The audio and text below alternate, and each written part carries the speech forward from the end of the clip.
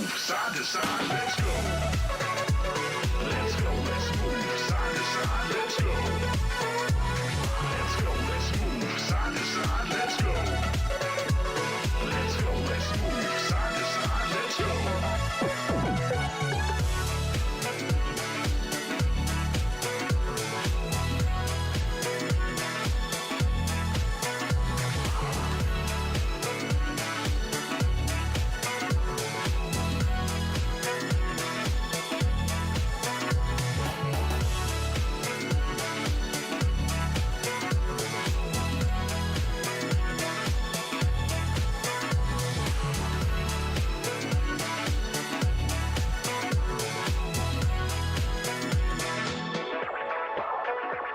Let's go, let's move side to side, let's go. Let's go, let's move side to side, let's go. Let's go, let's move side to side, let's go. Let's go, let's move side to side, let's go.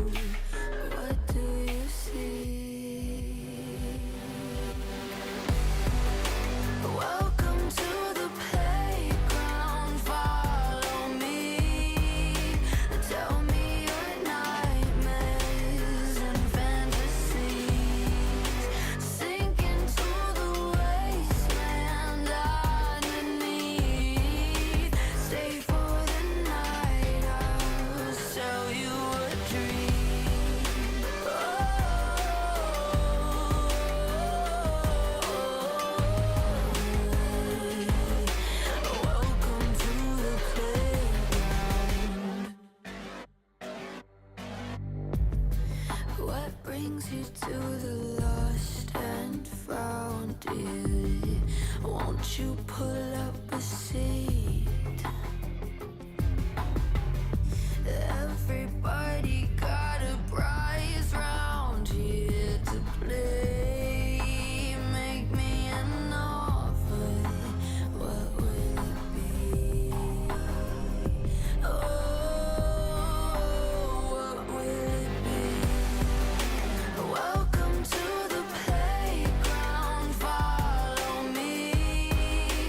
Tell me your nightmares and fantasies. Sink into the wasteland underneath. Stay for the night, I'll sell you a dream.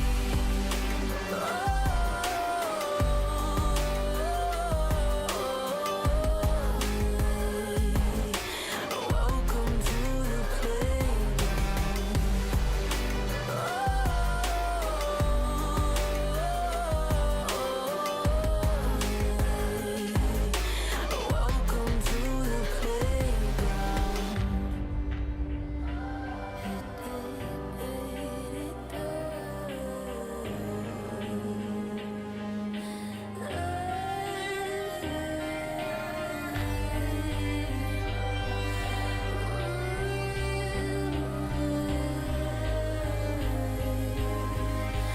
Welcome to the playground. Welcome to the playground.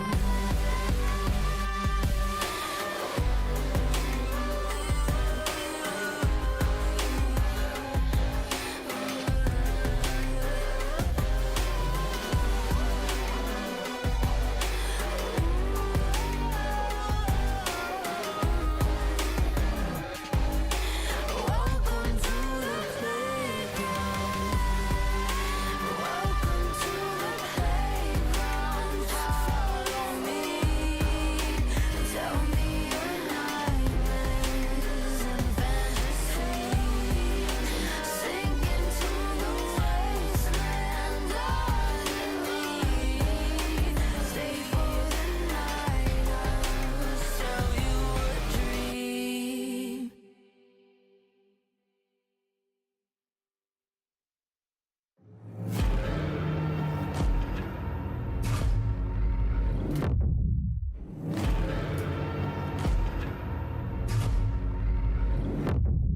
You walk along the edge of danger, and it will change you. Why would you let this voice set in your head? It is meant to destroy you. You summon storms, you play with nature. Now watch it hurt you. Why would you want to shape the world in your hands? You will never make it through.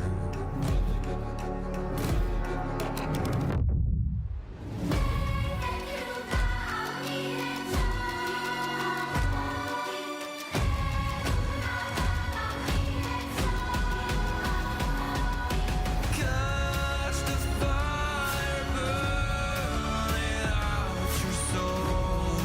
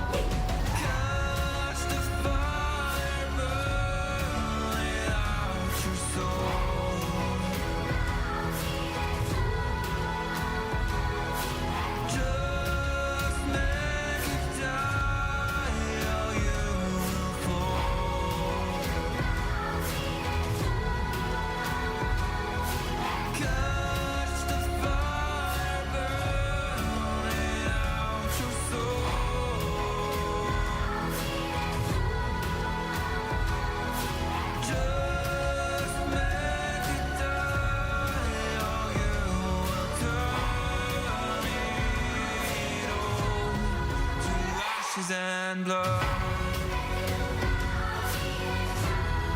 To ashes and blood. To ashes and blood. To ashes and blood. To ashes and blood.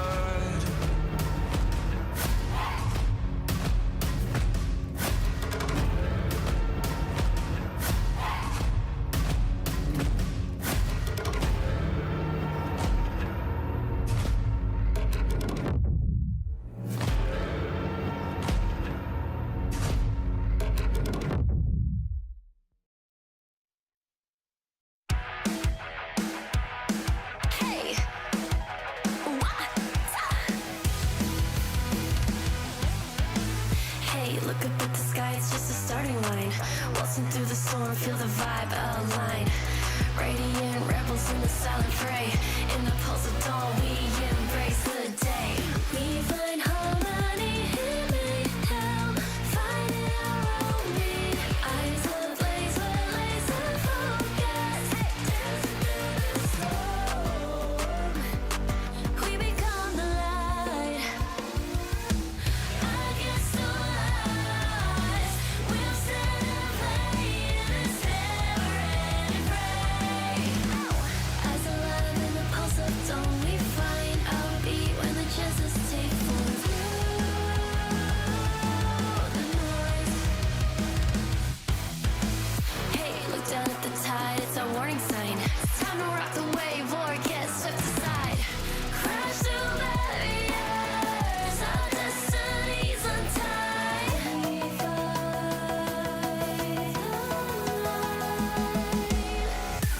We find harmony in mayhem, finding our own beat.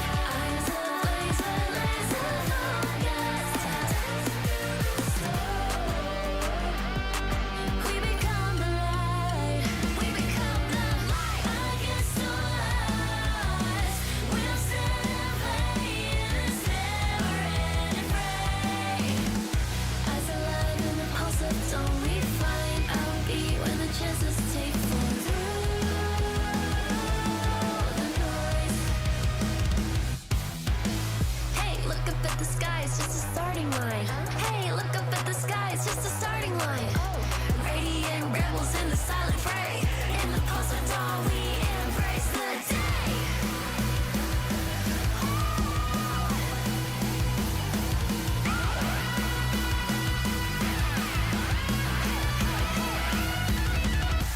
We find harmony in mayhem, finding our own beat. Eyes ablaze with laser focus. Dancing through the storm, we become the light. We become the light. Against all odds, we'll stand and play in this never-ending fray. Eyes alive in the pulse of dawn, we find our beat when the chances take form.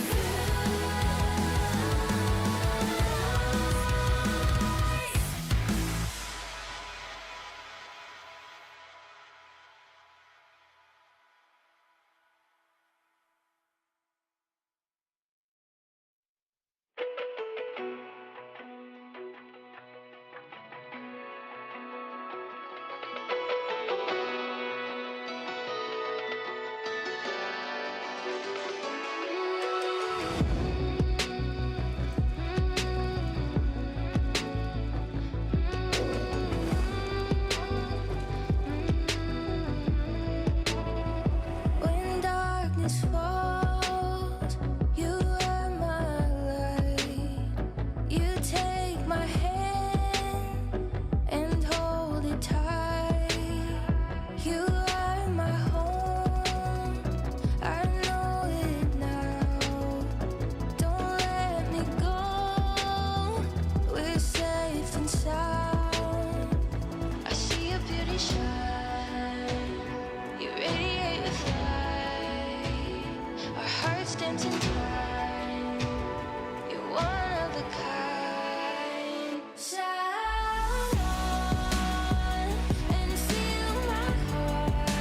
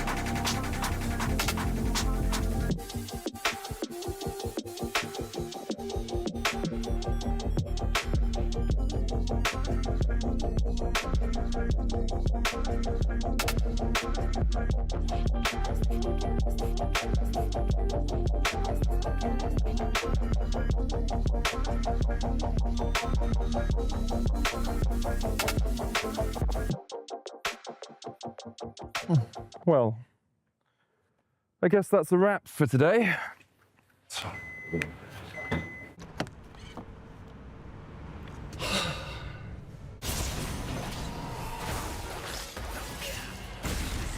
Seriously, medic? I thought we were going out for a ride.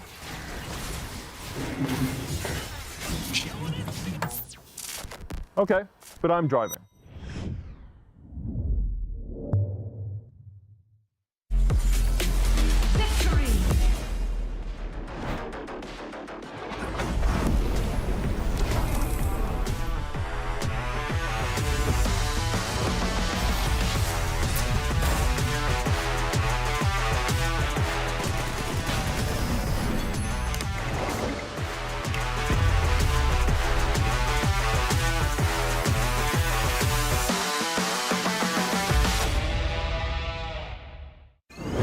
approaching the final pick, and what a ride it's been. A moment of hesitation, but we're getting closer to the game changer, and what a legendary journey we've been on. I mean, there's so many excellent options, but one of them has to be a perfect fit. Oh, they're about to lock in. Oh, what a pick! What a way to close things out. Book your next hotel stay in Madrid with Marriott Bonvoy. A check-in at every checkpoint.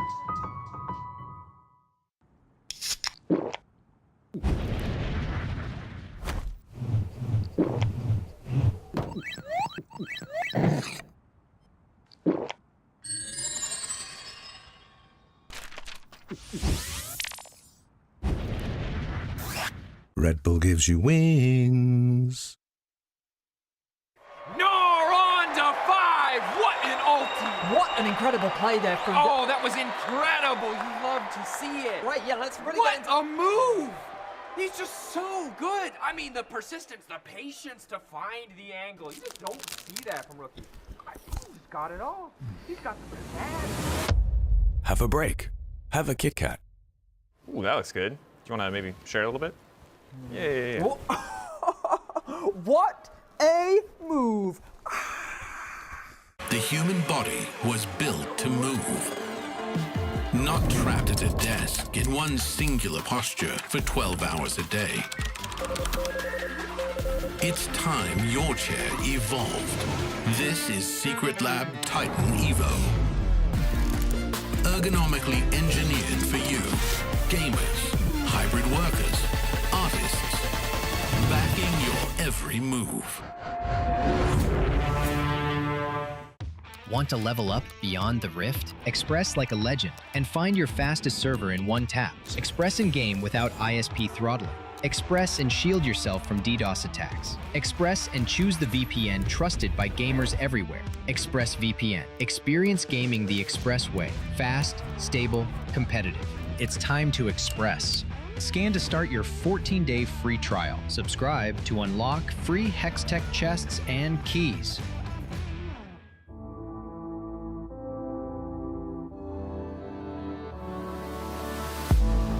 If you had it all, would you look the fall in the eyes?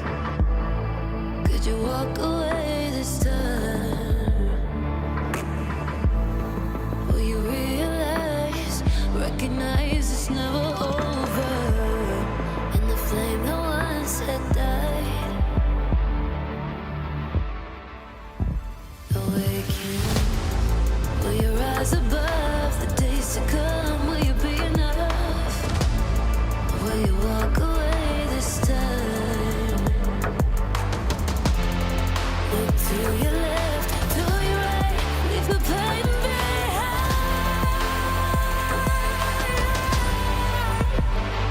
'Cause we all face the fires, and we stray from the light.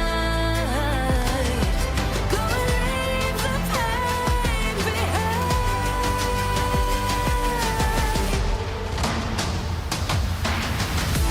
Feel that rush, feel the taste. Can you feel it? Rid the pain. Wash it away and stand again.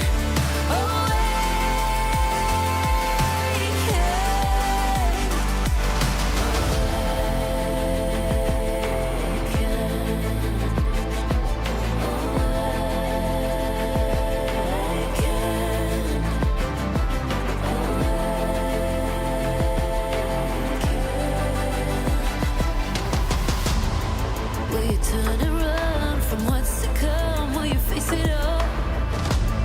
Or will you fall away again? What's calling out to be found when the time is right? When the time is right. 'Cause we all face the fires, and we stray from the light. Go and leave the pain behind.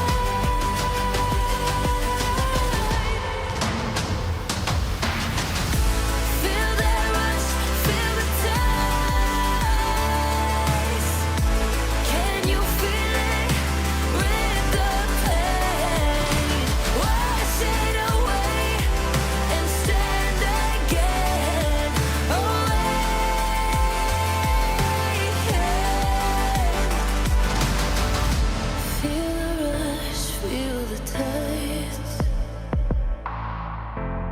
wash away what used to be.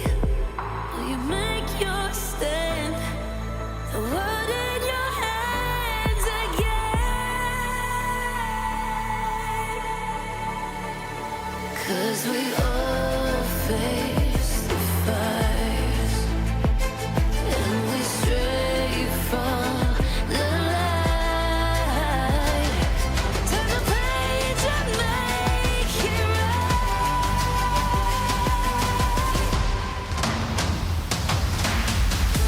Feel that rush, feel the ties. Can you feel it? Rid the pain. Wash it away and stand again.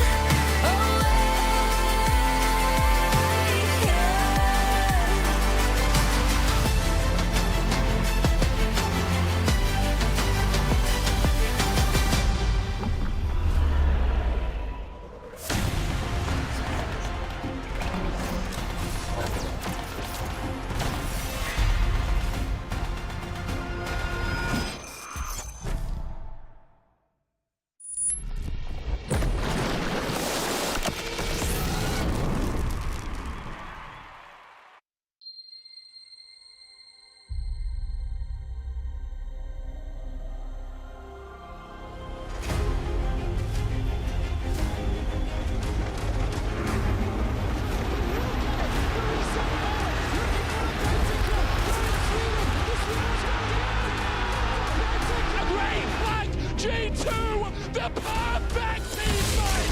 They take it all. Here comes the Crow Storm. It's not back. It's the combo button. What is people? Oh my God! Claps, everybody. You know the story. You know the legend.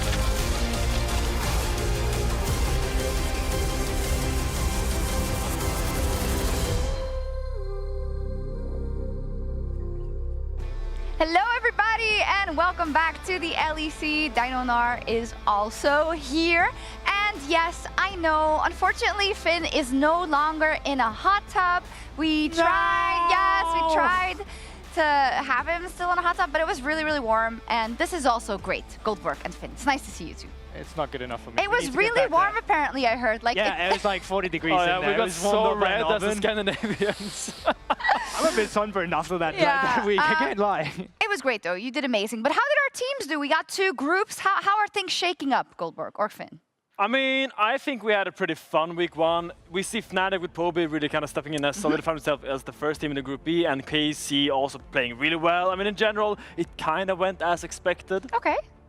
I mean, sort of. Like, I think what I see from Team Heretics is still super cool, what I saw from them. And despite them losing, the 1-2 could have easily been a series win for them. So I'm actually super excited to follow their progress. And for Giants X side, Finn wasn't surprised by their level of gameplay. I'm still very surprised about their early game. I'm excited to see that team. Yeah, I mean, Scrim Gods once again. Let's see if it keeps translating onto the stage.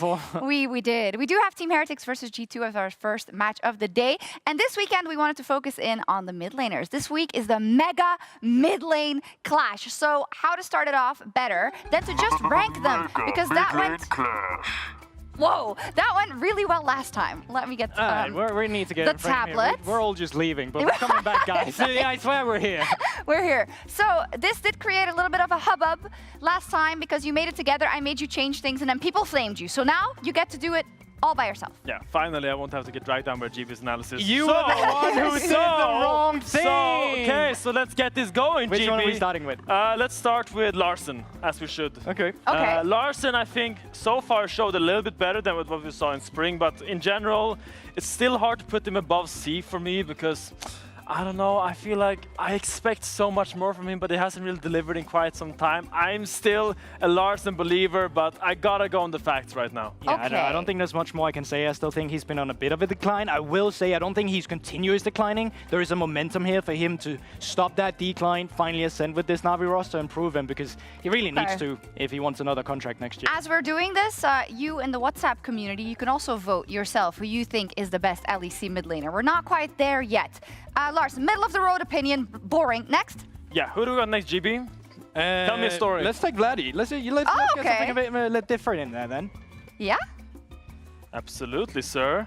Start talking about it before you keep the sticker. Yeah, sure thing. So for me, Vladdy, I still think he's not as good as he was in winter. I think he's definitely been on decline. I think we were talking about Vladdy as a player that could be part of the Caps discussion. Yeah. But right now, it's even sometimes maybe a small A here. I think his performance definitely still leaves a lot open to interpretation. Okay, so you think he's regressed since winter? I agree. Do you agree? So.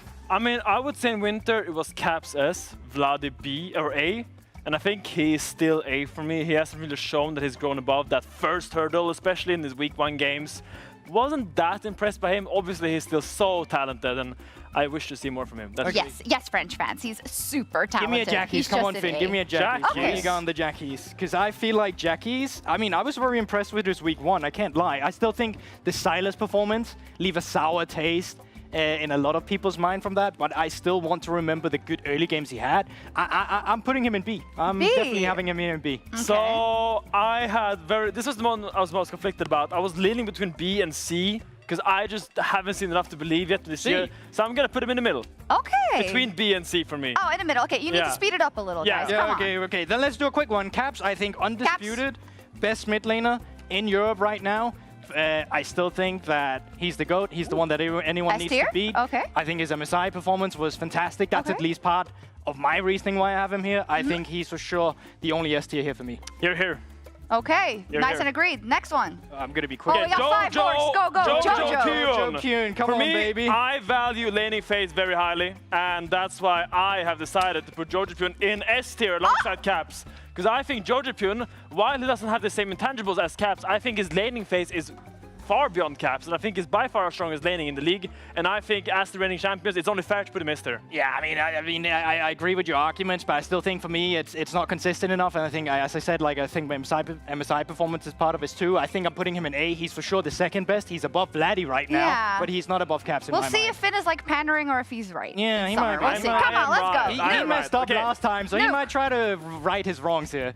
I got Popey here, baby. And Popey for me, I'm part of the propaganda. I'm putting him in B right now. I can easily see him in a position with Jackies here as well. B is not propaganda. It's middle of the road. Yeah, I mean, he's only played against, what teams did they play against? They played against SK, he played against Abe, and they played against, what was the other one? But it was still Heretics, I think? Yeah, so, it was against Camilo and Abe, so. I'm inclined to agree. I think Popey has been very impressive. I want to see, though, what more he can bring to the league. Camilo, oof, D tier immediately. Yeah, I mean, I'm just trying to speed it up a bit. I think Camilo, for me, he's definitely improving along the way, but I still don't think he's improved beyond a lot of other mid laners in the league. Okay, next. Putting Chayak quickly in the C here as well. It's kind of the same story, but I just feel like with Vitality, he's had some bigger glimpses that I've seen from him. Okay, I like that there as well. Now I'm putting Shajik in C. When I saw him play against Jackies last week, I wasn't that impressed. I feel like he has moments where he shows he can be pretty good, but I don't know, man. I think he's been kind of the same for the last 2 months now, and I want to see a bit more growth. Abba for both of you down there. Okay. Yeah, I'm afraid Abba will have to be put in D.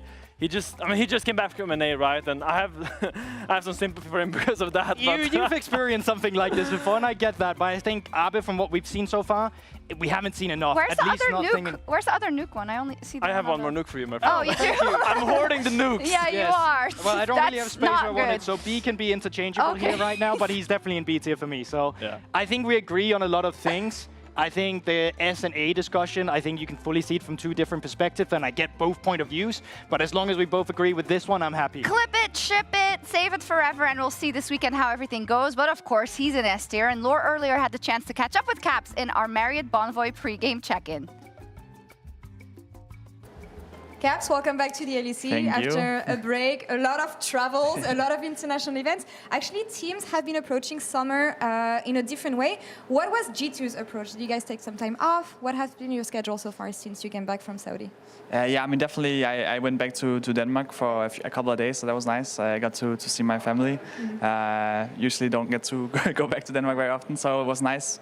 And then we just want to take a lot of the lessons that we learned from MSI. And we started showing a bit better performance at EWC, and I think so far in summer we have been using a lot of those same ideas to great success. What has been your learning from MSI, actually? Because you've been to countless international events, so I'm just wondering, what do you judge as valuable experience and stuff that you can implement? Yeah, I mean, I think obviously we have a new roster this year, right? And I think a big focus on Europe was, I mean, especially the Drakes, and a lot of just like everyone was going to Drakes, but I think we, as a team, kind of forgot a bit how to play the game in between, and I think we got a big reality check when we came against the insane teams from like LPL, LEC, even everyone else, honestly, that was at MSI was playing a lot more aggressive than usually teams are in Europe, and they were not just waiting around, and they got in our face right from the start of the game, so we have been trying to apply that as well.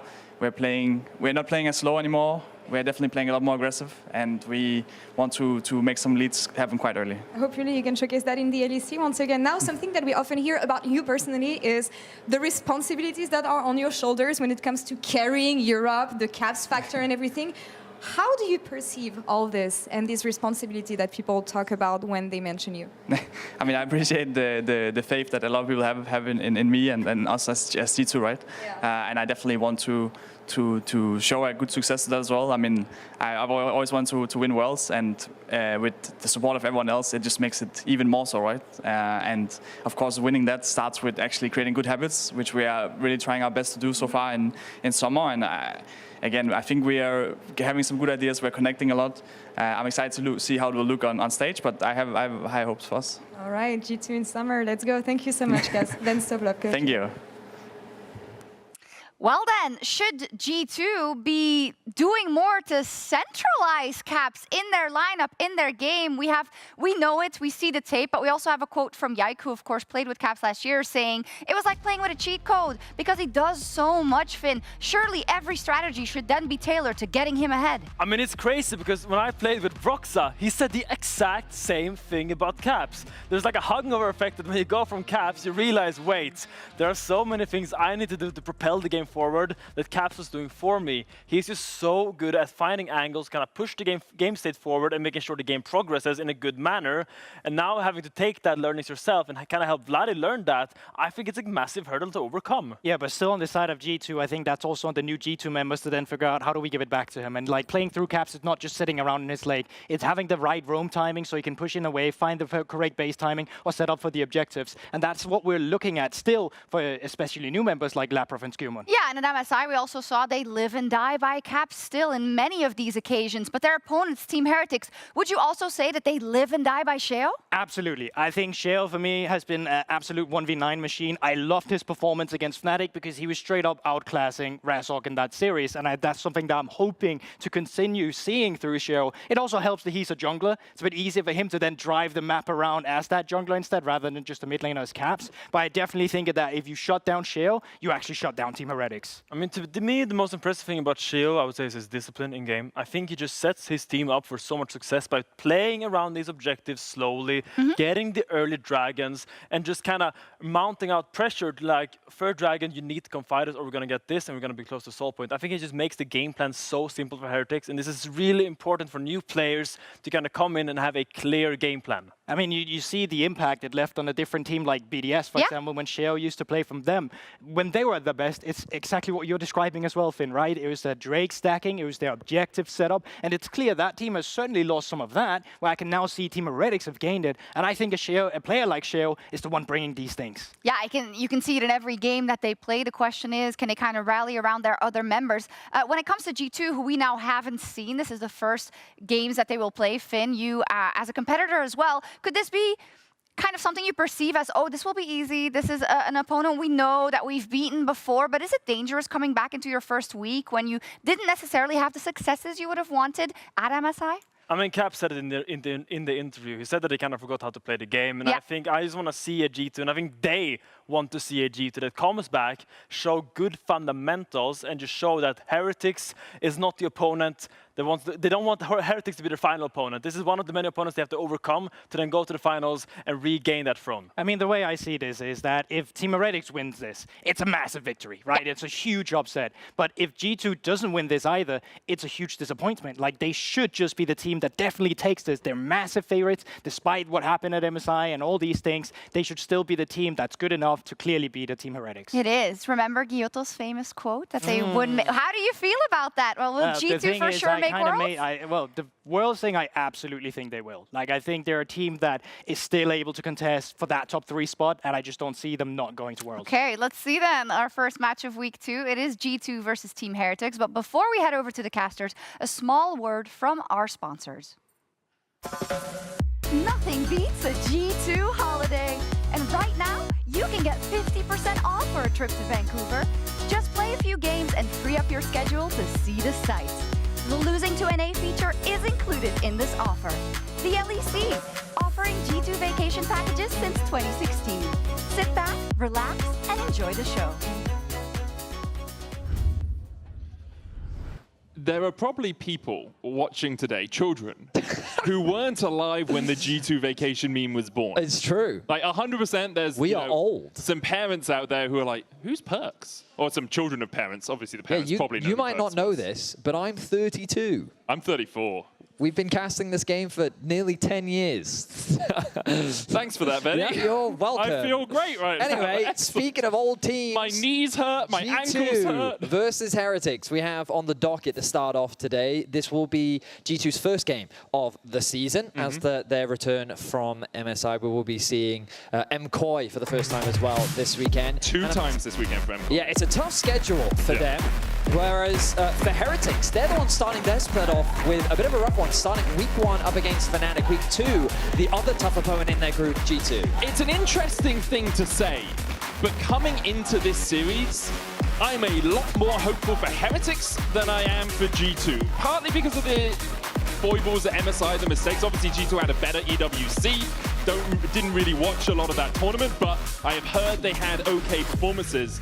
The question is, if Heretics continue their form from week 1, are they just going to beat G2 here today? Because it could have been a 2-0 versus Fnatic. I mean, Sheo did have an impressive start to the splits, but of course, the problem when it comes to playing up against G2, we've already been hearing a lot about it, is that man in the mid lane. Kamilu is going to have an uphill battle when going up against the man, the myth, the legend, Caps. And at MSI, he was one of the standout players. He continued to play at the level that we expect of him. And so I'm excited to see what they've prepared for us today. Has Heretics been able to keep up the momentum? Has G2 prepared something new for us? We're about to find out as we jump into today's draft. I'm going to say probably nothing new in the draft, Betty. Well, okay, let's change the question then. Does G2 play Rumble and Jace? Because I heard that in EWC they were playing it. We didn't get to see it at MSI. We don't really usually see it from them. I'm ready to respond, Betty. Yeah. They're not going to play Rumble. It's banned on the blue side. Pick one, ban one. Okay. It's not coming out. Varus joining Rumble on the bench. 100% bandmate so far here in the LEC. Maybe G2 just ban out Jace as well. It's like, hey, we're just going to hide it forever. And then in Worlds Finals, Poby versus Caps in the mid lane. Caps cracks out the Jace. No, it's Gwen ban next for G2. So far, we've been seeing things like the Vi, the Gwen, the Sion, the Azir, the Talia. Some of our most banned here in the LEC. No surprises there. Maokai taken away from Skewmon gives you great zone control when it comes to team fights. Feels to me that Wukong is the jungle pick in the LEC right now. Pantheon around the world, still the most banned. Yep. Both in the LPL and the LCK, they do not want to play against the champion. Here in the LEC, it hasn't won a game. Yeah, 0-5. It's Pants Leon in the LEC. Other than the top of the Pantheon, Aurora the next ban from G2. Heretics looking at their last ban. Pantheon or Wukong are going to get through. Question is whether Heretics want to ban one of them and then leave the other up for G2. If they just leave both up. And it's like, okay, we'll take one, you take the other. And whether G2 actually even want to prioritize the Pantheon. Trundle instead banned away. Where is pick one, pack one here for G2? I can promise you this. It is not Kled. In fact, it's going to be the Sion. I think Sion is very strong. Undefeated here in the LEC. I think that it is just a very strong champion. It feels like teams don't really have a good way to deal with it. The Azir, though, I think is a pretty good response. Leaving that open, Camilo wants to get his hands on that. Taking away from Caps, also a very valuable play. But with the Trundle gone, Sion naturally raises him in power. It really does. And the common answer into this Azir is a Talia obviously can be a little bit susceptible to the Wukong, but you have the Unraveled Earth if he is looking for those engages. So wouldn't be surprised if this is just Talia plus jungle for G2. You could look towards something like the Poppy that does help you avoid some of those dashes from the Wukong and from the Azir.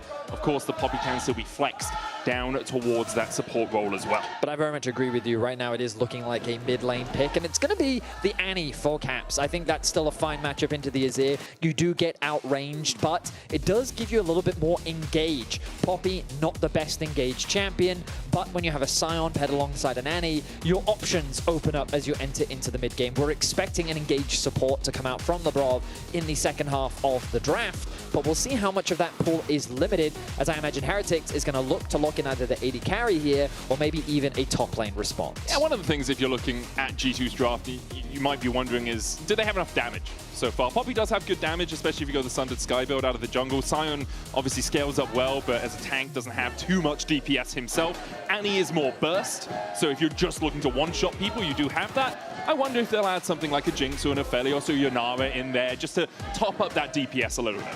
Right now, G2, I think, could consider a Yunara if they want to try and play more of the front to back. Sure. We've been seeing it rise in popularity around the world with mixed success, I would say. I think it's still got a losing record over the entire world, but it's evening out a little bit. Alternatively, Ezreal, very safe for the side of G2, especially with the amount of dive that Wukong is looking to threaten. The Rakan ban, I think, is smart from Heretics, removing some of that fast engage that can be difficult for champions like Azir to have to deal with. Heretics have a lot of freedom when it comes to their bot lane because they will be able to get themselves that support counter pick, which I think is super useful in what feels like a very limited engage meta at the moment. The Nico ban here to come through from the side of G2. Heretics looking to pinch that support pool a little bit more. Will they remove Labrov's Rel? Will they take away something like the Alistar, perhaps as well, two of his favorite champions? Yeah, I think the Rel would work well here for G2. Gives you that zone control that you're looking for, and with the Annie on top of it, it does a lot of work. Alistar does a similar thing. Rel is the ban from Heretics. If they had left both open, they could have left their support pick for last and counter with the Alistar into the Rel, but we're not going to see that. I do agree with their take that this is Poppy jungle. Skumond has played it twice this year. Labrov has played the Poppy once. Skumond has won on it twice, and Labrov has not won on it. So if you're just looking at the numbers, G2 are a much better team when it is Skumond piloting that Poppy. Thresh taken away, we are seeing a rise of things like Aphelios Thresh in the bottom lane over the last few weeks. Also suggests they might be thinking of something that could be susceptible. Sure. Maybe an Ezreal Karma could be a possibility. But I'm also thinking Kai'Sa Nautilus. There's that Yunara that we talked about. It's going to go in the hands of Flacked. We did see this come out from him last week. He had a very strong performance on it, but then in the later game, game one against Fnatic, he did start falling short, and it was very difficult for him to play into that Wukong coming through from Razork. Yeah, part of the problem there was the dive ability of the Yunara. You had the Wukong, you had the Rumble ultimate on top of it, you had a Shockwave, you had a Kai'Sa. There were just so many things for the Yunara to deal with, and she's not that great at peeling for herself. When she pops that ultimate, can go invisible. Oh, I have that little dash, sorry. There's the Jinx. We talked about it a little bit coming into the second phase of draft, where they just want that little bit more damage. If you're looking at this and you think support, do you need the engage? Possibly, but you could also just go towards something like a Braum or a Lulu, either an Enchanter or just a disengage tool to provide that safety for Hansa. Yeah, because when you lock in this Jinx, you're fully committing to that front-to-back style, right? So how will Labrov look to round things out? Braum definitely feels like the direction. But Alistar, okay, I mean, it still works. It does both. You can engage with the Alistar, or you can move away the opposition and just disengage really well. Heard what, Betty? Move it away. Oh, that's good. That's good pun. Well done, Betty. I like the way you're getting on top of it now. The Braum response coming through from Stend. I think it makes a lot of sense into Alistar. He really struggles. Every time he engages, he's guaranteed to stun himself. So it's just a really good pick into many engaged supports. It does mean the Heretics are going to be quite reliant on Sheo to be that engaged, but I don't think that's uncharacteristic for this roster. When we think about Heretics, Sheo is kind of the the centerpiece that makes this machine function. And I think back to last split, it was on this champion that he was able to save a lot of games for his team as well. So keep your eyes on Sheo in this game. He's going to be very important to the success of the team, but there's a decent amount of scaling on both sides. I'm expecting very much what we've been seeing from the meta so far. A lot of team fighting around these neutral objectives. Don't be surprised to see these early swaps come through, especially from a team like G2 that loves to leverage the Scion in the 2v1 lane. I'll be really interested to see how much G2 prioritized Dragon stacking in the early game as well. We saw it a lot from KC last week, 5 minutes, 6-minute first Drake. Try and get that ball rolling really early on. Obviously, getting 4 Dragons, getting a soul, key to winning most games of League of Legends. If you can get to that point, you are in a very strong position as a team. The question is whether you trade early, give away a Dragon, go for something else. Play Xerath, he's broken.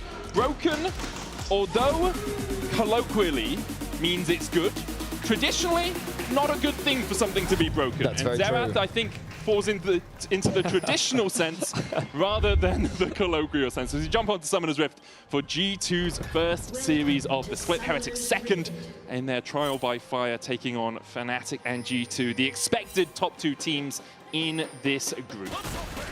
30 seconds until minions spawn.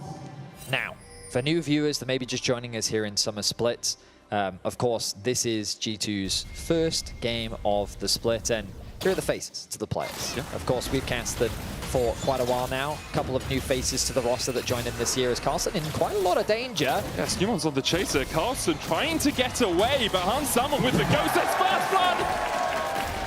That's first blood to a Jinx! Carlson, what happened, man? Observers, I got my hand up. Please show us what happened. We would love to know why Hans Summer, firstly, is on the blue side. Maybe just really good scouting, expecting Carlson to invade there. I don't think he was expecting a Jinx to be there. I wonder if that was some G2 prep where they know that this is something that Carlson often does. Let's look back. I mean, yeah, Hans Summer is just here covering for a potential deep ward. They've spotted him out. And then they just chase him down. He got the ward though, Benny. He does get the wards. Have awareness. But I think one of the great things here for Jinx is you pop the ghost and you can chase, right? If the Cassandra's going to burn a flash, that's prime time for the Scion in the top lane. That's real estate that he is going to make his own. And Carlson didn't burn the flash, kept it for the laning phase. It's a dagger for Hans Summer now on this Jinx, and Flackett instead will be dismayed with how this early portion of the game has gone. Well, the good news for Heretics bot lane is that Yunara is still a very effective trading champion. The bad news is they just took a very bad trade. That was nicely done by hitting onto Lebrov, blocking the Braum passive, but Hans Summer wasn't the target there, which allowed him to freely trade back onto Flackett. You can see they're about to hit that level 2 mark. They're going to threaten an all-in. Oh, Lebrov goes in immediately as they look for the engage on Flackett. No real escape here for the Yunara. He'll flash, but Hans Summer still has his. Sten flashes as well, looking for the final order on Hans, but it's a 2-0 Jinx, 2.5 minutes into the game. This is not how Heretics want to start off this game. Hans Summer is being funneled kills, and it just through his own gameplay. He sets up a nice play on the top side of the map. They punish the aggression from Flackett and Sten. Sten is going to do his best to keep this wave alive, but we're not even 3 minutes in, and G2 find themselves already with a 1.1k gold lead, and it's all sitting on the Jinx. Yeah. Okay, Heretics. I kind of bigged you up in the draft. You could just, you know, take a second, take a breath. First series of the week, perhaps a few bits of rust that we need to shake off. But currently, this is looking more oxidized than the bottom of a deep-sea trawler, Fetty. It's a rust joke, by the way. I got it. Yeah? So I'm a little hurt. I'm not sure it was a good rust joke. I don't really know how rust works. I would have thought I always thought you were going to go like old nails or something. Oh, sure. But that's like, have Heretics got tetanus now? They stab themselves, so they need to go get their injections. Okay, you're getting far too vivid now. Now, I'd love to describe the game state, but quick TLDR, it's bad. Yes, it is bad for Heretics, great for G2. If you're a G2 fan, you are loving, living, laughing right now. Oh, Cher's going to jump across the wall with the decoy. Was warded out by Katsu, who's holding on to the stun and will use it. Flashes away from Camilo, just in case the chase continued. No threat of the Emperor's Divide, only level 4 on that Azir right now. Hans Summer, one more order would stun him up, but a good knock-up from Lebrov. And a knockback on Sten keeps both Flackett and his support at bay. Okay, so G2 have options now in terms of how they want to push this lead. One thing they can do is just start swapping. They can keep the 2v2 going as is. Like, you can see that they haven't really built much of a huge CS lead. You don't expect any much... I mean, it's already a tough matchup for both the Jinx and the Alistar into Bromgunar. Like, they are still a powerful trading bot lane 2v2. Hans and Labrov still have to show a modicum of respect, even though they do have that item advantage. But Skumon's turning his attention to the top side of the map instead. He wants to try and steal away some camps. It is Sheo that gets that big crowd, but Skumon's stealing away these little ones. I do really like this from Skumond as well, because something we saw from Heretics in week 1 was how integral Sheo was to them winning games. Him getting ahead, his Sejuani game where he did the second most damage on the team on Sejuani was one of the reasons Heretics were able to fight against Fnatic. Here, Skumond just messing up that tempo, just getting in the mind, getting in the face, using the pressure he has in the mid lane from Caps to push in here and force Sheo and Camilo away. X-Flash away. X-Flash going in. Flame Chomper's down as well as Broken Blade's down to 300 HP. Knocked into the wall. It's a solo bolo! It's Carlson! Just 1v1 BB! Okay, Carlson finding a solo kill. This game is confusing. That was a pretty big misplay from Broken Blade. That's a huge misplay. Let's be honest, playing Sign is the most broken tank on the patch. And I mean, what the champion does super well is not die. Yes. Even though you want to exploit that passive from time to time, and the laning phase is often not the place. And so we're going to look back at this trade, but I'm not sure there's much to break down. Carlson just takes a couple nice trades. He chips him down his HP. And then he knows that he's waiting for the cooldown of the Unstoppable. The shield gets used early from Broken Blade. He gets very little value out of that. And Carlson just says, you know what, with the tower aggro and what's there more to say, really? Just very well executed, just waits for those cooldowns to come up, and he punishes Broken Blade in the 1v1. And super greedy from Broken Blade as well. Standing in front of the tower with the Decimating Smash, making it easy for the Cassante to get in, get out with that Pathmaker. Really well done by Carlson, but Broken Blade, one of the questions we had coming out of MSI is whether his form, he would return to the form we expect from him, or whether he'd have a disappointing performance like MSI. And it's only 6 minutes in game one, but that's not a good sign. Yes, it's not how you want to start off your split for sure. Now, real throwback, I forget what international event it was, but there was a situation with Hans Sommer and Cassante. There was a certain discussion around some certain items that should or shouldn't have been bought. And I feel like many people will have their eyes on that in this game, considering Carlson is now getting a little bit ahead, and he is going to be the main problem for Hans Sommer to have to deal with as we transition later on into this game. But Hans Sommer being accelerated likely will be able to work towards that itemization that has a way of dealing with Carlson. It's the I will dominates demands, right? Regards. It would have been better if I actually got the name right, wouldn't it? But we did also ask whether G2 would look for dragon stacking. It's Heretics who get the first Drake of the game, 7 minutes in. G2 went for a swap towards this top side, possibly to get Broken Blade out of a matchup that he was losing, but also because if you get a bit of free time with a tower, with a Jinx, that ramping attack speed just really helps you shred through them. So you can get some of these early plates. Teleport coming out from Stend, who has the unsealed spellbook. He's going to join his mid laner to make sure that this defense holds, but I don't think G2 are really looking for a play here. More making sure that they have set up around the grubs. Broken Blade being left to his own devices on the bottom side. No TP for Carlson and Camilo. This is just going to equalize the entirety of the solo kill in the top lane. He's going to be able to pick up 2 plates. There's no response at all from Heretics. Now Camilo's moving down, but his teleport is probably still about 30 seconds away from coming off cooldown. Yeah, the sequence in the map movements has given G2 a big opportunity to build a lead. Ultimate's going to be used by Camilo. Not so much effect, I feel. That was an extra tower shot, though. Broken Blade's going to hit the Decimating Smash here. Should have the shield in a second as well. Camilo tanking up all those minions. Can't really do much to actually shred through Broken Blade, who, going through the pots and the biscuits, heals himself all the way up. Grubs secured as well. 2-1 in favor of G2. So the objective will go in favor of G2, even if Heretics are able to deny the 3 grub buff. Ultimately, though, in terms of a map state, I think G2 is happier with how things are going right now. They've got their Jinx in a 1v1 against Cassante, free farming and getting all that free experience. Sheo is looking to try and steal away these camps. Stend is right next to him. And Blow's going to come out. There's a Cyclone follow-up. I don't think they have the damage yet for Skumon. Second Cyclone with the knock-up. Laka not in range, really, to put some damage into that Poppy. I think G2 isn't confident enough in their damage to try and force a play there. So Heretics, nice play by them to steal away those Raptors. Of course, no real objectives on the map right now to play for. Plates are usually what you can take into consideration. The problem with moving Flacket into the mid lane is it is harder for you to get priority on that lane. I mean, this is the problem. Carlson's just going to go in. There's the all-out follow-up. Hans Sommer's already burnt the flash, doesn't have the ghost. The TP coming in to try and help him out, but he might be dead before his help arrives. LeBron now. No way for him to deal with the Kazante. Carlson, 2-0, both solo kills. Eyes needs to be drawn to Carlson as he finds himself another solo kill and onto an extremely important member. Getting that kill onto Hans Sommer not only slows him down, but it accelerates this Kazante. Those resistances are going to continue to be built up, and it's going to be harder and harder for Hans Sommer to deal with. They get his flash out as well, which is extremely important with the Dragon 2 minutes away. It's going to put Heretics in a great position to contest that neutral. And for Carlson, what a mentality to come back from dying level 1 to then getting 2 solo kills. Like, you have to give the guy credit. Yes, he's playing Kazante, but it's not the Kazante of yesteryear. It's not the one where Showmaker's punching his screen and being disappointed in the balance of League. This champion has its weaknesses, especially with the Pathmaker having to direct it at the start of the channel now, rather than being able to redirect it in the middle. Camilo here dodging away from the decimating smash, and in the end, it's still a 1,000 gold lead for G2, but Heretics are holding on.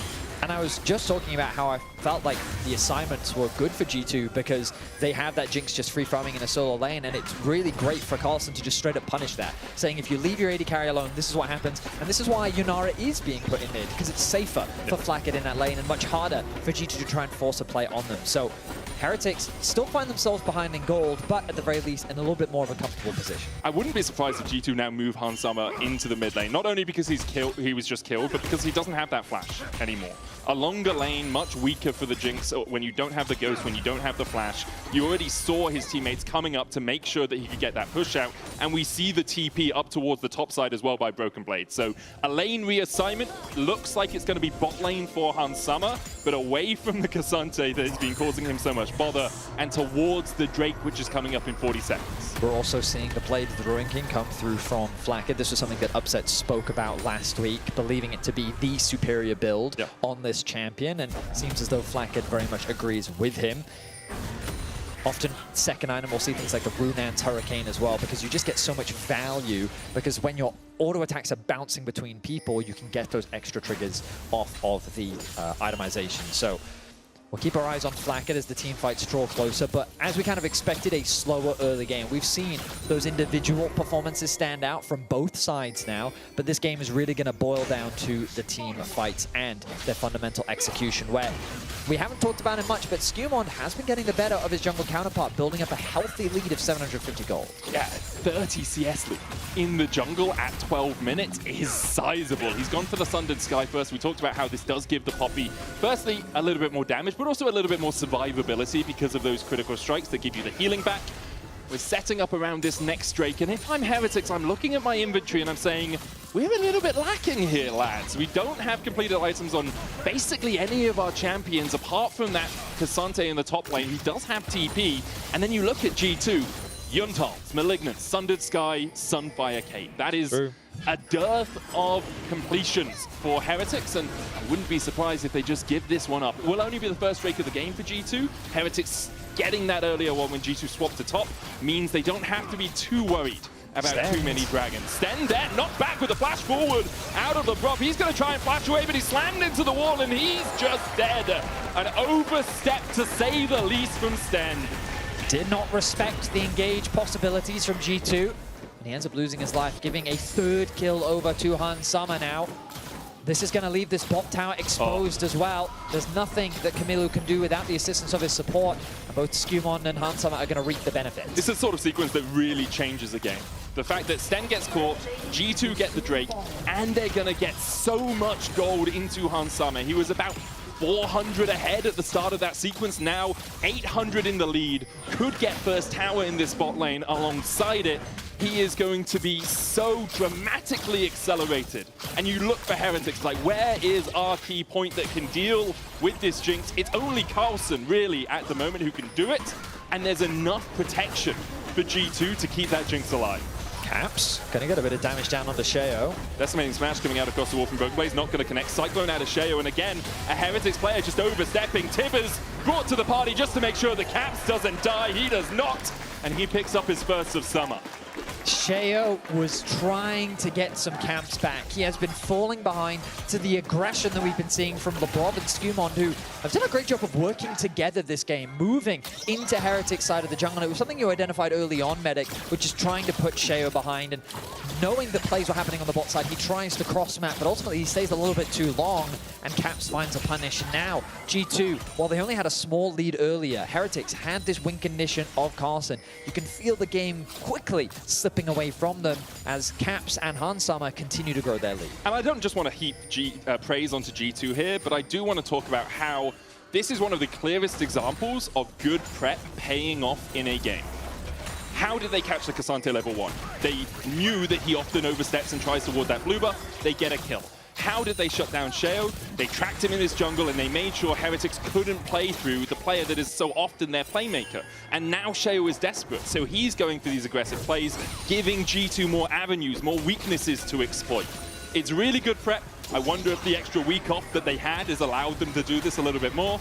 But because of it, G2 are now 3,000 gold ahead at 15 minutes. I mean, I think it's also just worth reminding some of the individual mistakes that we have still seen from them this game, right? And the fact that Broken Blade die in the 1v1, Hans gets caught out in the top lane as well. And these are the things that we're still keeping our eyes on. Sten finds himself caught once more. And once again, just overstepping. Plane Chompers behind him, stunned up with a trample slammed into the wall, and Sten dies again. And if I'm the analyst for G2, I'm saying, no, I don't control their hats. I just tell him what the enemy team's gonna do.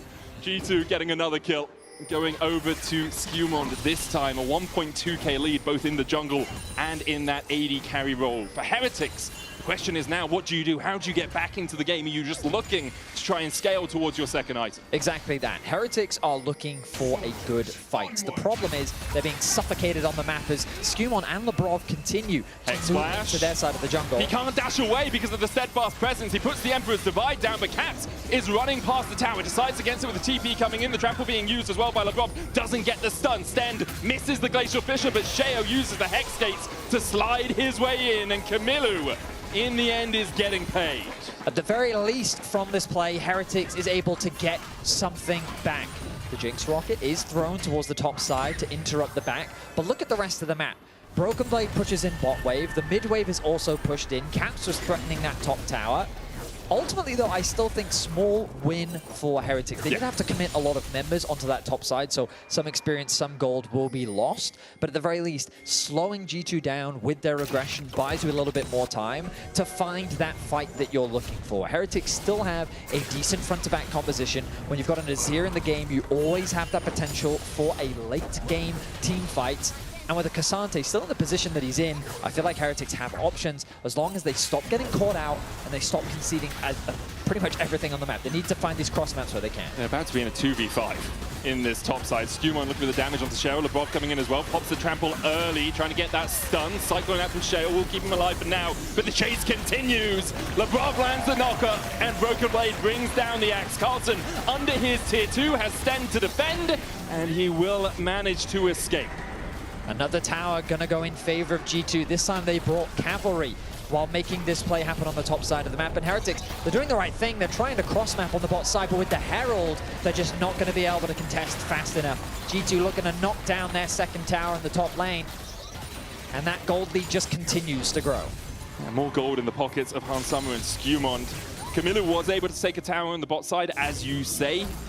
Kind of shrunk the gold gap in the mid lane a little bit, but he is still 500 gold behind himself. In fact, only Carlsen ahead for Heretics right now. But at the moment, only has that Warden's Veil and the Iceborne Gauntlet. Will really need to stack up those tanky stats if he is going to be able to deal with Hansama later on in the game. Sheo doesn't have ulti, making this fight much harder to pull off. Camillu is in the area. G2 Hexgate behind from Lebrov, has the Blast Cone too. Could Hex flash across this wall, looks for the chase, the Tipper's down onto Stend. Flashes away from the headbutt pulverized combination. Drake goes into the pockets of G2. It's an interesting game because when we think back, like this whole game has largely been determined by picks. Yeah. There was the pick from Hans Sama onto Carlsen at level 1. Then there was a misplay from Flacken and Sten in the 2 versus 2. Oh, that's really nice from Cap. So he procs the stun. Tibbers will be on the chase, doesn't quite have the damage. The super mega death rocket won't find its mark. It's funny because that was almost another pick.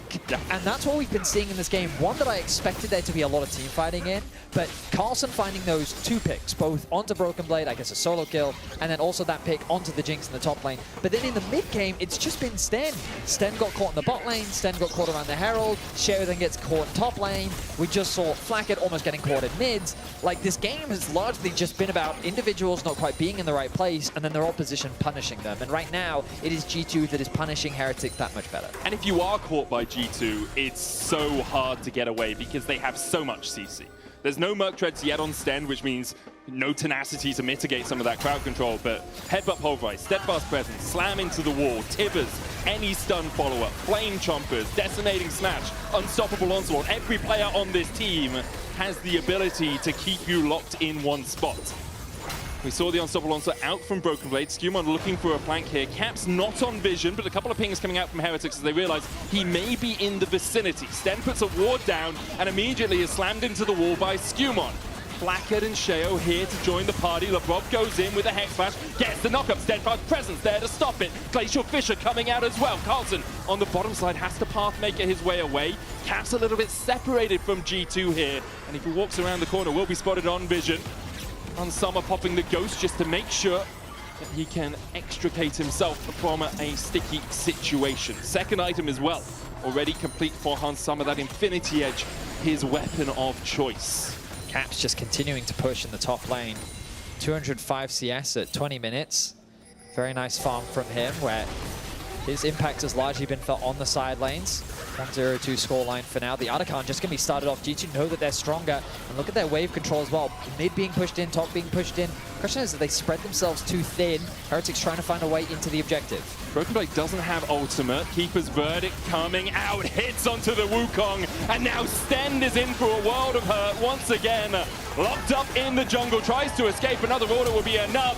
Skewmon flashes forward and the zap doesn't even need to connect. Skewmon now slid back into the face of Sheo. Carlsen looking for the flank as well. There's the shutdown for Sheo. Carlsen going in, and Summer flashing out.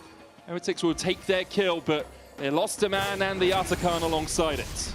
I think the zone control that G2 had, with all the pressure they were exerting on the map, made it very difficult for Heretics to enter. But then it was G2 that initiated the fight. And now Broken Blade might be in a bit of danger. Blackhead has one item, I think he's fine. I think you're completely right. But then G2 overextend, and Heretics find a way to get something back. So you can see the Artican just can't be approached. It ends up dropping. They overextend. Through. And then, okay. Sten ends up falling, but then G2 think that they can go for a little bit more. And this is where Heretics find an angle to punish. A nice ultimate comes through from Camillu. Caps is being zoned away from the Azir Tower. And then you've also got Carlsen threatening the backline, getting the flash out from Hans Sama as well. Ultimately, though, a 1-for-1 trade in exchange for the Artican with 39 flowers.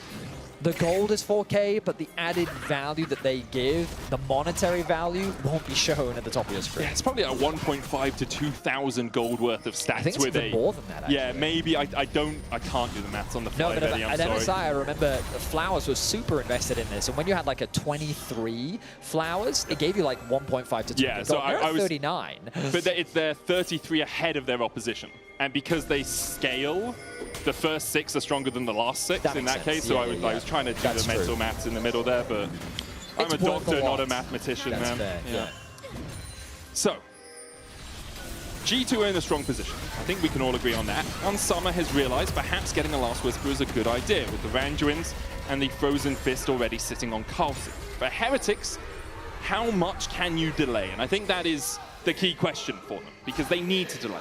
They're 4,000 gold in the hole. They just got their second item. Doesn't have flash, which is one of the best times to try and find the punish. You've got 2 items finished on the majority of your carry. That's true. Carlsen is still a real threat, but it's a question of can you get in position to find this fight, because in the straight up front to back, you have to give the edge to the Jinx that is strong as she is. And Sheo's currently pushing out the bot lane wave, maybe looking for a flank of his own, but there's a control ward from G2, and Heretics have to step forward and put a control ward of their own in this mid lane bush. It's cleared out immediately.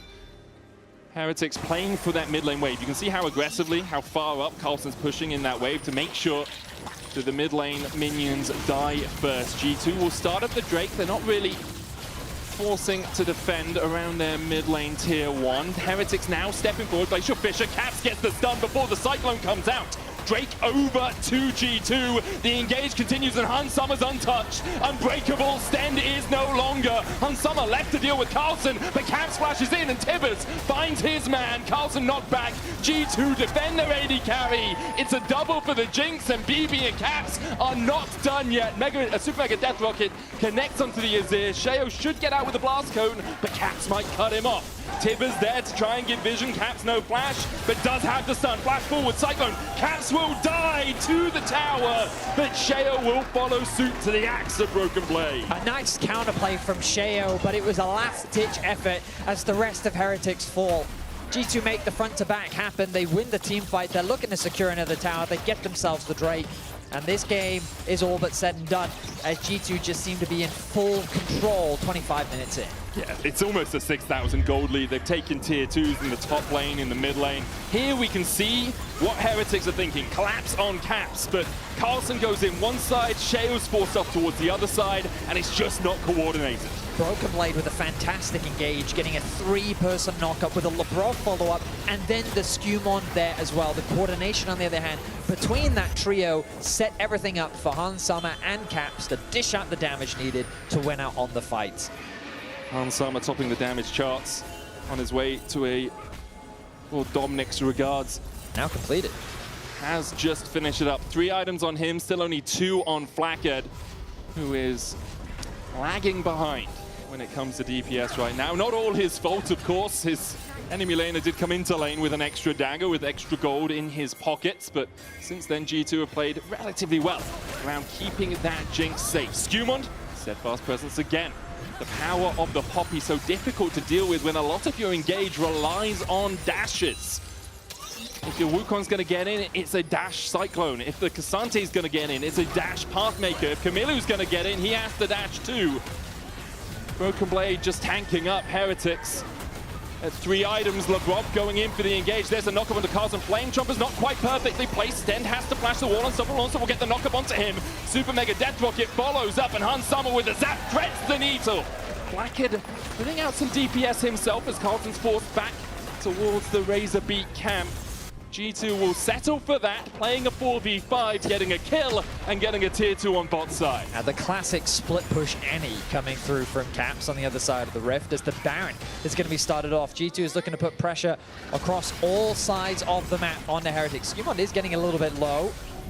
You've got the buckler on the Poppy, so he should be able to just shield himself up. TP in from Caps. He wants to join the fight around the big purple worm. Okay, Sheo can still look for the steal here. But the Poppy ult, remember the Poppy ult. Look at where Lebrov is trying to be a nuisance. Gets the knockback, but it's only onto the decoy and onto Camillu. Still, because Lebrov is there, Sheo can't get into the pit before it's secured. Skumon dashing in, flashing in, looking for the kill, and Sheo will fall. The Cyclone, a breath of air at most, not tempestuous at all, as G2 find 2 Flackheads down. Stend and Camillu forced away. Carlson retreating to his base, now stops his recall to join up with the fight, but it's too little, it's too late. Camillu and Carlson full HP, and immediately G2 turn their attentions across towards the Cassante. Decimating Smash will be blocked, but the Steadfast Presence blocks the dash again. G2 16-5 up, 10k ahead, and we wondered whether the G2 vacation memes would continue. It seems the dreams of Heretics have been turned into nightmares. G2, in dominant fashion, will take the win. An impressive performance, specifically from Skumon on Lebrov in the early game. The way that they put Sheo behind and they built up and executed in the mid-game was fantastic to see. G2 with a strong showing overall here in Game 1 of this series. Not much Heretics can do to defend G2. Not yet focusing the Nexus, but as soon as they do, they will wrap it up. Tibbers comes to make it 6v3. As even on the fountain, you are not safe. G2 1-0 up, a 14,000 gold lead at 28.5 minutes. I mean, obviously, all eyes are going to be on Han Summit in this game, but it's really worth looking back at how much pressure Skumon and Labrov really put onto the enemy jungle, and the things that they were doing in these team fights.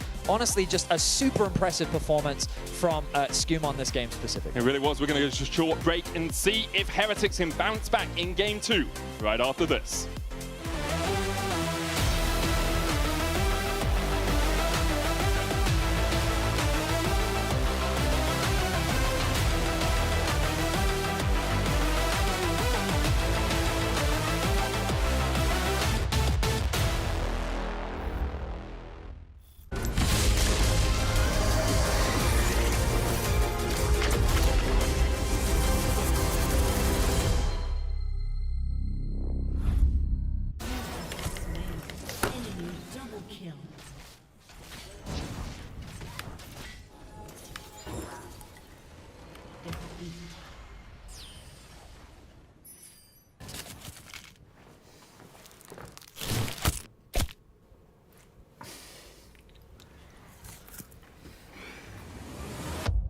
Have a break.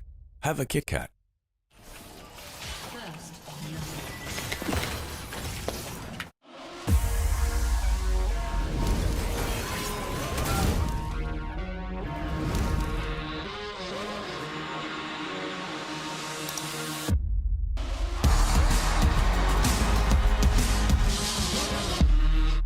Hey, Jay, have you joined the WhatsApp? What? Oh, join the WhatsApp? Jake, I need you to join the WhatsApp. I already joined the WhatsApp. They asked me, I joined the WhatsApp. Have you joined the WhatsApp?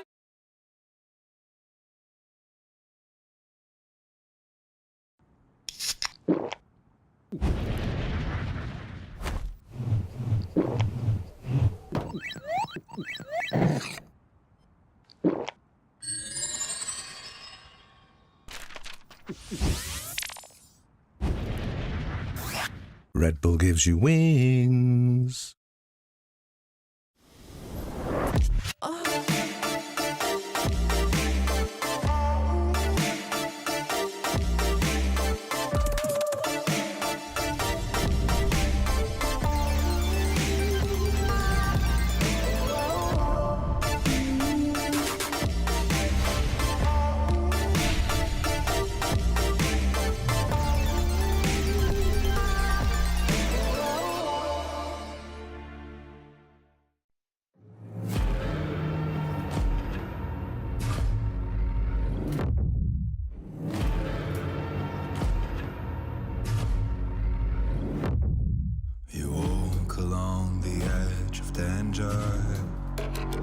And it will change you.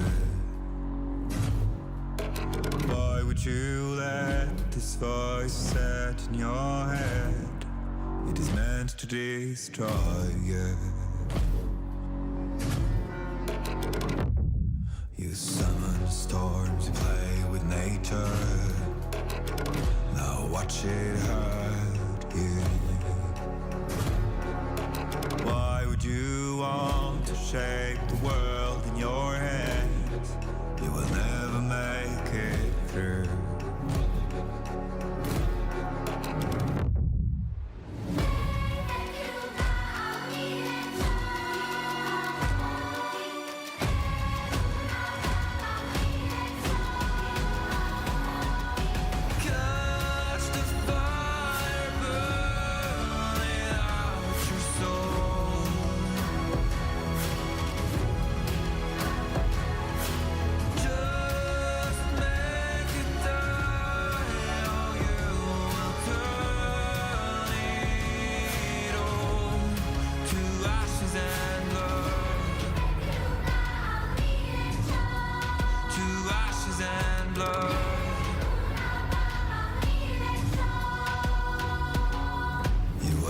Your life to gain power.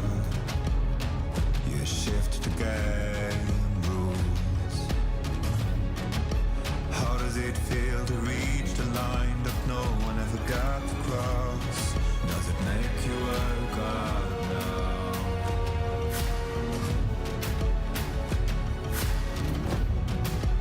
Every sin will be forgiven.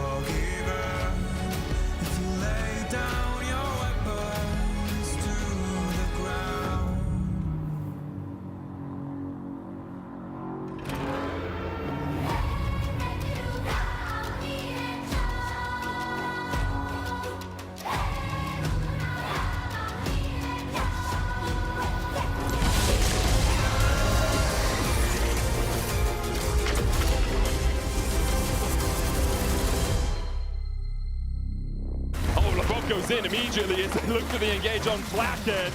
No real escape here for the Yanami. He'll flash, but Hunsama still has his. Sten flashes.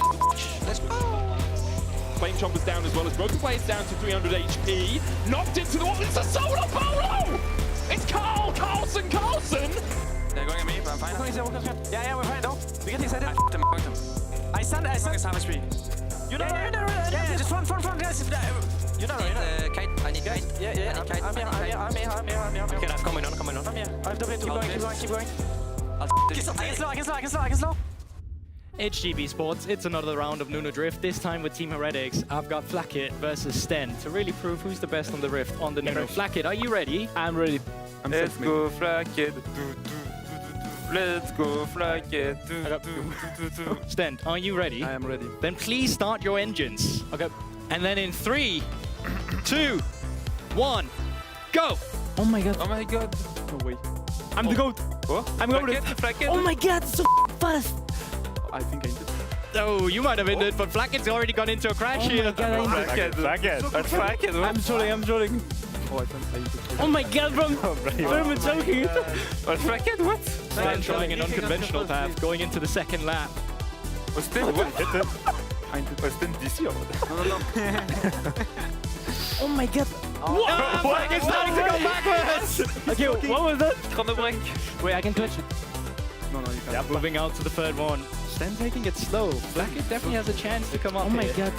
Flackit, you can do this? Flackit, you're sitting. I can. Oh my god, what a crazy ending. GG, no? I mean, if you got it, you got it. Then it's GG. I got it. Oh my god. Well played, Sten. Well played. Sten, good job. Flackit, we love you. Well, Flackit, you can go back to the couch, and I'd like to call it Carlson. Oh my god, I'm eliminated, guys. Oh my god, you lost. So sad. So sad you lost. Oh my god. Carlson, are you ready for this? And then in 3, 2, 1, go! Oh my god. Yeah, let's go. Let's go, baby. On the left. That is the fastest start we've seen today, Carlson. Okay, Ken is remaining. He knows. Stendinho. W. Crazy first lap. Carlson having a bit of a slow start. Oh my god, I can't. Where is Sten? I'm coming though. But it's so fast. The ult is crazy. Oh, it's the combo. Okay. Go it. What? Oh, no way. I can't perform. I bounced. Second lap. Third lap. Last lap, Carly. Let's have Carly. Stendini. Yes. Oh. It's GG. Sten GG. Sten has just already left. He's done with it. You left a bit early though. I won't lie. Left a bit early. Let's get ready for Shale versus Camilo. Desmond plate. But I'm so slow. Insta surrender effect. I'm trying to. Sten, look. What? What? Am I so slow? Here we slow down the game. But I'm slow. Yeah, you can change the The whole concept is gone. But let's put X2. Put it slow. I stay like this. Look at this. No, but... I'm gonna start crying myself. Oh my god. Start your engines. But he can't play. And then in 3, He's gonna go the wrong 2, 1, go! Oh, but... Are you guys playing on 2x speed? Is it? I guess we'll go with it for now.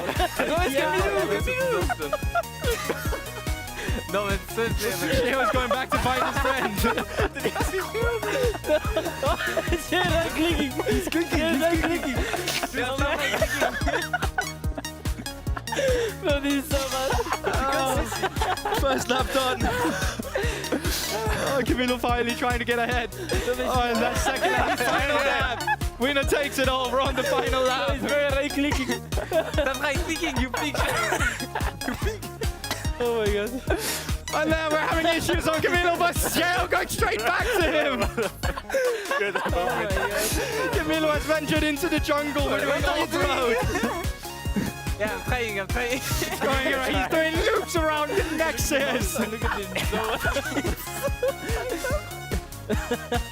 Oh my god. That's so... And in the race, but no one wants to win. No, you have to pass the turret. You have to pass the turret. Camilo takes it! Close one, GG. Good game. We are ready for the final. All right, you can just start your engines. Just start your engines. And then in 3, He's using 2, boost. 1, go! Go. Whoa, crazy. Oh my god. Oh, Camilo. Neck by neck, Camilo with a crash in the back. Oh, Carlsen having issues with some crashes. Bro, but I keep hitting him. Bro, he's so fast actually. I keep hitting him. Oh my god. It's cheating. He's so fast. I'm so fast. It's the item. Wow. Camilo. My I think it's just a victory lap at this point. Carlsen with the victory today. Stopped. Get humble, Camilo. I get humble. Who has to go now? was so cool. You're done. There's No prize, I'm sorry. Maybe next time. So Carlsen was in a McLaren, and everyone else was in like the Red Bull or something. Hey man, it's all about the driver, isn't that what they say? You know, I feel like I've heard that the motorsports is actually an incredibly fair industry that's entirely the motorsports. Yeah, the motorsports. All of them. You drive the vroom vroom, and it's got nothing to do with the engine. All of those are basically the same. The engines, you know. All just driver mechanics. Aerodynamics these days, Betty. Looking forward to the new race Why are they next year. flying? It's a driving very true. Yeah, race, you are not a flying race. That doesn't make any sense. Okay. I think that shows how many hours you put in Lost Ark and how few hours you spent watching What does any that have to do with anything else? I don't like motorsports, bro. I think it's boring. They go around a circle. It's there. They don't. It's like an no. It's boring. an oval or it's boring. I'm sorry. It's boring. It's boring. All right, watch a lap of the Nürburgring. Can we just watch some real sports? Yes. League of Legends. Okay. I thought you were going to say rugby there for a second. No, because Wales don't lose in League of Legends. So Wales don't win in rugby. So that was the joke. Yeah, I know. I was just saying because some people at home don't watch ball Great, sports. thanks. Like with the balls. Thanks, Manny. Yeah. Thanks. Anyway, Rumble going to be taken away from G2. So, okay, we got to talk about this. I was under the impression that they now played this champ. Rumble? Yeah. It's quite possible they do. Oh, really? But just not here. On right, blue not today. side, they ban it first thing. What did they ban in game 1? Gwen, Rumble. It was and Rumble, Aurora. yeah. There's an argument that Broken Blade just wants to play tank tops. Sure. Or Broken Blade just isn't comfortable right now. And so they're banning away all the really strong non-tank top laners. I mean, I think that like this is just going to be a conversation that continues to come up throughout the year, which is that G2's priority around Rumble, if they are constantly forced to ban it, especially if it's on both sides of the Rift, I think that will be a problem for them. Now, of course, it's only the first week of the regular season, so I'll just put a pin in that. Instead, let's focus on the rest of the bans as Aurora going to be taken away. Yone going to be joined alongside it. The Maokai and the Varus going to stay banned on the side of Heretics. Yone being taken away is pretty interesting. I wonder what that suggests for Caps. So it could be a Cap suggestion. It could also be G2 trying to get rid of an AD mid laner, expecting Heretics to go AP top if they're not going to first pick the Gwen. There's the Trundle ban away again by Heretics. So do G2 first pick Gwen here? Is a question that immediately springs into my mind. Very strong top laner right now. If they don't, do Heretics pick it and find a different AD mid laner?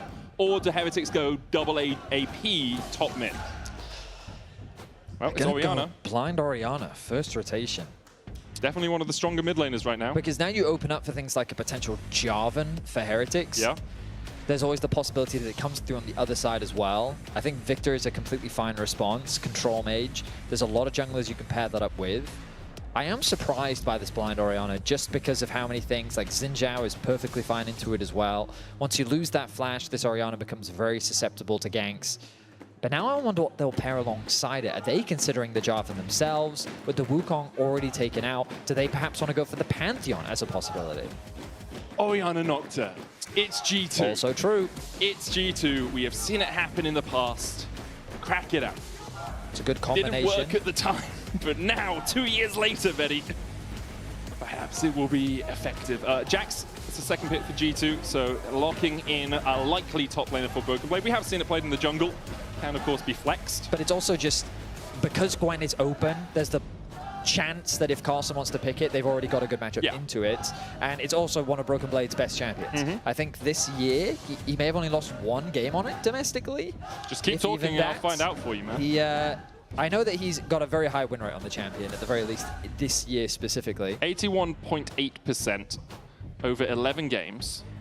Can you do that maths? 81.8%. If it's 12 games, like it's like 8.5. I think he's lost 2. Yep. Yeah. In any case, Pantheon is going to be the champion alongside it. So a few side lane options for G2 with the Orianna kind of bringing their team fight together. Heretics heading in the direction of a little bit more skirmishing. The Gragas, though, going to provide a little bit more disengage with this composition. Really good, again, into things like the Orianna. Low mobility champions really struggle against Gragas just because of his setup potential when paired up alongside the Xin Zhao.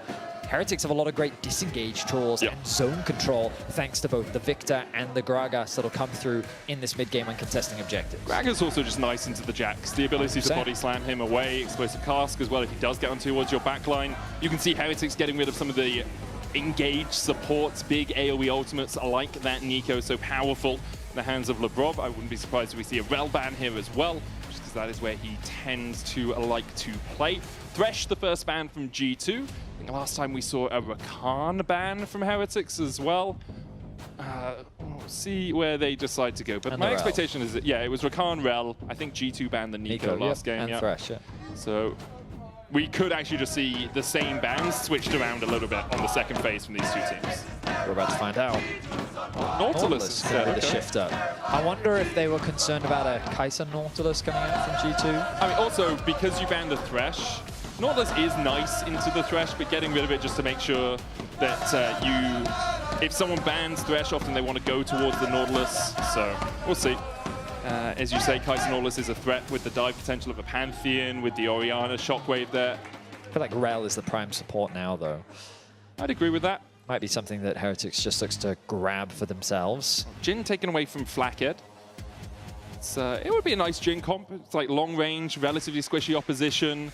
Your ability just to stand back and start with a curtain call and then see where the fight goes from there can be quite nice. Heretics looking towards their support first, saving AD carry for last, which is interesting to me. We don't often talk about AD carry counter picks, but we do often talk about support counter picks. So obviously they're just valuing that Rakan. I guess that they really wanted the, like, because Xayah is now an option, right? Yeah. So G2 has to be quite mindful because that's likely the direction, especially with the amount of dive that G2 already has. The Xayah just would make sense for Heretics, giving Flackett a little bit more agency. So does Hans want to take it away? What would you go support-wise alongside it? Xayah, Rel? Well, to me, yeah, like Rel. Ooh. Caitlyn Karma could be nice here. Their If you just engage would want be a to little push bit in. limited, though. Their engage would be limited. I definitely agree with you there. You could just go Caitlyn support. Could do Caitlyn Blitz, engage support, you know? Blitz. Blitz into Rakan can really struggle. I also think you don't want to hook a Gragas. You kind of want to hook the Victor. And if it's a Xayah alongside the Rakan, that's quite Nata's hard. also fine. Yeah. At this point, I'm just kind of saying support. Yeah, we're just saying, but like, we kind of moved perhaps away from Bard is also engage. good. Yeah, Oh, well, Bard there we for go. Labrov. There we go.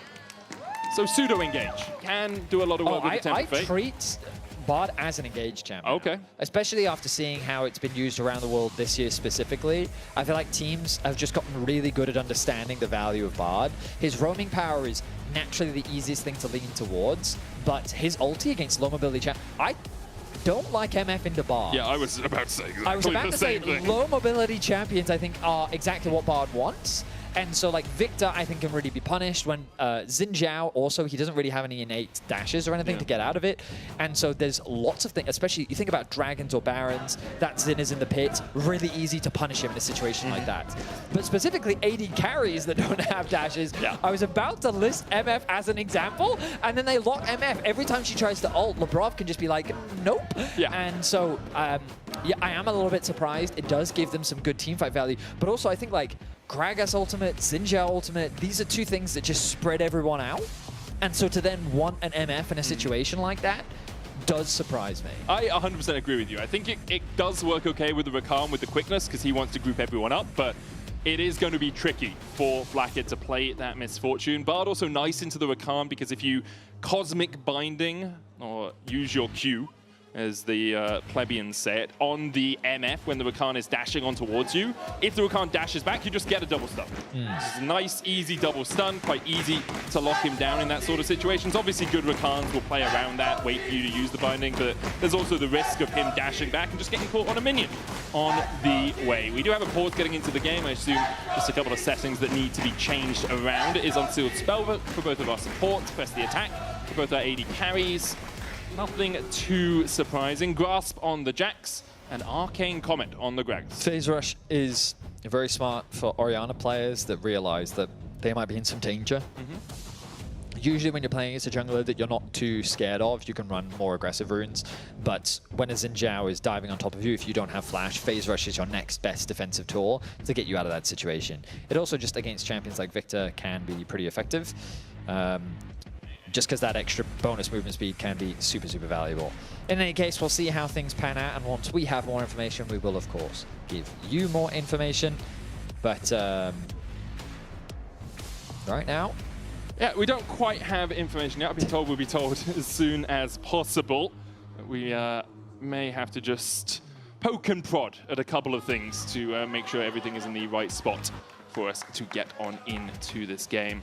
For Heretics, it's a game where they really need to bounce back. They lost game 1 against Fnatic last week, were able to bounce back in game 2 in pretty convincing fashion. I think this game was more one-sided than their game 1 of the Fnatic series. Well, so my feeling of the game was like, I wanted to talk about Heretics, but it just felt like they weren't doing anything. Yeah.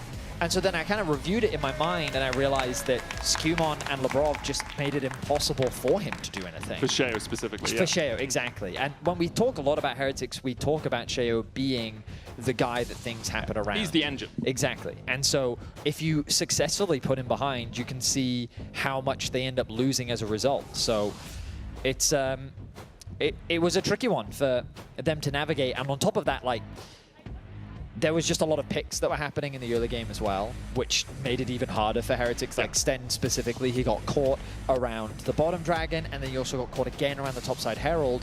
And you mentioned it, but those picks really accelerated Hans, because Hans got the bot lane tower, and then he moved to top, and with the Herald, they secured another tower. So it's, it was a tough one. We do have a slight issue on stage right now. We are remaking the lobby due to a client bug, which resulted in incorrect runes for one of the players. It has officially been called a bug. It was not just accidentally picking the wrong runes or anything, so fingers crossed, obviously we'll get through that draft as soon as possible and get into the second game of the series, because we still have more League of Legends after this. If G2 are able to pick up the win, we then move into our second series of the day, where we get to see MCoy take the stage for the first time here in the summer split. I'm excited for that. Yeah, it should be good against Giant X as well, who last week did look promising. You know, had a few foibles, had a few mistakes here and there, but I think overall, compared to where they were at the end of spring, even in winter, it was a drastic improvement for them as a squad. Certain, for sure. And you've got GX on the other hand. That's who I was talking about. Sorry. In my head, you were talking about Koi. Because I had someone in my ear. Yep, no worries. That's why I corrected you, because I understand sometimes you just can't listen to me. It's true. That's okay. Yeah, because getting back into the lobby, everyone's just getting back. I did also say that. Thanks so much. Yeah, I was. Thank you for filling while I was triaging. Yeah. I appreciate that. I have now ruined it all by revealing the illusion. I don't think that's ruining it. I think not enough people know that you don't listen to me, and we should tell more people that. I was talking to a producer.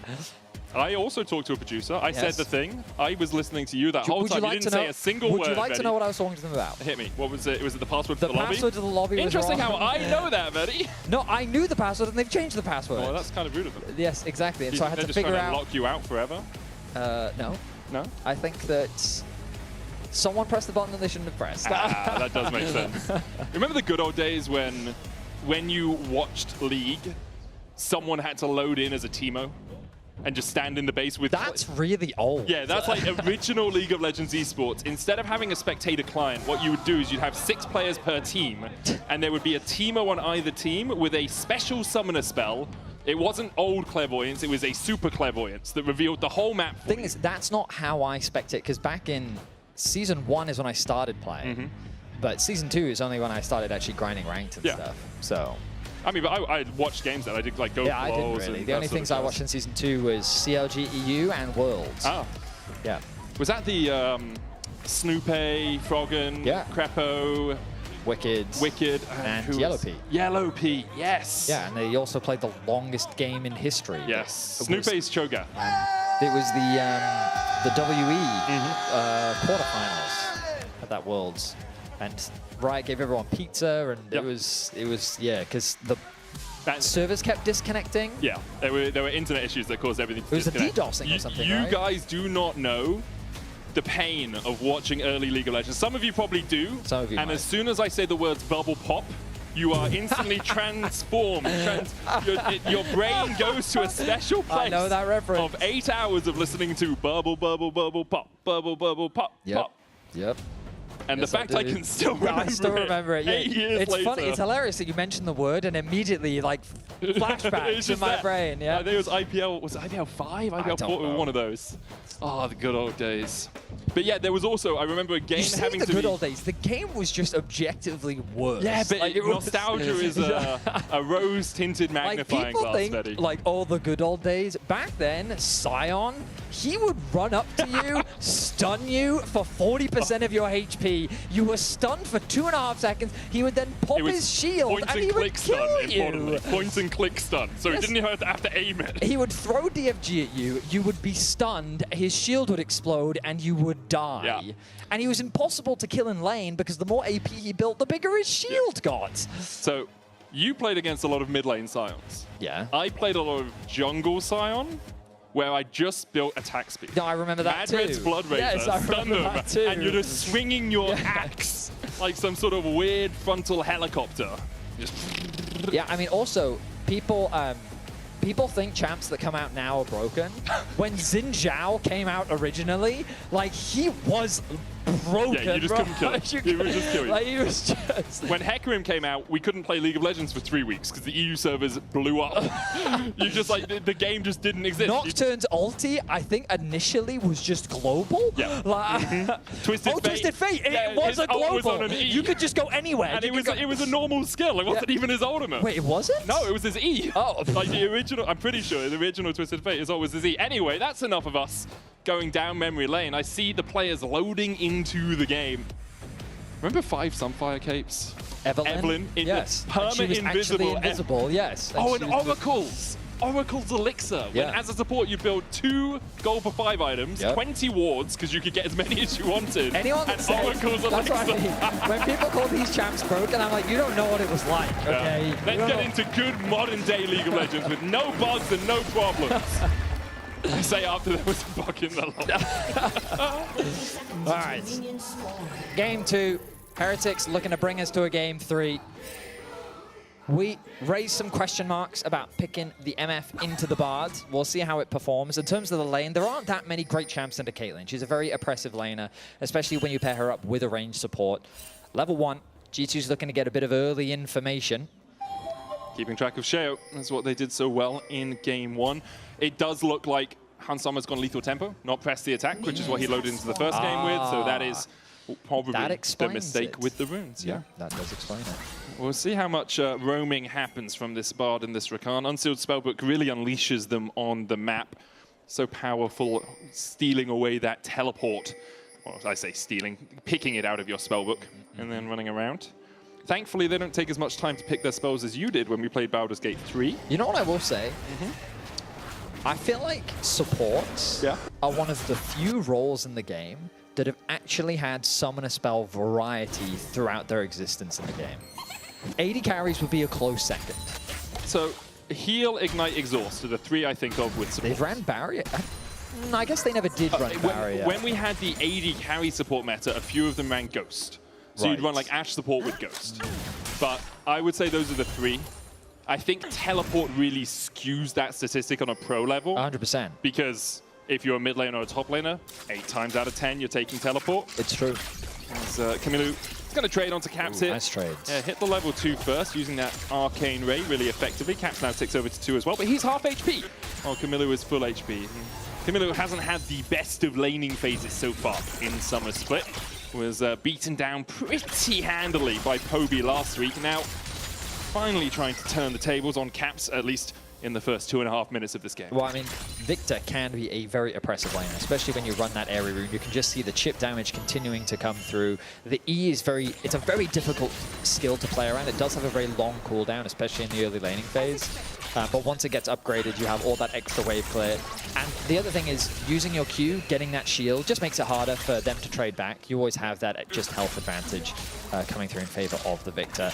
In terms of the CS advantage, you can see he's building a decent one, but on the top side of the map, it is Broken Blade that actually gets that push, with Hans and Labrov doing the same thing on the bot side of the map. Jungle pathing, both actually copying one another as they both path towards the bot side, and I do think that makes a lot of sense, because in Sheo's mind, he's wary of a potential dive that could come through, whereas in Skumon's mind, he's like, I need to protect my pushing bot lane that are setting their sights on just wanting to hit the tower, hit the opponents who are very susceptible to a gank. Now, risk for Sheo as well is if Labrov just wants to move up here with Skumon, that's a 2v1 on a Scuttle Crab, and Sheo doesn't have the most ways of getting out of that sort of situation. You saw an early ward coming out from Sten just across the wall here. He's now going to try and jump off Skumon, but Skumon is just able to jump away. Hansama the first to move out of the 280 carries, but Camilo moves first out of the mid laners. Labrov with a magical journey will get Skumon and himself out, and it was Skumon who secured the crab. This means that Skumon will be able to get an earlier base, get back out onto the map quicker, while Sheo has to spend that bit of extra time rotating up towards the top crab. So he's going to be a little bit behind on tempo. This will give Skumon that window to try and make a play happen if he wants to. Instead, he can just prioritize his farm, which is also a completely fine decision. Most importantly for Skumon is that his bot lane is still safe. You can already see that Hans has been able to build about a wave of a lead for the time being. Don't be surprised to see them go back to base relatively soon. Meanwhile, in mid, we can see Camilo building a bit of a lead of his own, as we kind of expect in the matchup. Yeah, we actually see exactly what you were just talking about exemplified on the scorecard here. They're both on their second clears, both of these junglers. Sheo's having to do it without the extra gold invested in those items, without the extra longsword, without the extra ruby crystal, because he was already on the top side of the map. If he then recalled, he'd be running back out 8 seconds later. It's just a massive time loss for him to not go straight to his Krugs and his Razor Beaks. Exactly, I think that's a great spot, because it is a good adaptation on his part to just get through those camps as quickly as you can, because, as you rightly said, the quicker those things are cleared, the quicker they respawn. And they respawn at higher level. Exactly. Of course, he is going to have to base at some point, which is the advantage that Skumon has gained for himself. And so from that advantage, if you're G2, are you thinking, we could just do a Drake? Well, they don't actually have knowledge yet that Sheo is continuing to clear through his jungle camps That is very yet. true. So Skumon, though, using that advantage, he sets his sights in the mid lane. Camilo here does hit the level 6, trading onto Caps, who's still half a level away. Camilo trying to flash away. Arcane Storm down onto Caps. The shield will be enough to keep him alive. Skumon gets the first blood, and G2 are on the board once again. Nice play from Skumon. He sees an overextended mid laner. He knows that Camilo doesn't really have many places that he can go. The TP already invested as well means that he's just going to lose a wave, and there's very little that Sheo can do to respond. He will be able to clear these camps and get his base off at long last, but the damage has already been done. Skumon draws first blood and makes his presence known on the map. That's all about playing around those windows that you get. And G2 did it well there. Camilo, you could argue, overextending a little bit, knowing that his jungler was the weaker of the two. If it was a 2v2, yes, he was level 6 first, but is that enough to win out on a skirmish? Broken Blade and Carlson trading with each other on the top side. Carlson doing a good job of equalizing the CS discrepancy that had happened earlier and actually getting a little bit of a lead for himself. Broken Blade, you can see, a bit tentative about stepping up into the Gragas. There is kill threat here, and also you don't know where the enemy bot laner is. Hasn't shown up on that wave at all, so it's just sneaking in here. Blackhead looking for Broken Blade, who uses the Counter-Strike and then very quickly sidesteps backwards to make sure he's out of range of the explosive cast. So a lot of respect being shown by Broken Blade. He aptly recognizes the threat, and he's able to get away to safety. He is at risk of a dive. He does need to be careful, as Sheo hovering around the top side of the map with Sten. Very low Broken Blade in top lane. But it looks like Sheo deciding against it as he moves back into his jungle, looking to continue his clear. A couple of interesting decisions there. Because the Kaelin wasn't showing on the map, and Labrov had already moved out, Heretics could have looked to steal away the blue or the gomp. They could have gone for it. They had a numbers advantage at the time, but they didn't have awareness of where Hansama and Labrov really were. So they decide to back away. They call off the dive. They call off the play towards that blue side jungle, and G2 happily will just accept moving their top laner back down towards bot, moving Hansama up into top, and trying to answer this MF and this Rakan. We'll see if Flackett opens top again. He will, so it's just going to be an accepted 2v2. I honestly thought that he would have considered just going straight back to bot again. That's what I was thinking. They've got the wave pushed in. They can catch with the Gragas. They could then convert that over towards the Dragon advantage. But instead, they're looking to keep the match going on the top side of the map. Also trying to play around the grubs as a possibility, especially against something like a Caitlyn and a Jax that with some time on a tower will just rip through it, making sure that G2 don't have free access to 3 grubs and get those Void Mites could be in the possibility of what they're thinking about. TP coming out. That's Lebrov joining up. We already talked about the unsealed spellbook power. He's going to take half his health, though, from an Arcane Storm. Rips above his forehead, and G2 now just catching the wave a little deeper. Heretics will use this time to get vision control around the grubs. There's a ward at the back of their red buff that Broken Blade could teleport to if he had a teleport available, which he does not at the moment. Carlson's will be back up first, so G2 need to be cautious about taking a full-on 4v4. Level 6 on support is always something worth tracking. You'll notice that Lebrov is very close to it, sticking in this mid lane to make sure that he's getting some experience. As both teams just kind of fight for the mid-wave control. The grubs are, of course, alive.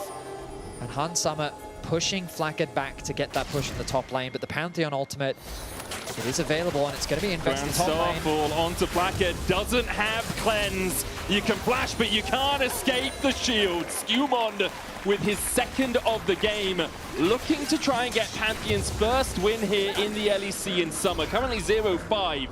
Skewmond unable to play in week 1 because G2 didn't play in week 1 now.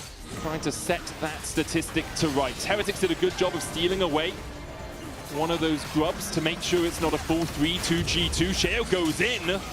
Rakan on his way across, not yet level 6, but Sheo's just winning the 2v1 right now. Now stunned up. Lebrov looking at the stun, can't land it. Heal coming out from Sten to try and pop up. Sheo does have the flash and can dash out at the back of the pit. Crescent Guard down, he flashes. He was hoping that grub would go down below the 900 mark as Lebron's trading onto Camillu, and the flash forward from Caps is enough. Bullet time won't take out anyone from G2, who are now 3-0, got 2 grubs, and have that feat of warfare. I can't say I really understand what the plan was from Sheo once he went back in the pit. I guess his logic is that maybe one of the grubs is low enough that I can just smite, steal it, and get out, but once he was in the pit, it just felt like that they didn't really have a plan anymore. The rest of the team was just forced into an awkward fight, and then G2 just picked them apart. That overforce, I think, cost them a lot. And the consequences of that is first item now finished for the Caitlyn. Caps has been able to TP back into the lane with his components getting very close to that Rod of Ages.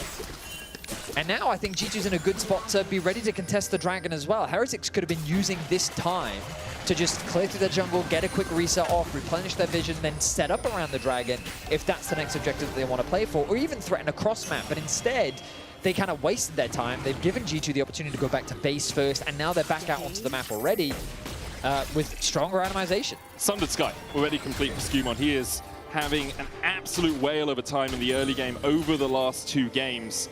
Game 1, 800 gold ahead at 14 minutes as a jungler. Had a 30 CS lead as a jungler in the early game in Game 1. Here, equal on CS, but has been involved in 2 of his team's 3 kills. Picked up first blood, picked up second blood, picked up 2 grubs. Now is looking not to pick up a penguin, but to pick up a drake, Betty.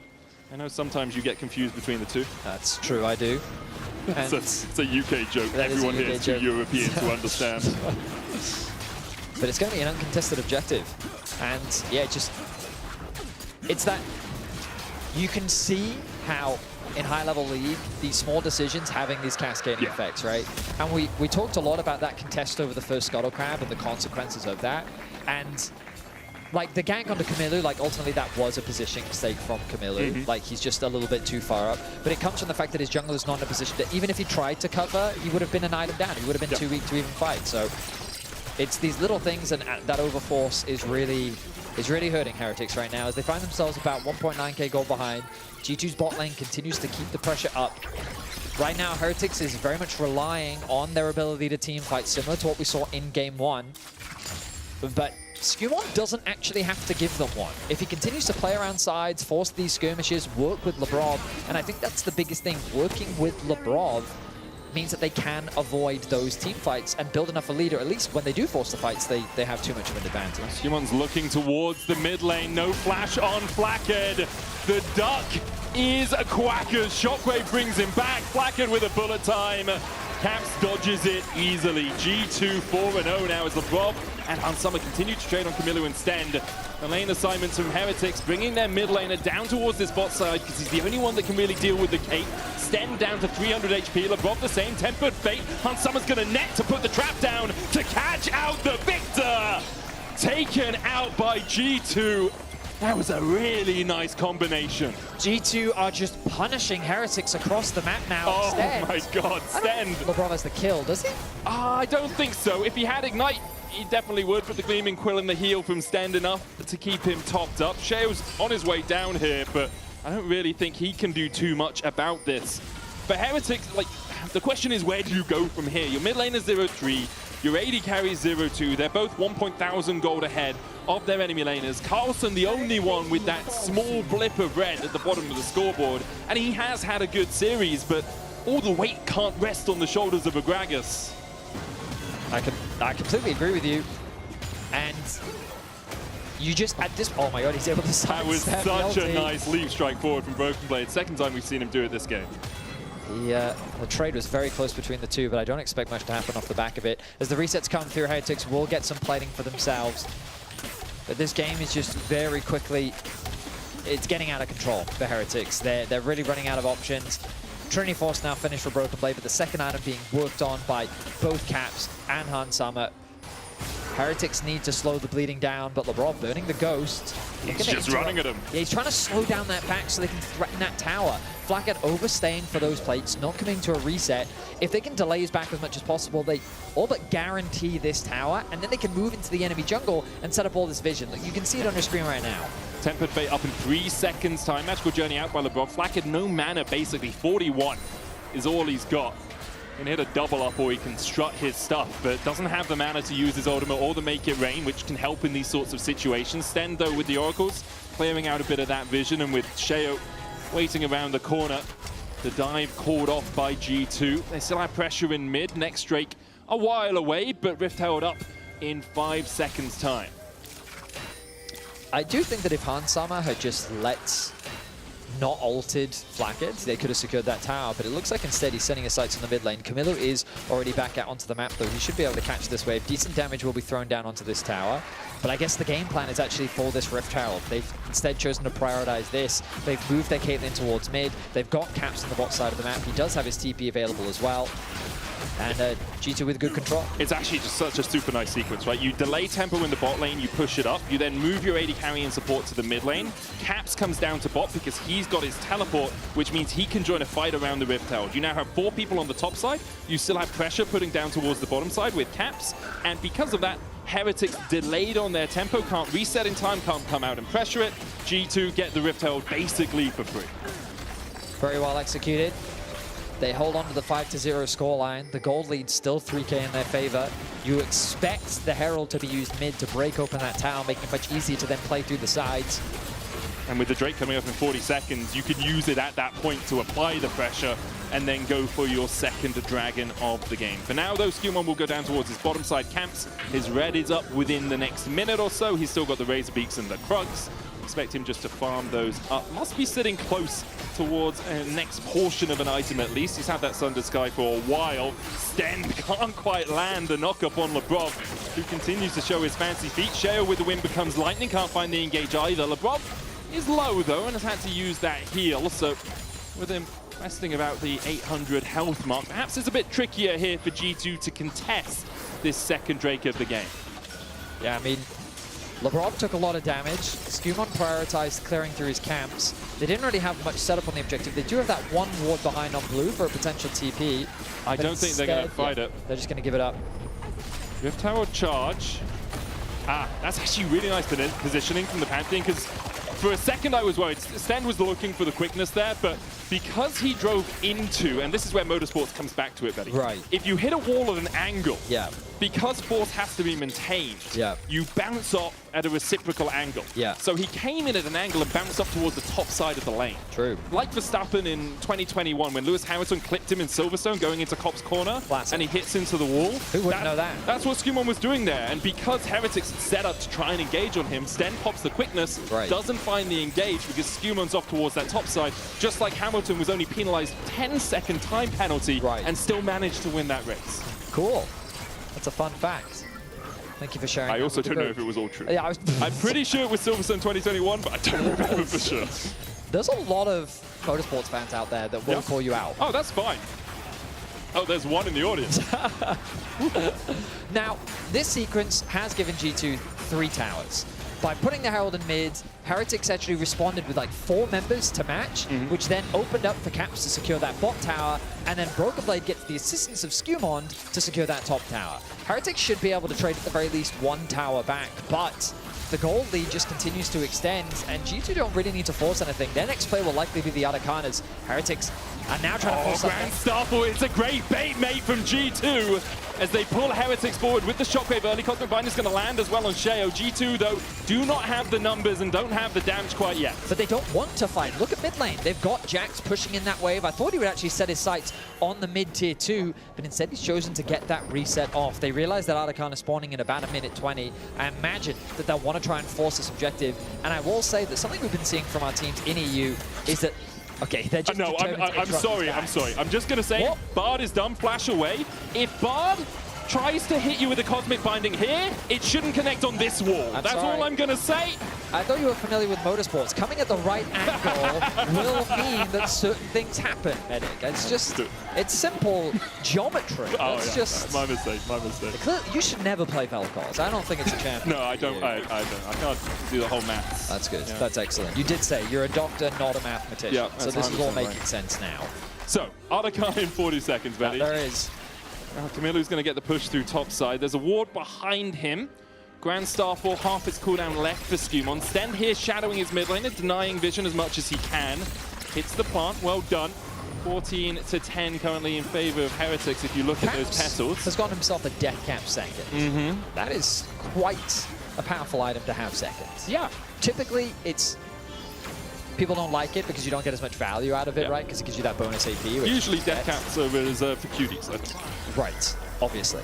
I don't know how to follow that, so let's talk about Kamilu, who's in a lot of danger right now. It's been caught out. The boss got a magical journey away. There's the ace in the whole follow-up. I'm sorry, Betty. It's indie music references. You have to get them out when we can. Brokenblade still trading onto Blackhead. The quickness comes out, but he flashes away from it. Mercury Treads doing a lot of work. The blast cone in time for Blackhead. Redemption onto Brokenblade will heal him up. And BB was so deep, pops the emote as he wanders his way away. Heretics just do not have the damage. G2 is just so far ahead right now. The number of options the Heretics have. Oh no, Blackhead! He didn't know! Broken Blade takes him 7-0 now. G2 will get the Arcana alongside the kill. And yeah, the options have, that well seems well and truly dry. Certainly does. Yeah. Yeah. This game feels done and dusted. G2 is just kind of having fun with it now. Carlson looking for a bit of a pick of his own, but I don't think they're going to get much. Every time I've thought Lvov is about to die, he escapes either on 100 HP or on half HP. Temper Fate, good gravity well there from Kamilu. Stops G2 from advancing any further. Next Drake up in 40 seconds. Would only be the second of the game for either of these teams, but for Heretics, maybe it's an opportunity to fight. So the base comes through. Broken Blade sees Kamilu isolated. He knows that he's not going to have any cavalry coming in soon. And the Caitlyn ultimate to just assist with the extra bit of damage means an easy kill. Flacket then chasing him, saying, I'm going to slow him for the rest of my team to come and help. They just actually didn't have enough damage to break through his resistance's caps. Yeah, Kamilu getting chased out here. Held the flash in the last fight, so flashes away from the shockwave this time, but that's Kamilu half HP, does have the TP. No ultimate though, and no flash means can't really contest around this Drake. G2 should be able to secure that one pretty sharpish. Don't even need to invest actually many players to do so. Hans Summer still able to push out that midway. Brokenblade pushing out bot. Looks like G2 will cover him just to make sure, but it's only cover, not assistance. And I will say, for this series as a whole, the things that have stood out to me is that Labrov and Skumon are working well together. Yeah. One of the biggest criticisms that I think we've had of this team since its inception at the beginning of the year was that jungle support synergy, which I think was on full display in this series. And Skumon just individually did have a fantastic series overall. In Game 1, he did a really good job of shutting down Xiao. In Game 2, his ganks have been super effective, and he's been making a lot of stuff happen, giving G2 the foundation for the lead that they're now using to absolutely crush Heretics. While we saw the tier 2 going down on that bottom side, the Heretics were trying to do something on the other side of the map. Sheo was there, Sten were there, they burnt the quickness, they get the flash out of Caps, but Blackhead still does not have his own. TP coming into that mid lane tower from Kamilu just to defend. G2 setting up in a bush once again, they all dodge, the wind becomes lightning. A spear through the heart of Stend. The follow-up from Skumon, but Stend able to dodge away, and again the gravity field in a good position. Skumon steals a wolf. You'll notice, though, that G2's just wasting their time in a 4 versus 5, because look at the top lane. Caps is just continuing to solo push. 247 CS, 23 minutes. This is something that we saw on Annie as well. He has the TP, ready to join the fight at a moment's notice, should something break out, but they're just... Usually, side lane Orianna is not how you play the champion. Usually, she's the one grouping and the Jax is in a side lane, but hey, he has TP and he wants to farm. He's also got a 2-level lead over Kamilu right now. Like, over 2 levels on this Orianna into the Victor. Sheo here, I mean, you can try, but Caps, even though he doesn't have the flash, plays it defensively enough, backs away, at no risk really of dying. Quickness up for Stand in a couple of seconds time, Baron up in a minute. Maybe G2 overstep around it. Maybe that's Heretics' chance, because they do have 2 items on Kamilu, on Blackhead. Bloodthirster, Essence Reaver, Leandries, Balefire Torch. If they are given a little bit of time in a fight, they will do a lot of damage. Potentially. They're just not often given a little bit of time in a fight. I mean, so far they haven't even been given a fight, I don't think. Like, yeah. Isn't this similar to what we saw in Game 1, where it's just kind of pick after pick? Mm-hmm. It's a tough situation for Heretics to find themselves in. I was really optimistic about them after their series against Fnatic last week, but in this game, the engine that is Sheo has been shut down, and we haven't really felt his impact. He's trying to make his presence known now. Labrov connects a stun. Tempered Fate onto Blackhead, who doesn't have the flash, and Broken Blade's here. And once again, Broken Blade will take the kill. 3-0 now on the Jax, as you said. One of his best champions this year, only lost twice on it. Skumon's going to sit in the redemption, heal himself up. Ace in the whole Crescent Guard will block it. Stend with the quickness down towards the bottom side, needs to battle dance to someone, but his teammates are retreating. Broken Blade keeping Carlson at bay, down towards that mid lane. Labrov's still looking for more. You'd think at half HP he'd be a little bit tentative around this sort of position, but he's been very happy to stand in the enemy's faces so far this game. Carlson full mana, Broken Blade has none, so no real risk of a counter-strike coming out. G2 are just bullying Heretics at this point. They have the Baron live. I expect that to be the next objective that they try to force. They should feel so much stronger than their opposition right now. Any fight that should take place should be heavily in G2's, or should heavily go G2's way. The fact that the kills at 8-0 as well. Very close to, I mean, okay, it's actually not even remotely close to a perfect game, considering there was a Grub, a Dragon, and a Tower all going in favor of Heretics. I think perfect games are just so impossible now in League of Legends. I mean, like, the enemy team has to be so much lower to not cross-map at any point.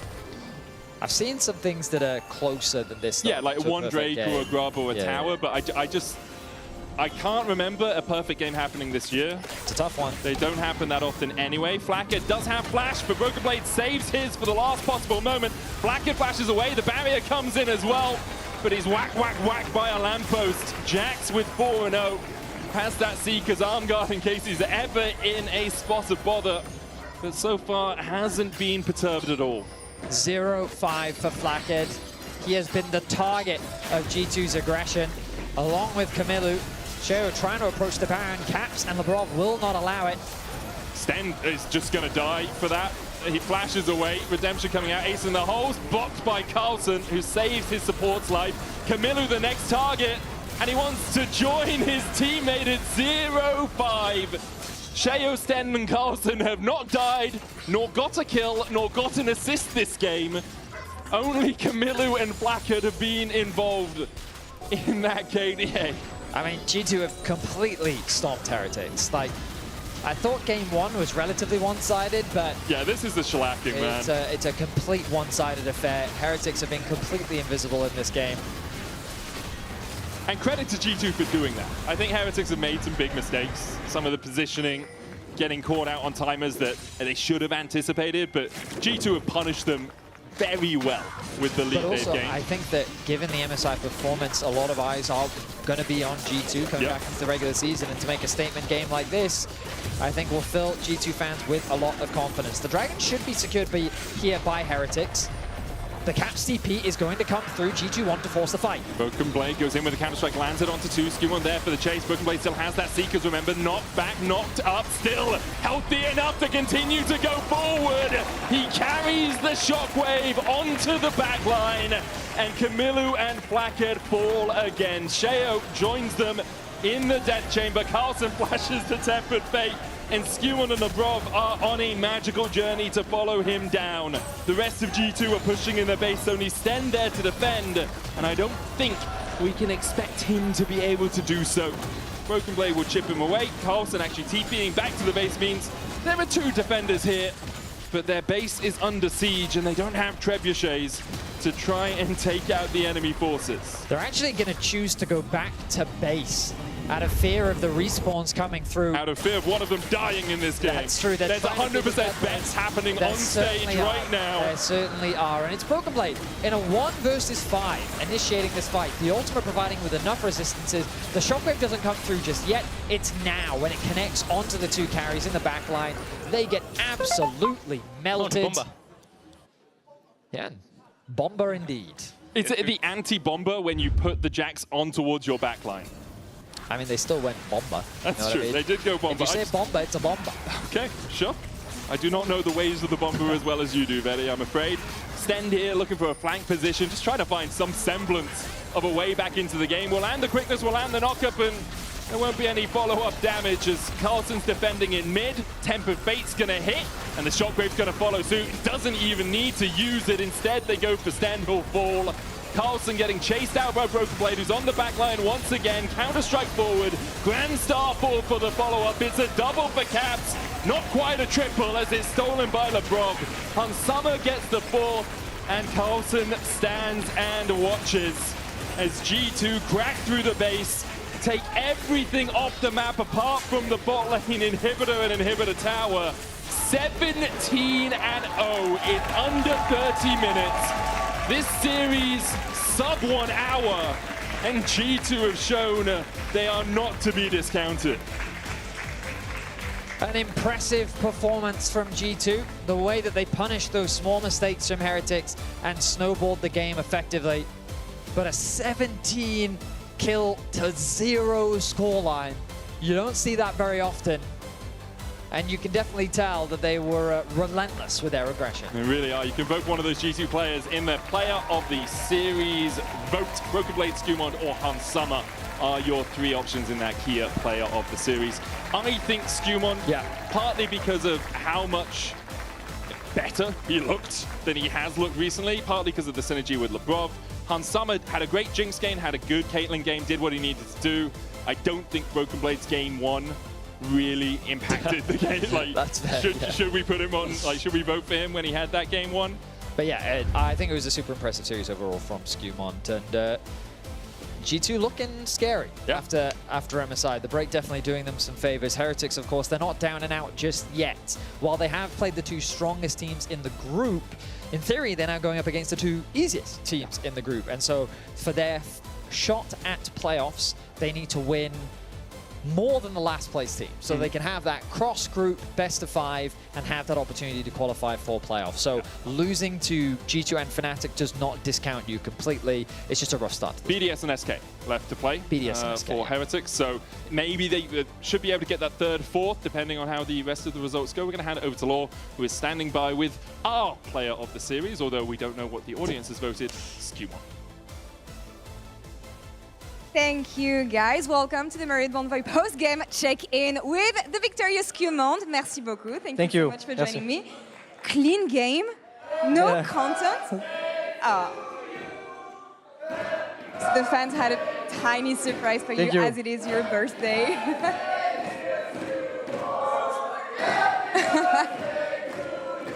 Thank you, guys. Thank you, Berlin.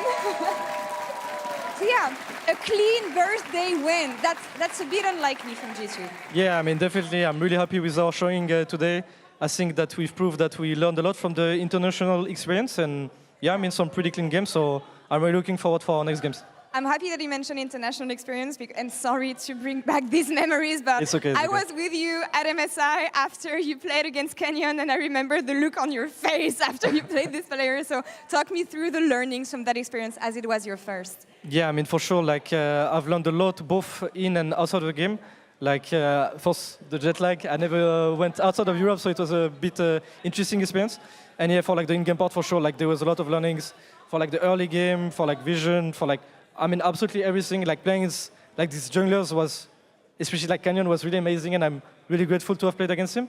And I hope that if we are meeting again in the future, the outcome will be different. Hopefully it will be different indeed. Now I just want to mention something that Yike talked about when it comes to Caps, actually, the fact that as a jungler he felt like he was blessed doing his debut with Caps, that he learned a lot from him. So I actually wanted to have your perspective on that, learning and doing your debut with Caps in the LEC. What have you learned from this player so far? Yeah, I mean, for sure, like playing with Caps obviously is like a blessing, like playing with like the most performing mid laner, like the best EU player of all time is yeah, really great. Like 2 Worlds finals, it's really insane. And I mean, for sure, yeah, like he's teaching me a lot for like, yeah, like for example, for the international experiences. Since it's like my first, it was my first time. He for sure like helped me a lot to just like get in the right moods and like just having the right mindset coming to this tournament. And yeah, I mean, like even like since the beginning, like in December for my first LEC games and stuff like this, he for sure like taught me a lot. So yeah, I'm just really grateful for this, and yeah, I mean, he's also like really insane, so that's nice. You guys are a good duo here on the Rift. Now, as Berlin said, it is your birthday today, so joyeux anniversaire, happy birthday. Merci. What can we wish you? I mean, wish me hopefully an LEC win this time around. LEC win this time around, hopefully in summer. Skimon, merci beaucoup. Thank you Merci. so much. We'll see you next week. And that's all for us here on this side of the stage. We're going to go to a quick break, and we'll be right back in a few minutes with MKOI versus GX and Broken Blade and Flacket on AD. See you soon.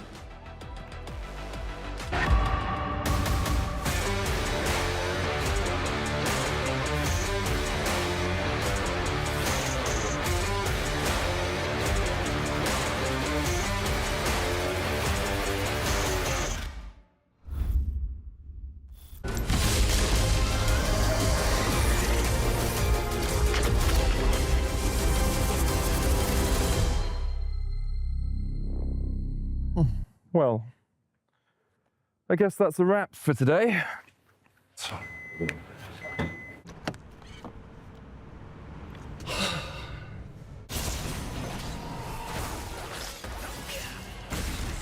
Seriously, Medic? I thought we were going out for a ride.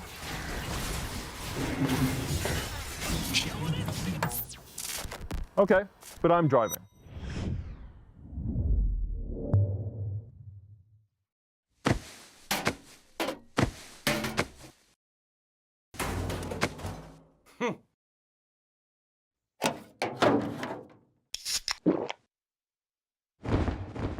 Red Bull gives you wings.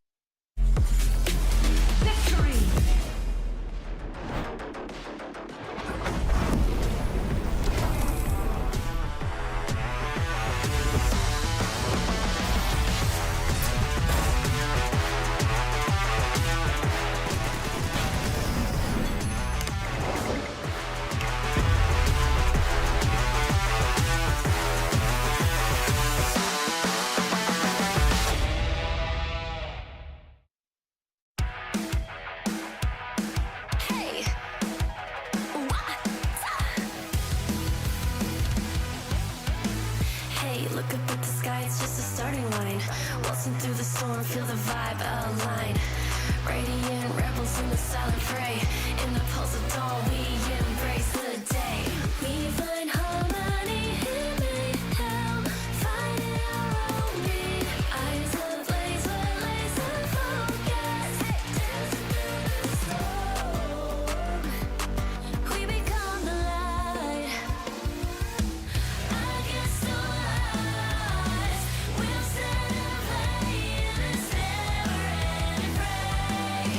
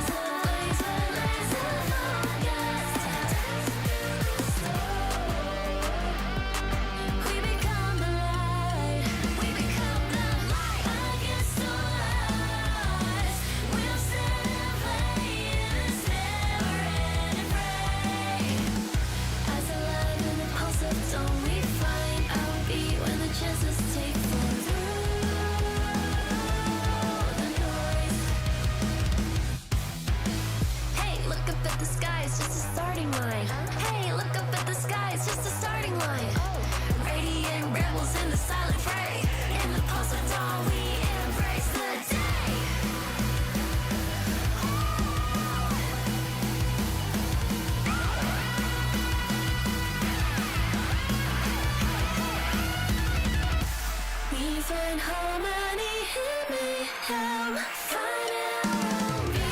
Eyes ablaze with laser focus.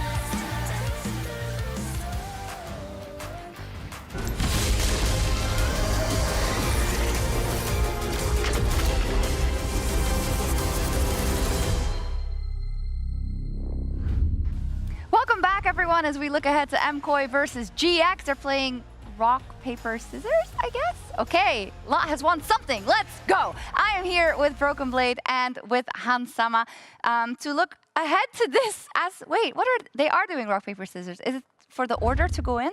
Do you guys do that as well?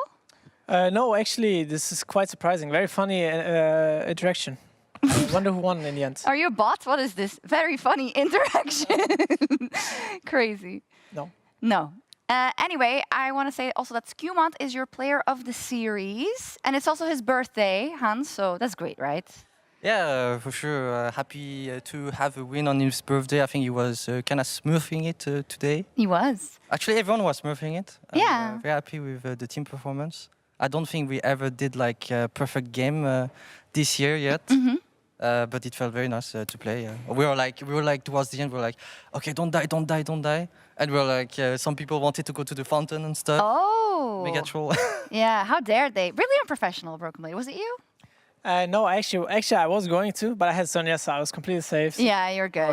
Always is. I'm a professional, you know. You are. You're both professionals, and that's why I want to ask you about our next matchup. We want to talk about the mid lane a little bit, and I know that you both don't play mid lane, but you interact with it a lot. Actually, the top and ADC probably don't, but it's Jackie's versus Jojo, and we asked WhatsApp kind of to give us a ranking. Mega mid lane clash. Mega mid lane clash. We asked WhatsApp to give us kind of a ranking. You know, there's like 30,000 people plus in that WhatsApp. Who would be your top 3 mids? And are they in it, Jojo and Jackie's? I need to think about who is actually playing mid lane right now.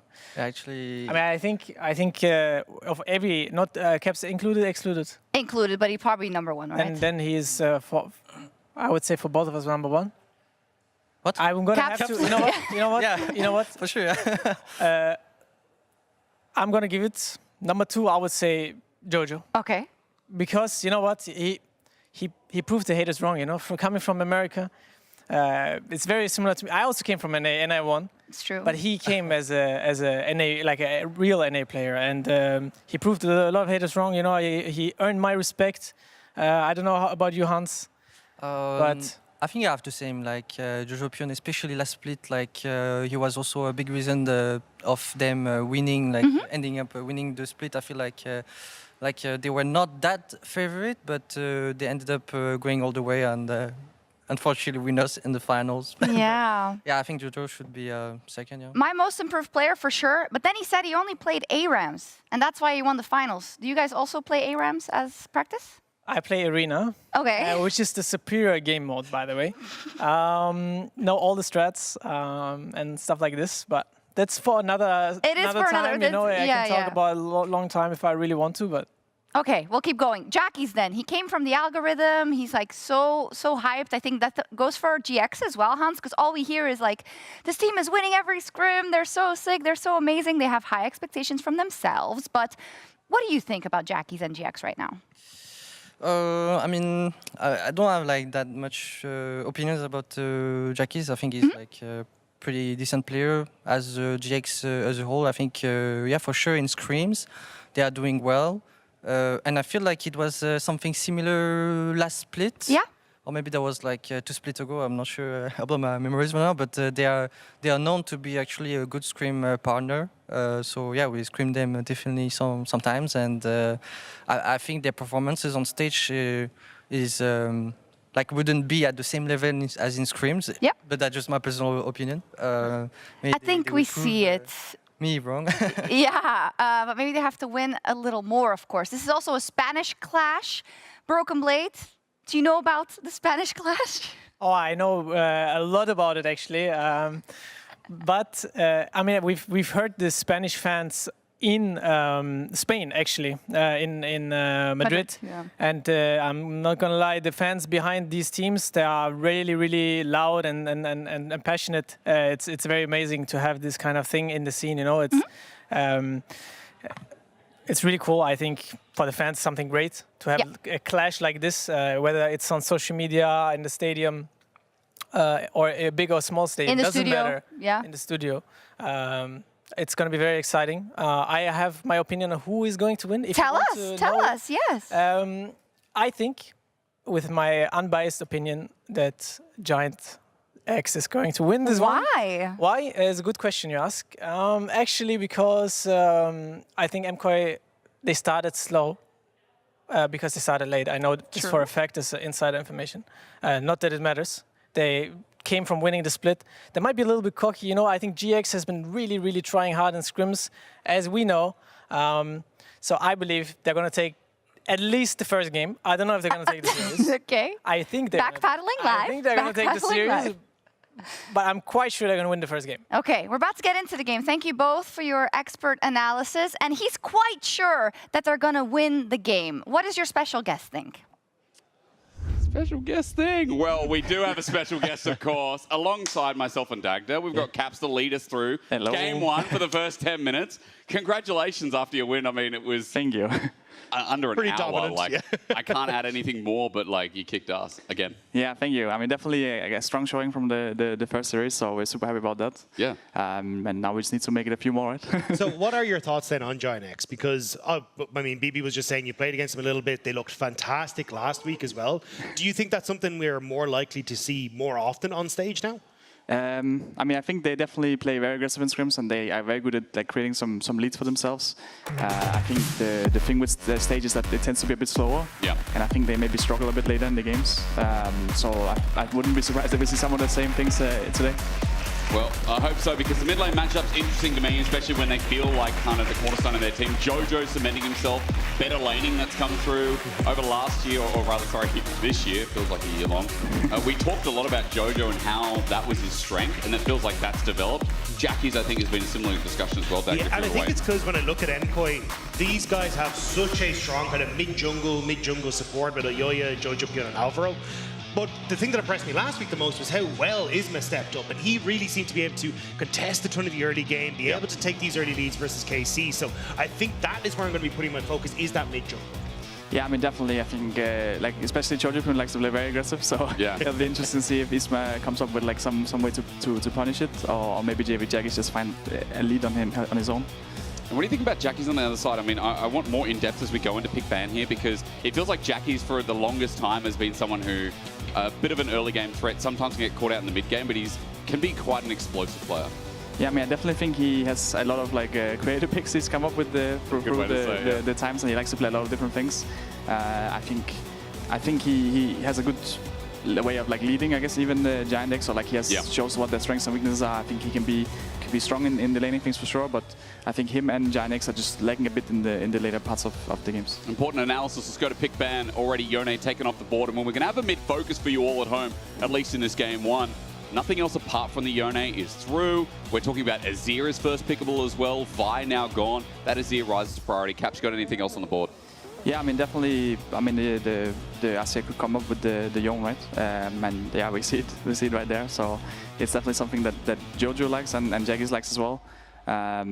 You can always play a lot of like crazy things into Azir. I wonder if we're gonna see something like that, or if we'll just see something boring like a Ziggs or something. Well, I mean, he brought out the Silas before, which was kind of the one that we saw last weekend. Didn't work out so hot in that game number 3. So I think going back towards a little bit more standard in the Talia makes a lot of sense. But I thought, like, we've seen a lot of Talia Pantheon, like the double semi-global ultimates can be really, really useful. But Trundle's really risen up in priority for just how much of that early game pressure and early game skirmishing power he can bring to the table. Yeah, I mean, for sure. I think they already have like a solid draft coming into it. I'm not sure how much Koi has, like how much of Koi is relying on like the EWC and MSI meta compared to how comfortable they are with the new meta, to be honest. True. But it's something we'll have to be on the lookout for. All right, Wukong gets locked in. Maybe the Trundle was something to negate, something like a Sejuani, a common pairing with the Azir as well. Miwin loves this top, and I mean, is this a safe blind pick for the top lane right now, you think? I mean, it's for sure like a strong lane, right? You can, if you go like very crazy, you can maybe find something to punish it, but it can be tricky. I wouldn't be surprised if he just, ends up going for something like a bit more stable, like the Cassandra. Like that makes sense, right? Aurora can for sure be strong in the lane, but you can be more useful later in the game. Which always finds a way to come back in. All right, so front line acquired for GX. Let's see where the bans go, because bot lane is just ignored for the time being from both sides. Yunara, safe ban away. Caps, from your experience in the recent meta, does Yunara start showing when champs like this ban away? Is it more so comfort, or is it like, we're getting rid of this because we have an 80 carry in mind that's weak to Yunara? If you know what I'm trying to say. Yeah, I mean, I think Yunara is still at like that very early phase where people don't really know what to do with her. I think some players have really spammed it out and have some good ideas with it. I think others maybe just don't have the best understanding. I can imagine that's why we maybe see a lot of bans of just people haven't like experimented enough with it. True.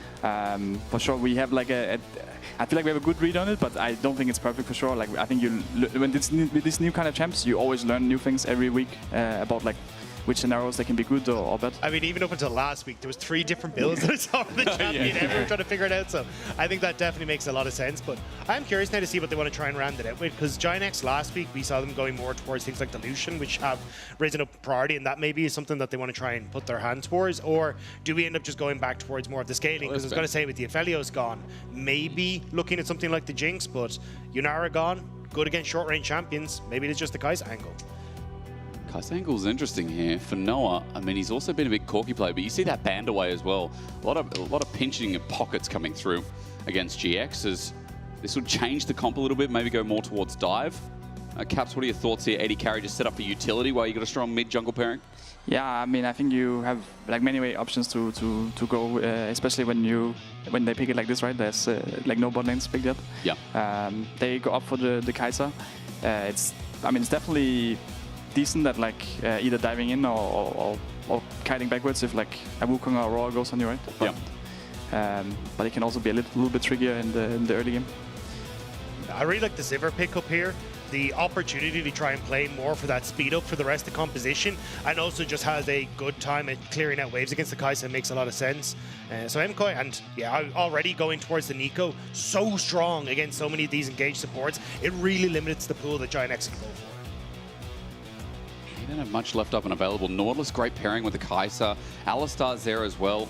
Some kind of go button, right? It feels like with Santa having a front line and with the pick potential we have in this comp for GX, they need something to press the R. Well, I think you've already got decent options, like for the Kai'Sa. You've already got the Trundle Pillar, which can at least set her up for a ult if she needs to reposition. Now you've got the Nautilus to try and provide that backline assassination. So a lot of tools here to enable Kai'Sa, which I think is going to be the main go button for Giant X in this sort of situation.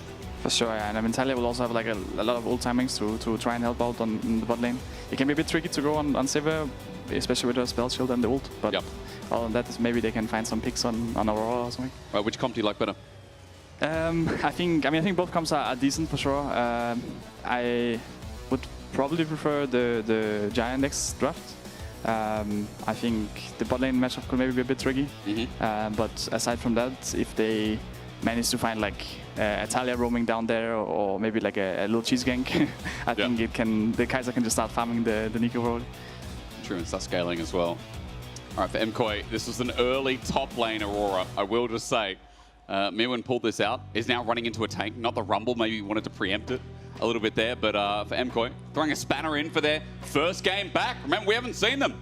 This is just like you guys, debuting here today in the same day. Uncanny. A little bit as well. Did you enjoy your time off? Or what little you had? Yeah, I mean, it was definitely nice. I got to go home to Denmark for a few days, just say hi to my family, see what things have changed since I last was there, right? What, in Denmark? Yeah. Yeah, what's changed in Denmark since you last went back?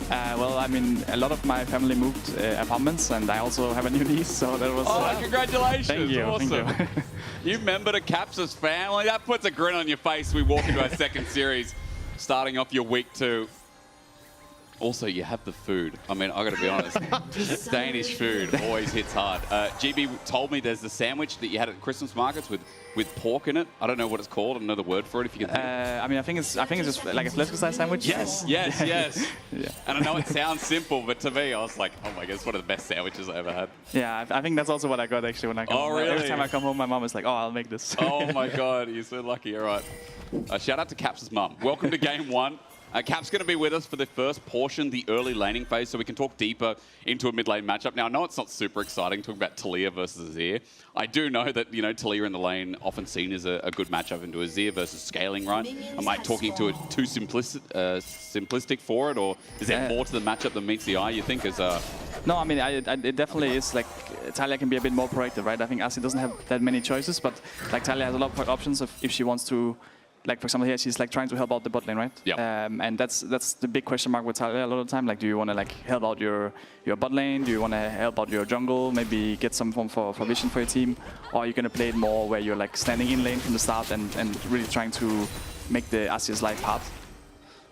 Yeah, and then if you're LEC, I think you're trying to find ways to combat that, right? In the top side, you've already got Mirror, and you should have decent push there, so you can kind of leave that top side to itself. So trying to find ways to get vision control, spot out when Jackie's is trying to make those moves, is probably going to be the best option for LEC, especially until he gets to level 6 and become a little bit more proactive on this champion. It's already good trading from Jackie's. He just walked in with a threaded volley, and Jojo Poon took kind of the extended trade, but now that minion wave's here, things have changed a little bit. And I've noticed, Caps, as well, we've changed from like Conqueror Azir into Lethal Tempo. Not quite recently, but over the past couple of months. Lots getting shredded a bit. This is a melee versus ranged matchup. Ignore that for the time being. His bot's going to fight it out, and Jude just gets walked over. There's a flash, auto attack, Super, ignited, one more auto needed, and Noah gets it! Super walked back in just to receive, and now Alvaro's in trouble too. Dredgeline almost up and available, minion wave in the way with Lethal Tempo. Getting close, but Noah with first blood. Super and Alvaro had really stepped up for MKOI over the course of MSI and also back at our playoffs in spring, but unfortunately they're getting caught out. Noah and Jun have to turn that one around. Yeah, I mean, that's definitely like a big win, right? Because I was talking a lot about trying to set up the bot lane for success. But if they're doing it themselves, then they will make it even easier, right? Like, no summoners on Sivir now. When Talia gets 6, she will probably be looking down there. I feel like Naught base damage always helps in the matchup. I know, like, support dictates the matchup a lot down here, but even though Nico's strong, Naught's base damage with W and Ignite is kind of crazy, though. Yeah, I mean, you definitely have to not disrespect the hook. I think if you get a hook at a bad timing, you can easily get one shot. So I was talking a little bit before. That's okay. Look, I've got more questions about Denmark. We can go there in a second. I was talking a little bit about Azir and Lethal Tempo and the change. Can you kind of walk out the change for me as like why we've gone in that direction? Yeah, I mean, I believe it started when they just made like they changed Lethal Tempo so that before it gave you like range. Yeah. Now it's like more the on-hit damage, and they also made it so that you can like proc on-hit on Asia, right? Like same with like Nashor's Tooth and stuff like that. And honestly, it's just like a lot stronger, especially in the laning phase. Yep. If you start, like Asia can be a bit weak in the early levels, but if you start getting a few autos and stacking Lethal Tempo, most matchups you honestly just win the all-ins, so it can be very tricky to punish the Asia if he has Lethal Tempo. It makes him a lot more defensive, and then also once you start getting a bit of poke from like Asia, you can even start just straight up winning the lane. Well noted. Jack, any questions about Denmark for Caps? What do you want to know that GB hasn't shared? I was going to say, I feel like Goldberg has told us a good chunk already, so I'm kind of up to date. Well, at least as far as up to date as I can be. I feel like I also, like, because I'm from Ireland, I learned a lot about Denmark through what the Vikings did to us. Oh, that's good. So he still holds that against you, apparently. So Olaf Van confirmed. Yeah. But no, I think it is interesting to see how the mid lane meta has changed quite a bit, because it didn't feel like there were some champions that are still very present in the meta right before from spring to MSI now coming in, but we're definitely seeing champions like Orianna start to creep up in the meta and that kind of stuff. Like, what is kind of the reasoning behind the shift we've seen from what almost felt like, well, it's still Talia every game, but some of these other champions that were more on the fringe now starting to become more prominent in that space? Yeah, I mean, I think especially going into MSI, there were like quite a few changes, right? Whether it be like the TF buff, and I think there was also like a spellbook change, which was quite crazy for the meta, right? But overall, usually in these tournaments like MSI and EWC, you don't play that many games, and there's not that many teams. So it's not like the meta will be super fleshed out. I think people usually just kind of go fast with what they learn, what they pick up, what is working for them, what is not. Yep. And I think now with the summer split starting and many more games being played, many more teams playing, we get to see a bit more of what is actually performing better. Yeah. Something like the Ori can be going up a bit in prio, or people even trying out the 6, right? And in best of 3's, a bit more data as well. We come back live as LEC is going to face check, and after an MKOI mouth issue from Alvaro, now he's going to help out with his jungler. LEC flashes down away from the pillar. Good game timer from Isma. Yeah, this is a disaster for MKOI. You've already lost the 2v2. Now you've already got your flash burns on your jungler as well. It feels like control for GIANTX is already here. This is what we wanted to see. GIANTX last week came out the door swinging against KC and honestly could have picked up the 2-0 win, that game 1 getting away from them. Now we're seeing it once more. Very true. A quick reminder as well. As Isma comes in and debuts for the series, caps in the first week that we had of LEC. This guy performed a lot better, and I think Isma's been under the, what's it called, magnifying glass, right, out of recent history. And people have said he's a weak jungler, but he had a very good start. Maybe I shouldn't have talked about him yet. He's going to get the crab, though. Got the crab. Yeah. That's what matters, right? I feel like Isma had a lot of impact in the first week. I don't know how much akin to it you were. Yeah, I mean, for sure. I mean, I do remember as well, even last, what is it called? Like last time we played them in spring, and he came in with the level 4 gank, 4 camps gank into mid, which was kind of annoying. So he definitely has some solid ideas, and yeah, I mean, this game he's also just been performing well, right? But I also think a lot of it from this game is definitely on the back of the bot lane, right? And whenever support can get like the prio, it helps everyone, but especially the jungler a lot, right? But I do think for Isma and Jun specifically, they have been working really well together. Yeah. When you look back at the series against KC, it was them kind of linking up in that early to mid stages, making sure Jackies could farm up an Orianna in the side lane, getting the vision control down, finding good gank timers. So I definitely think GIANTX have come in with a really strong understanding of what they want to achieve in the early stages of the game, and a lot of that is at the feet of this jungle support. Does feel nice. Again, we're hyping them up, especially now. Lot, not level 6, but onto Mir when he slowed him down. Natopo strikes and dashing forward. Mirwan's been hit by everything. All it takes is another flip, and he can't escape, getting solo killed in a melee versus range matchup. Lot just needs one hit, pops over the wall. He gets juked, but then just sees Mirwan in front of him. I think Mirwan thought he could outplay. Man, what is with Casantes today? They're popping off! And Lot specifically has had a couple of kills now that have been really, really good for him. Mirwan didn't know what hit him. The champion's a bit good, hey? Yeah. Yeah, I mean, they're picking like the range support, the range top, right? And you could really expect them to get these leads, but when they're getting 2 killed and 1v1 killed bottom top, it's not a good start for MKOI. I feel like right now, I mean, we're just in a tank meta where tanks negate a lot. There's so much health in the game. I don't know if there's a problem with you, Caps, but like, tanks right now just feel like they're in such a good position where they can be picked into almost anything, right? Yeah, I mean, they're definitely on the strong side. And a lot of it is just about how hard you can like punish, right, the laning phase, or if you can somehow kill them later on. Aurora is like not the best at killing tanks later in the game, so for sure it's a lot on getting a lead early. And it's so good for GIANTX as well, because you got that solo kill on boss. Lot was able to TP top, he catches the wave. Isma has the pressure, needs to take the dragon. You also get to set up Noah into Mirwan in this bottom side with Jun, which makes that bot lane much more difficult, but loss. All right. Yeah, it just takes a bit of a chunk. Mismatch lanes favours who, gents? Who do we want to look at here? Because Mirwan, he's level 6. We're probably going to get an answer again. Yeah. He's got no flash. And flash immediately from Jun. Ulti comes out. Dredgeline was close. Good attempt. He takes double turret shot. Jun about to get bursted down, and all it takes is a W, but in the end, rather, Mirwan is not going to get the burst he needs. Super, now with lethal tempo up and available. Tangle buff, good dodge from Lot. He survives Super, both top laners. Honestly, little HP. Jungler's on the top side of the map, though. Wukong moving towards mid lane, trying to protect there, but I think Isma might need to just slip on up into this top side, make sure he's okay. Noah. He fancies his chances. He's not level 6, but again, it's lethal tempo. He has flash. He has barrier. I was thinking maybe he's going to do it. Things get a little bit interesting here as Mirwan gets a little bit lower. Good range here from Alvaro, and Super's just clearing the wave. Caps, who does this benefit in the lane swap, you think?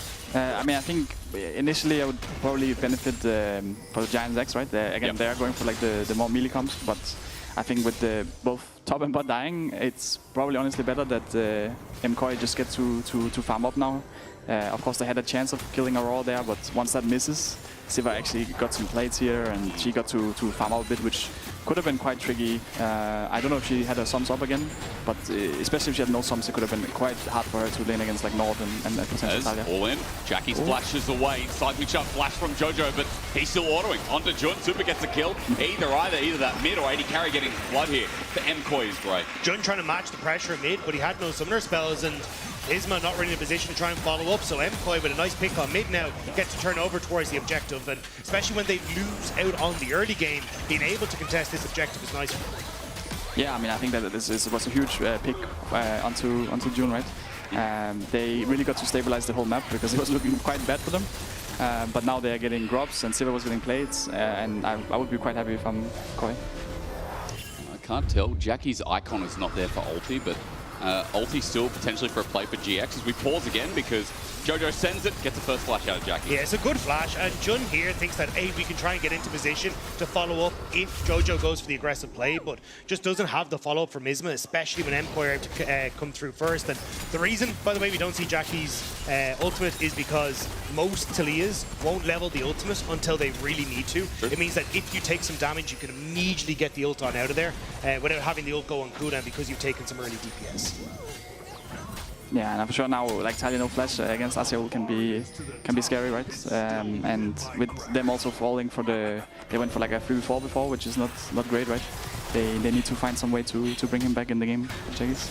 So he gets out over the wall. Caps have been told, we're going to get you back to your team, but before we do, a quick question about how the game's playing out, what your prediction is for this first game, because you can be a little bit biased now if you want, that's okay, as you leave the caster desk.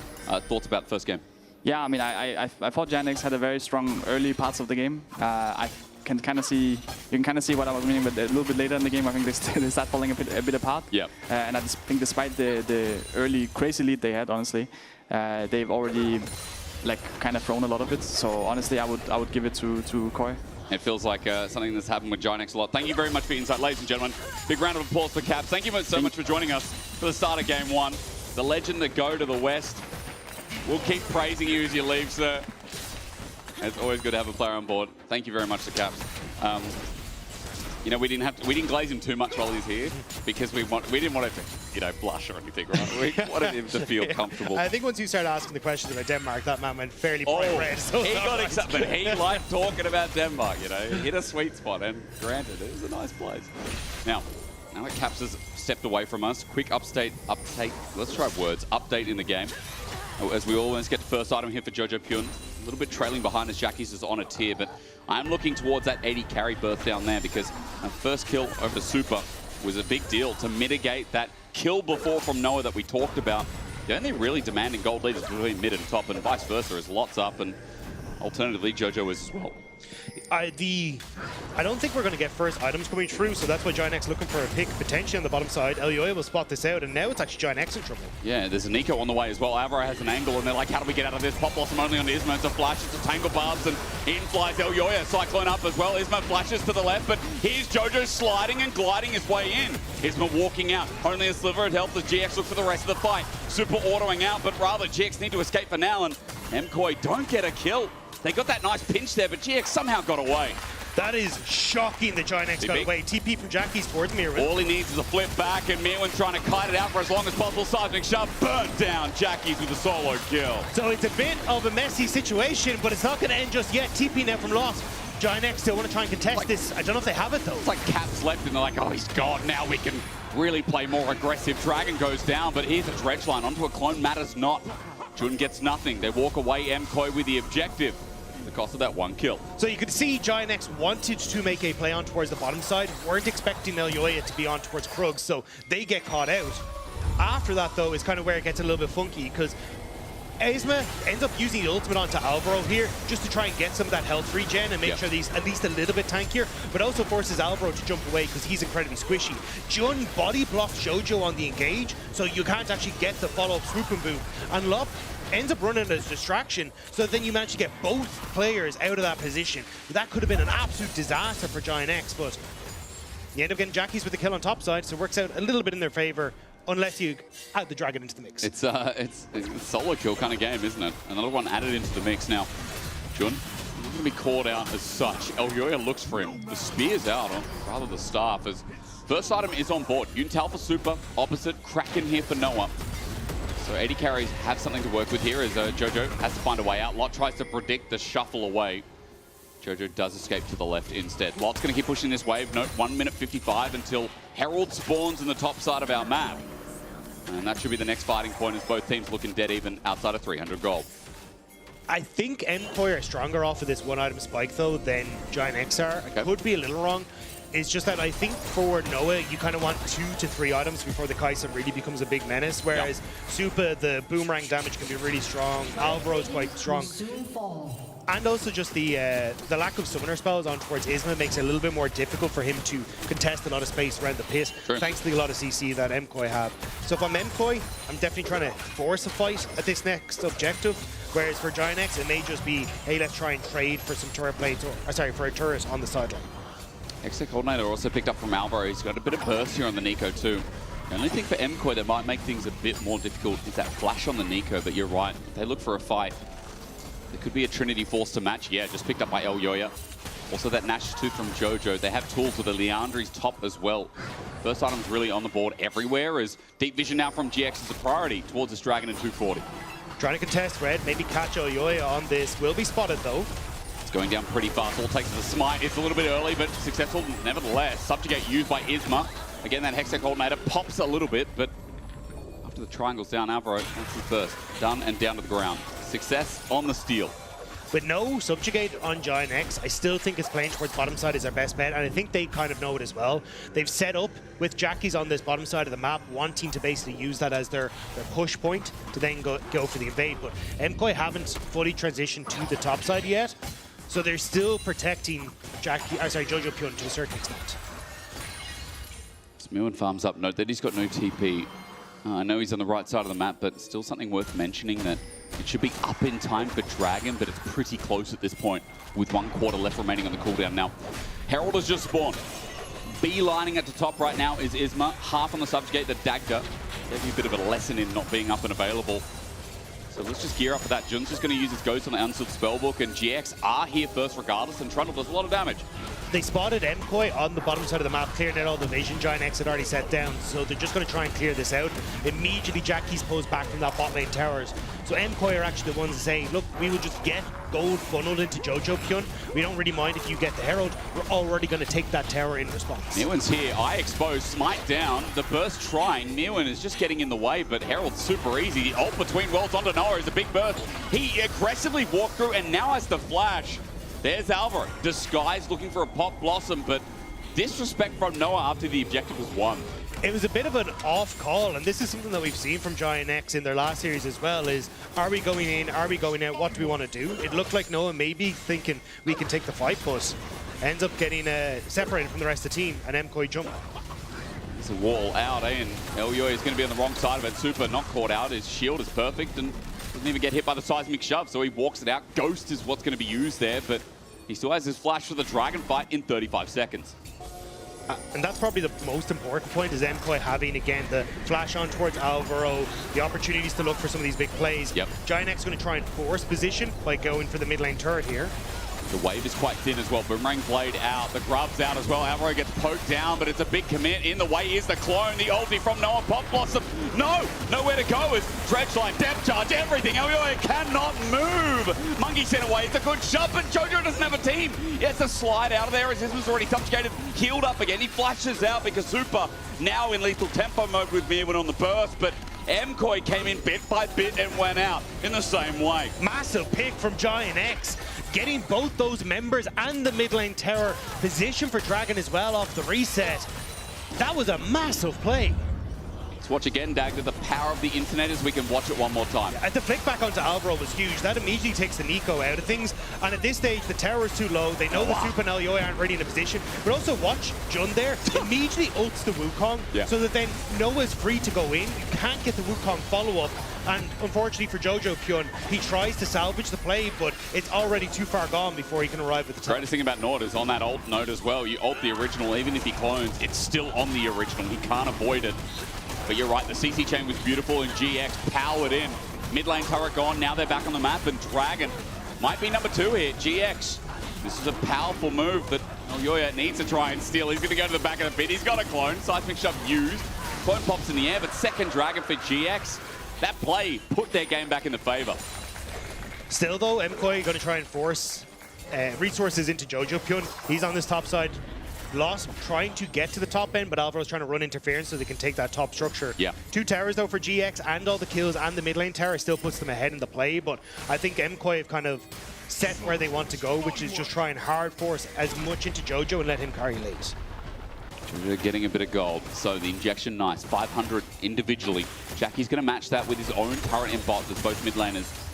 just benefit walking towards their second item. An invade starts with Elyoya. Bit of tangle barbs, but no damage onto Lot. Jojo with the angle here. He's got the shove up, but no flash to get in. But Lot's going to start getting autoed to death, and he'll take another 40 more, then he'll eventually die. But regardless, MKoi trying to take away objectives as we slow the pace down. Just waiting for that Atakan, waiting for the next dragon to spawn.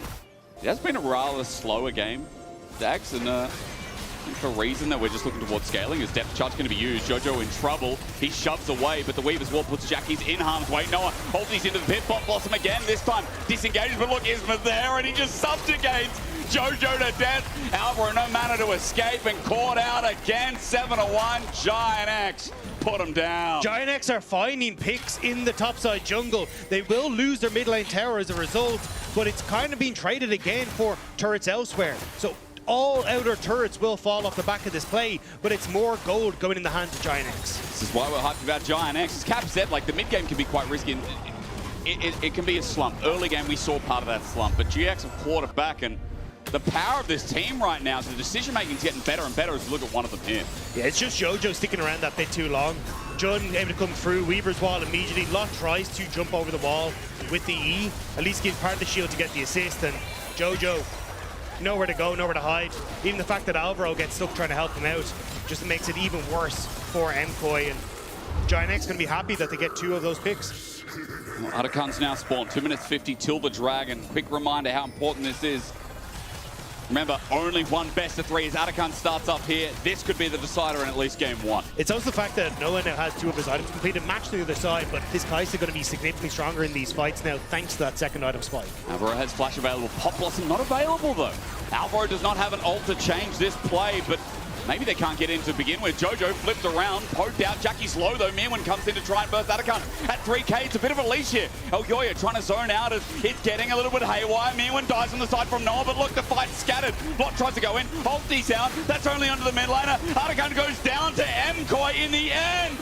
Easy leash, and with the Pop Blossom back up and available, Isma's lucky to be alive. Lot flashes into Tofo. He's angry at the steal in broad daylight. The keys were left in the ignition, and the car is gone. Drake's line out, but GX don't have any range damage. Super's gonna seal the deal. He's got a double, and Isma's on the wrong side of dodge. Mirwin ran the interference that MKoi needed to sneak in and get the kills. Isma is standing for the briefest of moments before he joins the rest of Giant X in the fountain. 4 kills now over to Super, the 3k or thereabouts bounty picked up. That's what Atakan's worth. But watch on this side. It's Mirwin taking everyone onto the top side of the fight, which means that he buys so much time using the ultimate to reposition, even getting good damage onto Noah. But Super is free hitting on this bottom side. You have 4 members that are getting the position. A beautiful steal from Elyoya and the immediate follow-up on the engage to shut down Giant X.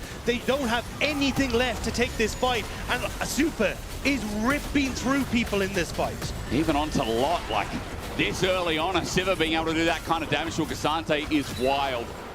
It's going to end with Super getting yet another kill. Infinity Edge already picked up Last Whisper. He's not going to make the same mistakes of the past. Out of any of our 80 carries, 16,000 already, Dagda. This Sivir's way too strong at this point in the game.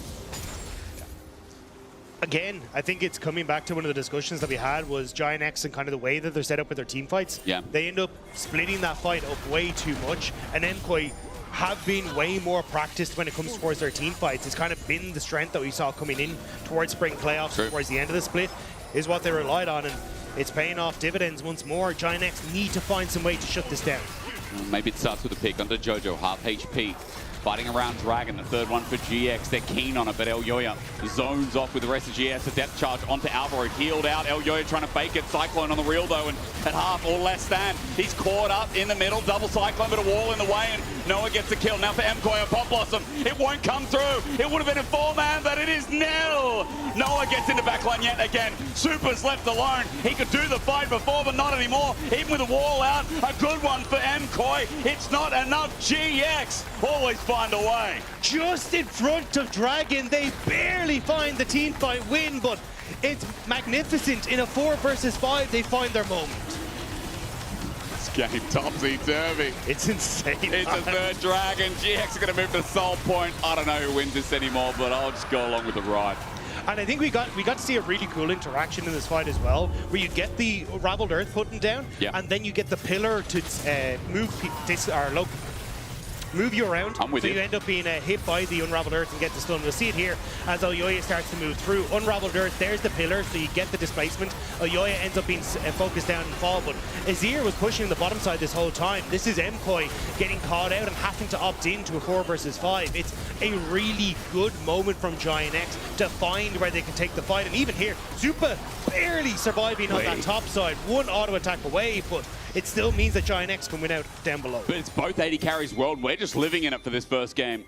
3 items on a Siva, 3 items on a Kai'Sa. Noah is 9-1, and every fight he's diving in. I love that you talk about the Unraveled Earth and what Jackie's is applying to the scenery. As Depth Charge, or rather Dredgeline, is only going to catch a clone, but it is a comp of landscapers with the pillar, with the stones put down by Jackie's. It's enabling Noah to dive into the backline. We're fighting again, lot frontlining. Pillar's out yet again, though, and MKOI scared to walk up as Baron's up in 25, and Giant X have absorbed this top side of the map. And that's all they wanted to do. Force presence in this top side, see if they can find some picks, and then maybe even look for the tier 2 on top. But I don't know if MKOI want to be in this position. This is a little dicey. It's dark. Jun and Noah step up to the wave. In the blind spot, the Giant X waiting, a clone use. Nice from Alvaro. Spots the other 3. Baron up in 1. And now it begins. They're going to move into it, try and do a T1 on us. And at 25 minutes, Meowin, he's going to walk down. He has TP. That's going to be burned. But Giant X, 3 members doing it while zone control from these 2. They need to kind of pull off it at this stage. MKOI going to be happy to fight the piss. The wall out. Elyoya looking for the steal. The steal, no! It's taken by a Cassante. Taken a lot more like it with the ulti sent out from Elyoya. Poplos in the front of the fight. And now the auto attacks from Super. But GX, while they're low, they need to deal with Super in the back line. The Spanish 80 carry isn't the one with a double, but all he needs to do is hit, and Noah stops him in the track. A triple down, make it another. A quadra for Noah on no mana, no health bar, holds onto the flash. He just unleashed. I was convinced that Giant X were about to lose that fight. Going into the pit seemed like suicide. You have so many AoE knockups, tons of AoE damage, but somehow they are able to pull it out in the last moments. You can see it here. Giant X falling back, good wall from Jackie's to try and keep them separated. Oyoya gets into the pit, and I thought with Super dealing the damage, Oyoya having the fight here, that could be the moment, but it's just not quite enough. Jojo's getting some damage off, but you're just not getting on towards the Kai'Sa. She's doing so much work. That Zhonya's on Jackie's was insane. Jojo dives there, Dagda, and he's out of the fight. He doesn't rejoin. Noah gets the hit and get a quadra. 13 kills on this champion, and Noah really is the champion. Oh my god, no, you're the GOAT. No, you're the GOAT.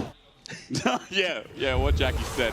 Noah is the GOAT. This game, it's been crazy topsy-turvy. It's been Super's world for a little bit, but Noah has just been climbing ahead, fight by fight. Now it's more to say that as Super's on his defense. 5k gold lead for Giant X, Baron in hand, Soul for them, up in 130.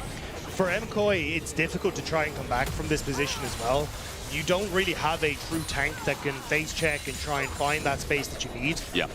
You're hoping Elyoya can get into a position to look for a big Cyclone, or maybe Alvaro can find some sort of flank position, but without having some of the Unsealed Spellbook shenanigans where you can like teleport in behind people or look for those plays, it just becomes really difficult.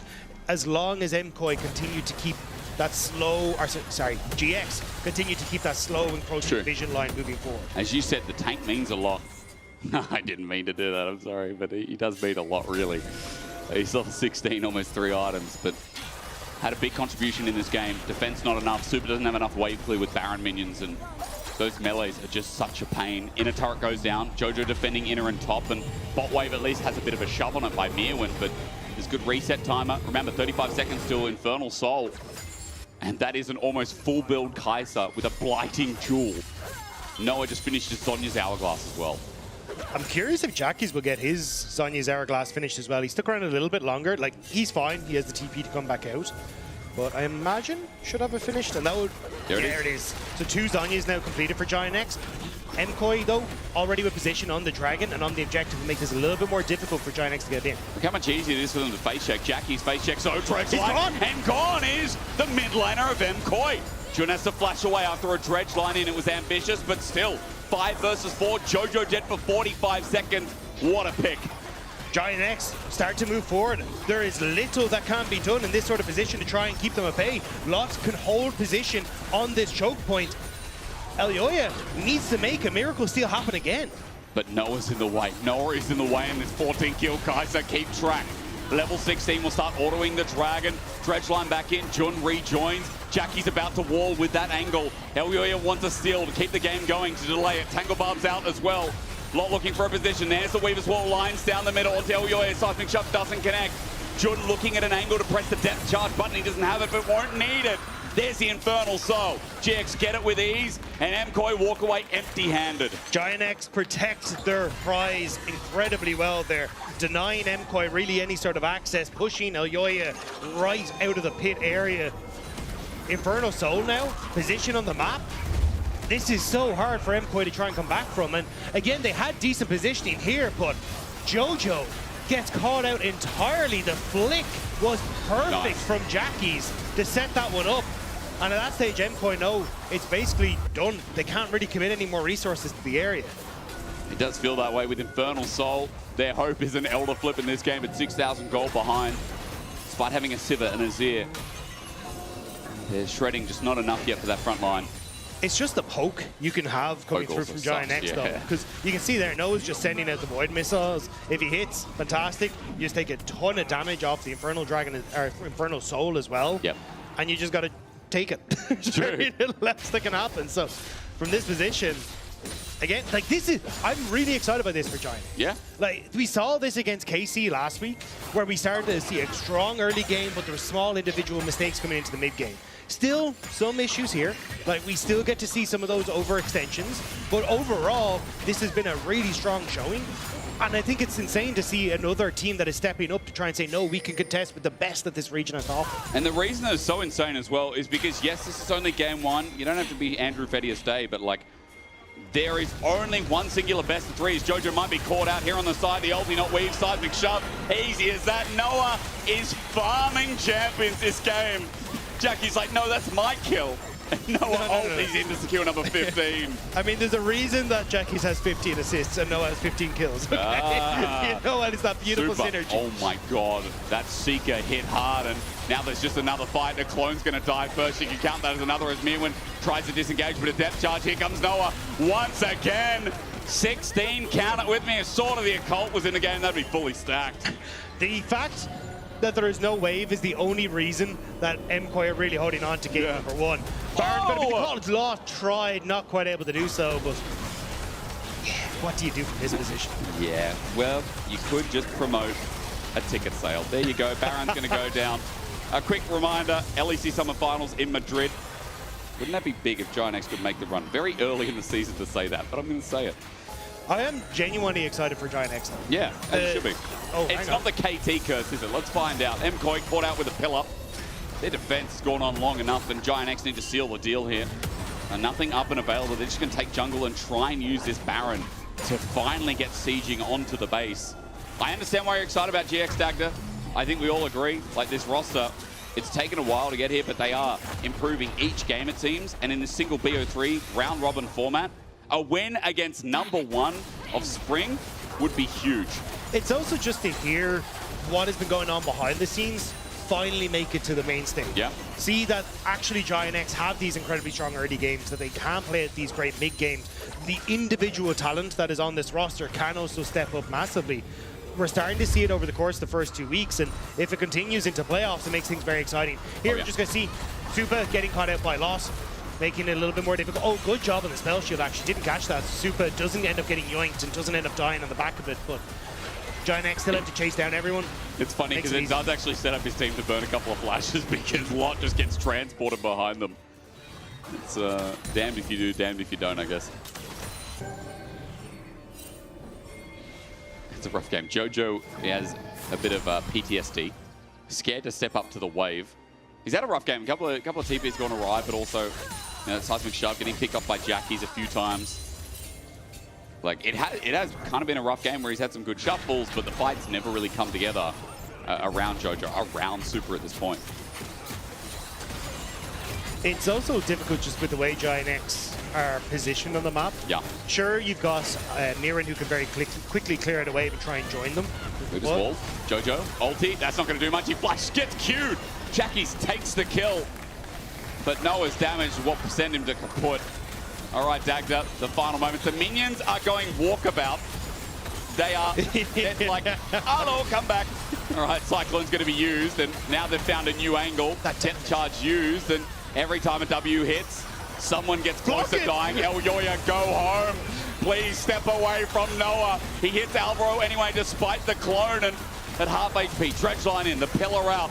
It stops, it persuades the play, but Giant X at 34 minutes, while it's taken a long time, has started sieging into the base. It's finally broken. With Baron expiring, Elder coming up, that's where we'll put the game 1. You still have decent scaling on Mkoi, so if they steal Elder Dragon, maybe there's a chance. It's just the fact that you have 2 Zhonyas already still there is going to make this contest incredibly difficult. But again, once you have any of this CC or any of this displacement land onto someone, it just sets up for Noah to follow through. And Giant X know it exactly. Second Jojo has any of those Kai'Sa stacks, they just take the shot. Yeah. It's so fun when playing Kai'Sa when you like this, when you just one-shot people every W. Forces someone to cry, and Noah with Infernal Soul, maybe it couldn't have got even better. The kill record in a single game is 17, by the way, if you're wondering. Highest kills, no, it says 19, and so I'm not even sure. So Noah's highest kills ever in a single game is 17. Thank you for reading properly, Dagda. LEC record is 19, so he's very close. It's Karzy versus Reckless. Okay. I'm assuming that's by Karzy. Although I would assume Reckless to find that, so that's an interesting stat. Elder's going to begin. Are we going to get a fight over it? Can Noah break the LEC kill record? 3 to go.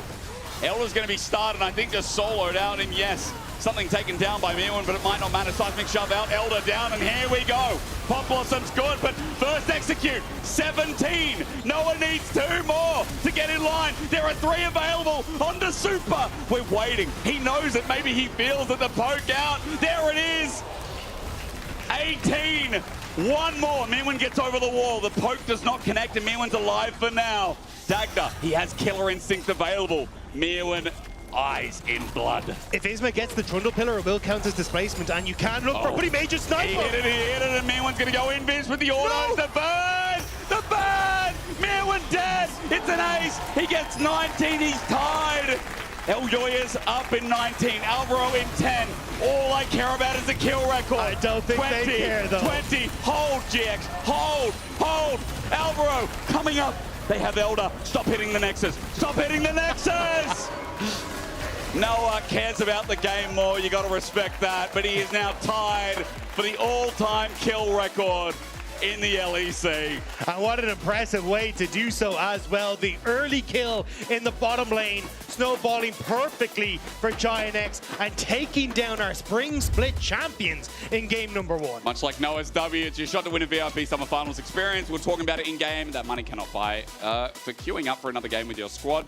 We're talking tickets, flights, hotels, tours, meets and greets. Every game counts in our latest for the win challenge.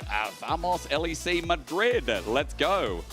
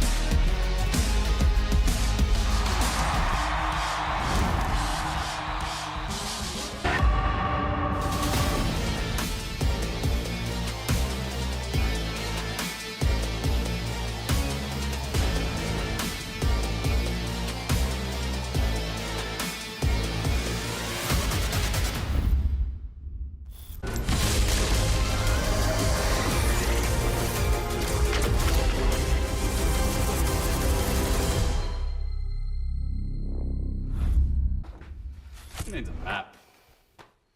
Wait, I'll take care of this. Lord, be careful. That thing belongs in a museum. What is this? Wow, that escalated quickly. What do we do now? Let's have a break.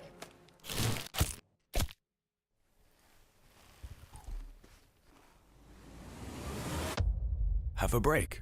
Have a Kit Kat. How do we get out? Like this. Say it. What about me? Join the WhatsApp. Join the WhatsApp. Have you joined the WhatsApp? You should join the WhatsApp. Join the WhatsApp.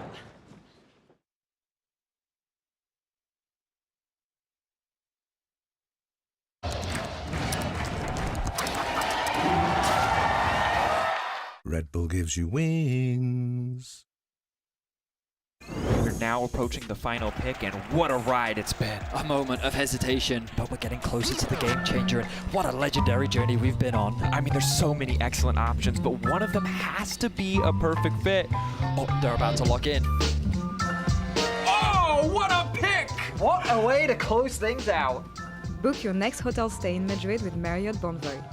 A check-in at every checkpoint. Want to level up beyond the Rift? Express like a legend and find your fastest server in one tap. Express in game without ISP throttling. Express and shield yourself from DDoS attacks. Express and choose the VPN trusted by gamers everywhere. Express VPN. Experience gaming the Express way. Fast, stable, competitive. It's time to Express. Scan to start your 14-day free trial. Subscribe to unlock free Hextech chests and keys.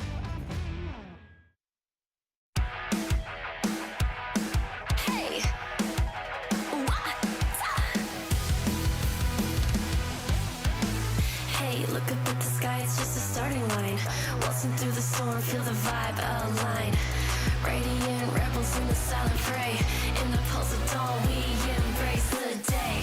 We find harmony in mayhem, finding our own beat. Eyes ablaze, we're laser focused. Dancing through the storm, we become the light. Against the light, we'll celebrate this never-ending fray. Eyes alive in the pulse of dawn, we find our beat when the chances take form through the noise. Hey, look down at the tide, it's our warning sign. It's time to rock the wave or get swept aside. Crash through barriers, our destinies untied.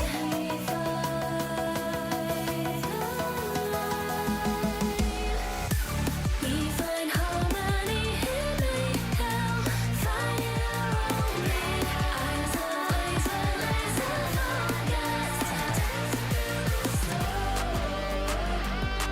We become the light.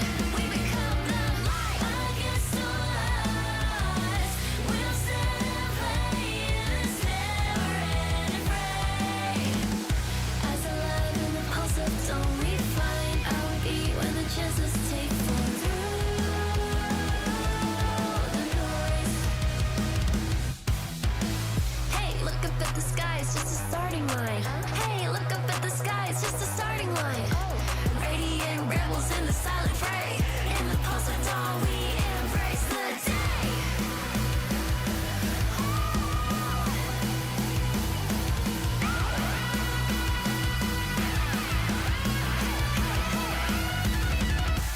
We find harmony in mayhem, finding our own beat. Eyes ablaze, we're laser focused. Dancing through the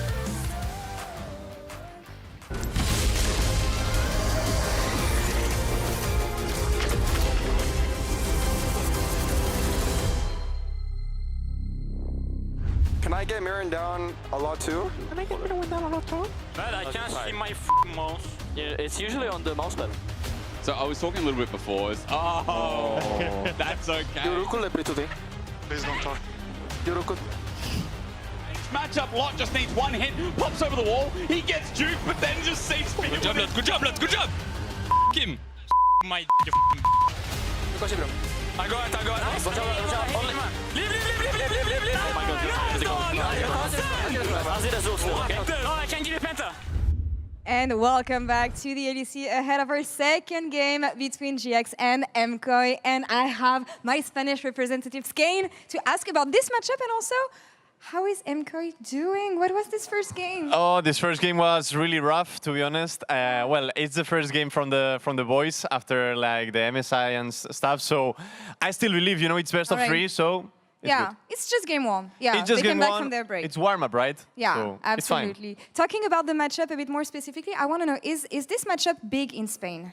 I think like we are a brotherhood club, It's like we have good relation with them. It's good. It's good. There's no banter between the two clubs? I don't think so. I think it's a bit more with Heretics maybe, but between Giants and us, we respect them so much. They're so good. All right. I mean, they have been really good during the first game. What is one advice that you would give the players heading into game 2 here? And one player maybe from GX that they have to be careful about? To be honest, from what I have seen, in Spanish, we would say pelotas a Supa. It means the ball to Supa, He's performing really good. He's really consistent. And I think that he has to carry the games in order to win. Supa, you have to do it, Kane. Gracias por la entrevista. Muchas gracias. Thank you so much. Gracias a ti. And Finn, over to you.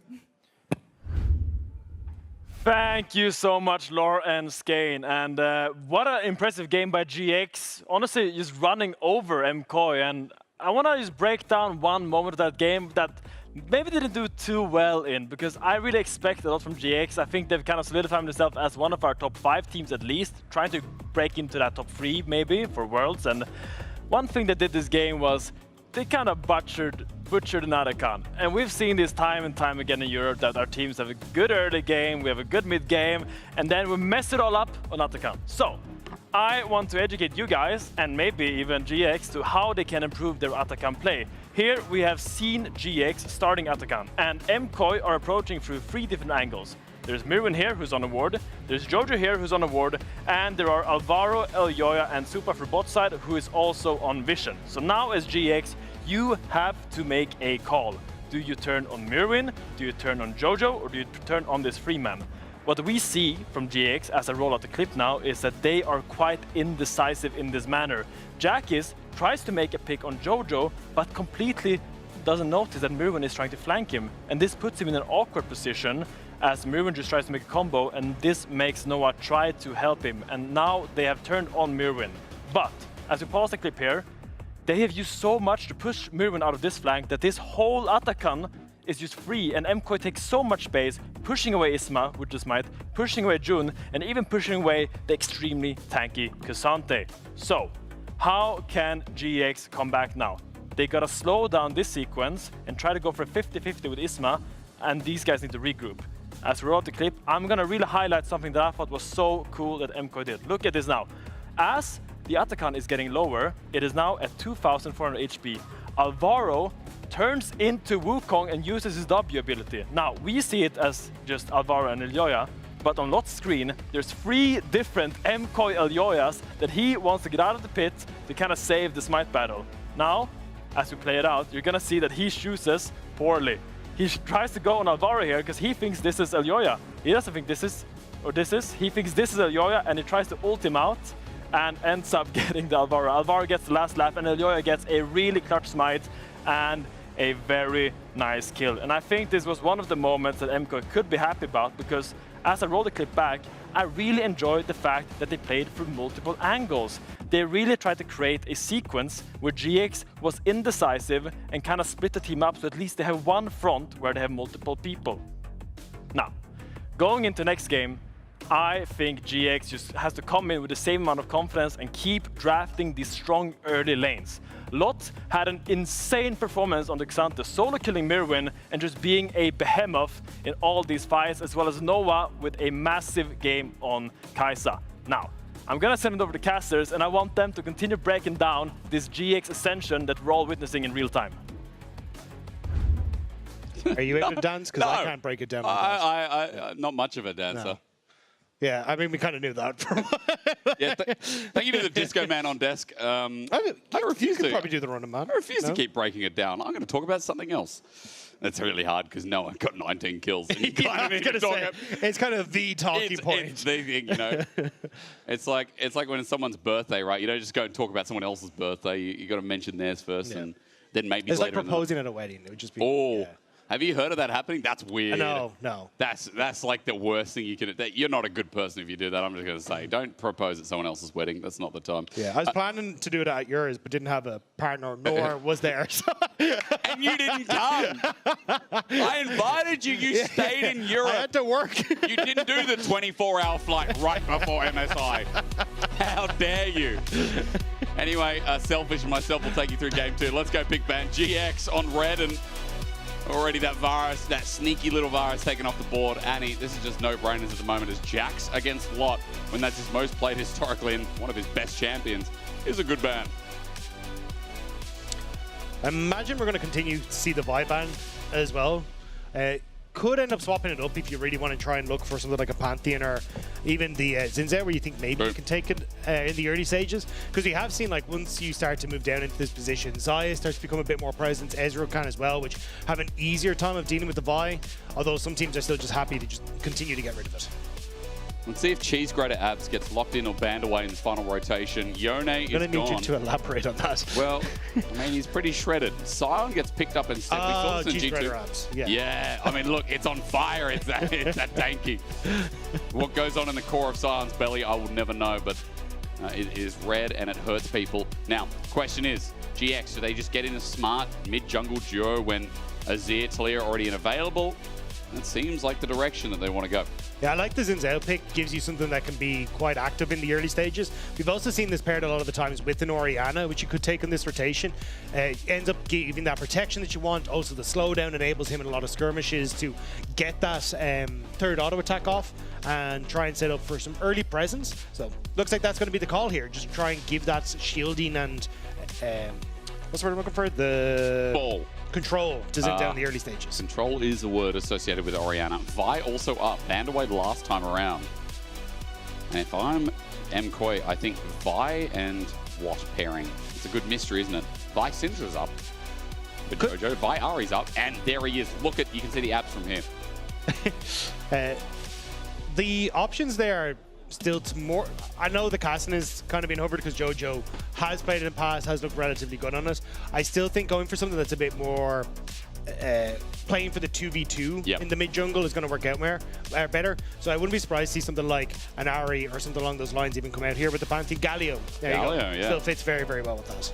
So again, lane might be rough a little bit, but Ari past 6. My also worry is very little damage on MKoi right now. That is true. You start to move into the later portion of the game. So if I'm Giant X, I'm looking at Jinx bans, I'm looking at Aphelios bans, just trying to get rid of those hyper carries and really late game scaling carries. We'll have to see what the game plan is going to be though. I like going for a tank on this one, just to give you that really beefy front line, especially if you can start to get rid of some of those hyper carries, making things difficult for MKoi.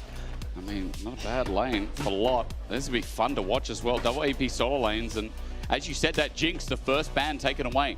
Hyper carries denied from MKoi, and Siv's not up and available. I'm trying to think of a hyper carry like Yunara might have to be played here for MKoi for this front to back. It's difficult, man. At least the Bork with the getting the extra percent current max health damage does help on range carries. Yeah. Maybe, but Aphelios ban I'm surprised to see from MKoi, because I thought that would have been the ban that Giant X were going to go for, especially with Sivir gone. They make it harder for themselves, don't they? Yeah, it's... There's Yunara. Yeah. So Yunara, as you're saying, probably the other one that I'd look out for that could really take or deal damage to tanks. Maybe Zeri or Xayah is kind of what they're eyeing up here. Yeah. But GX have the option to just pick away the one they want. And then MKoi are in a bit of a hole. If they ban another 80 carry here, I mean, maybe it's just going to be a support ban. There's a lot of questions so far. There goes Lucian as well. Not that they would have picked it, right? But there's Xayah. So, yeah, does it have to be Zeri gameplay, Dagger? Is that what we got? It's probably Zeri, in my eyes. You just need something that's going to really scale well and can be that consistent DPS. If you go Ezreal, I don't think you can get through the Shogath as well as you want to, or even some of the front line that's there. I think you need something that's a bit more of a heavy hitter. For now, MKoi are focused on taking away the pairing from Giant X, but as you said, like, Zeri a big option. Smolder maybe, but I don't particularly like the matchup.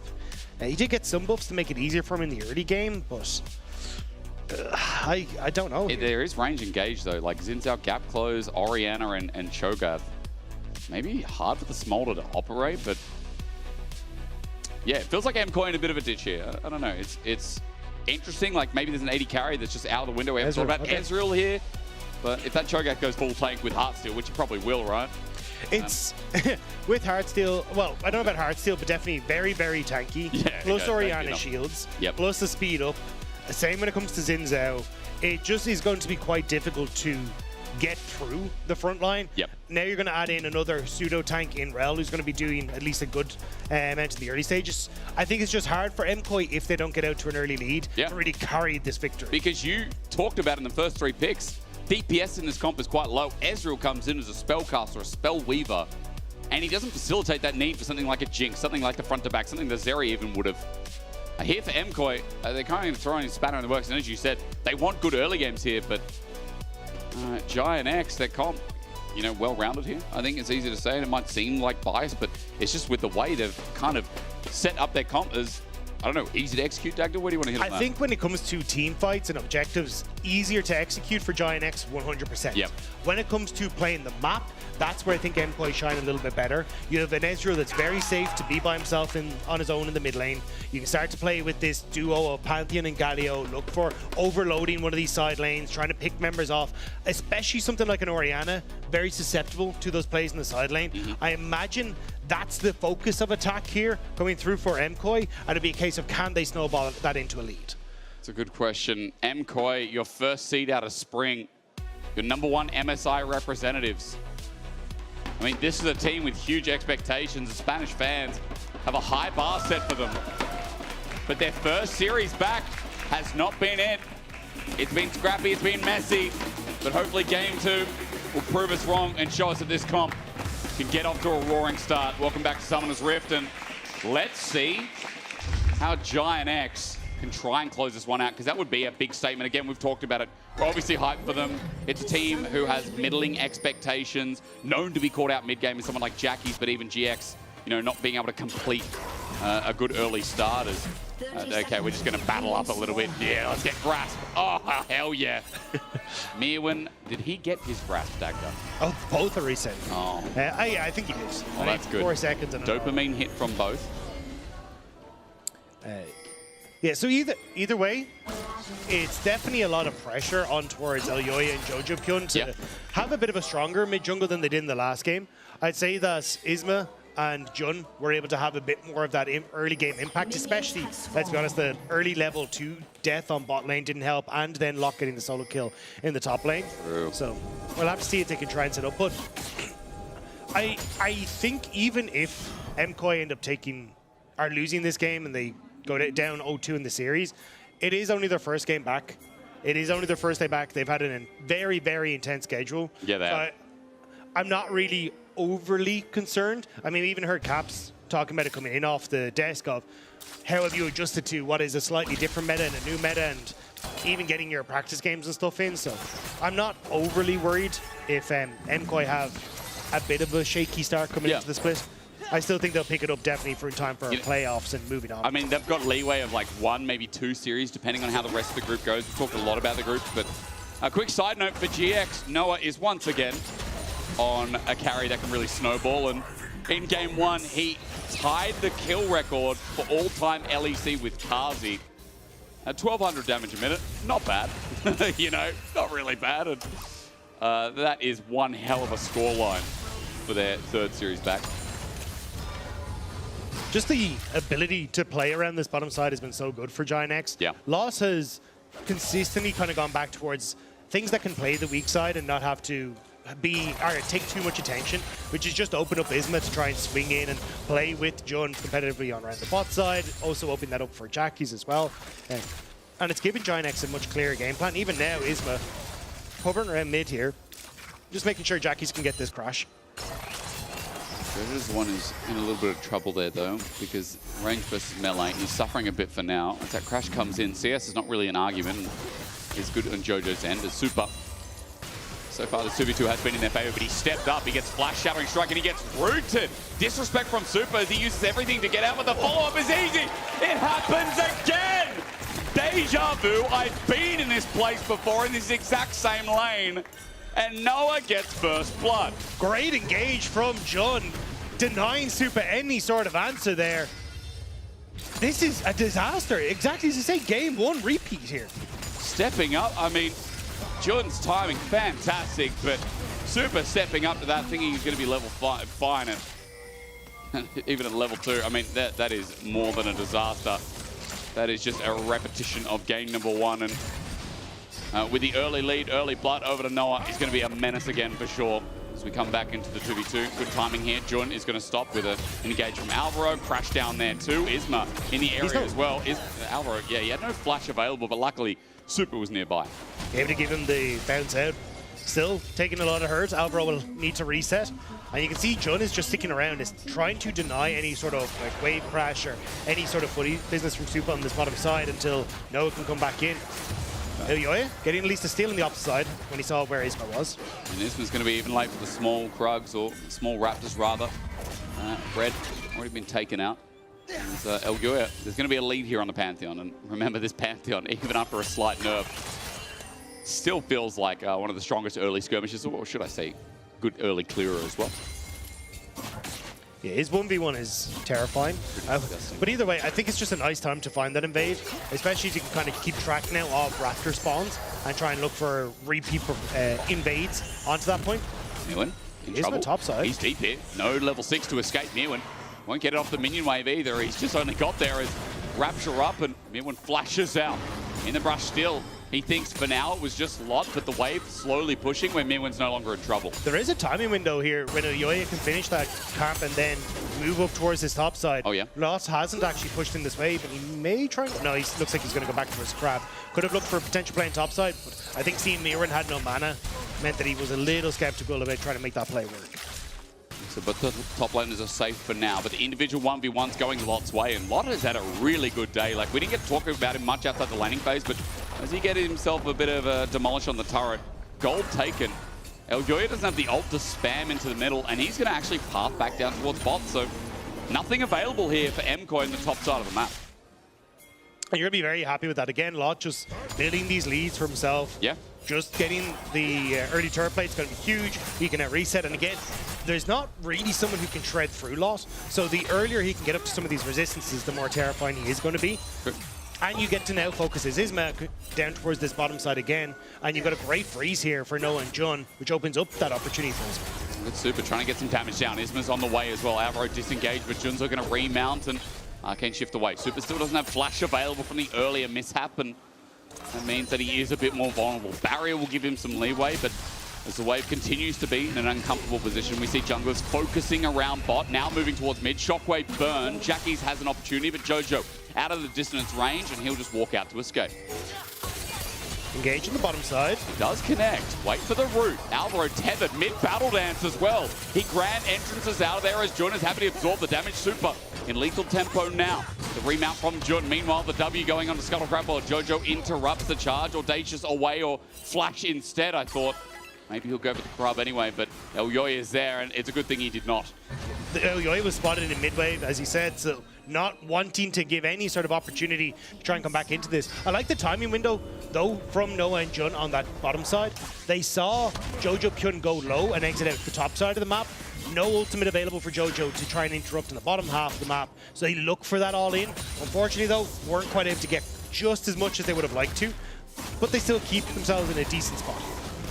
But for MKoi, I mean, usually in most games we see a lot of commitments to swaps here, but MKoi have stayed in the same lane, and you know, while the 2v2 is up on CS with Super and Alvaro constantly pushing, it's that kill that's equalizing things. It's that kill that for Noah has him in a comfortable position in maybe a lane that you wouldn't expect him to win, and of course it's off that mishap. Cull and Tyr picked up by Super, by the way, and Cull still stacking here for Noah nice and early, but his back is going to get a BF sword. So versus Sheen, maybe the power feels equal here, but it's good power nevertheless. Both AD carries moving up to the top side, seeing if they can get involved in what looks like the Void Grub. Mirren going to ult to bottom side though, and just try and get some pressure onto the map instead. You will be able to clear out the wave, and you've got no TP on towards a lot, so everything on Giant X invested in this Void Grub take. But with the ulti down the bottom, remember, Lot, he's already starting up. He's just on grubs. I was like, okay, He's not going to try and walk up the top. He's instead just going to commit and get down quicker grubs. He eats one of them, so 2 stacks now. For the Cho'Gath, there's all 3 grubs over to Giant X in this game. True Shot Barrage won't steal anything, and Giant X now looking for a fight. And rematching lanes. The 2v2 goes into Super and Alvaro again with Jun and Noah. Giant X just escorting Jun and Noah into the way so they can collect it. You have lost a good amount on that bottom side though. Lost hasn't picked up the wave, had no TP to get there. Mirwin should be running Demolish, so a lot of alone time. He's got Shield Bash this game. Shield Bash, was it? Okay.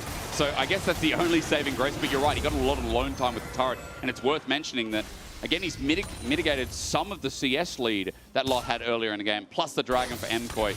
It is an objective traded at the start, which is still good for the Spanish fans. Well, it depends which Spanish fans. Both Spanish fans. All the Spanish fans. Giant X are in a position where they can try and continue to put pressure down around Noah and Jun. The fact you have the early Void Grubs makes it very good in being able to take that, obviously take the tower, but it has also denied the side lane pressure that we were talking about from MKOI, where they wanted to try and play around Jojo and Elyoya and like double up on the side lane control.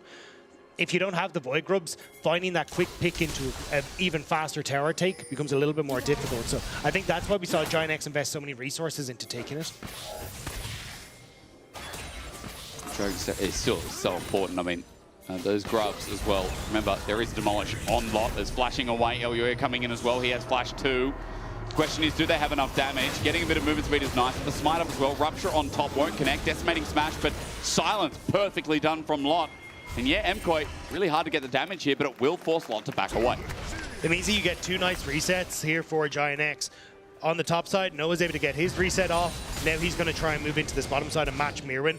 On the opposite as well, Jackie's able to get his reset down. Not quite up towards his full item yet, but it just fine because Jojo had shifted down to try and cover in case anyone on Giant X showed up. So now Jojo has to try and reset and gives Giant X a little bit of a timing window on the map to try and make something happen.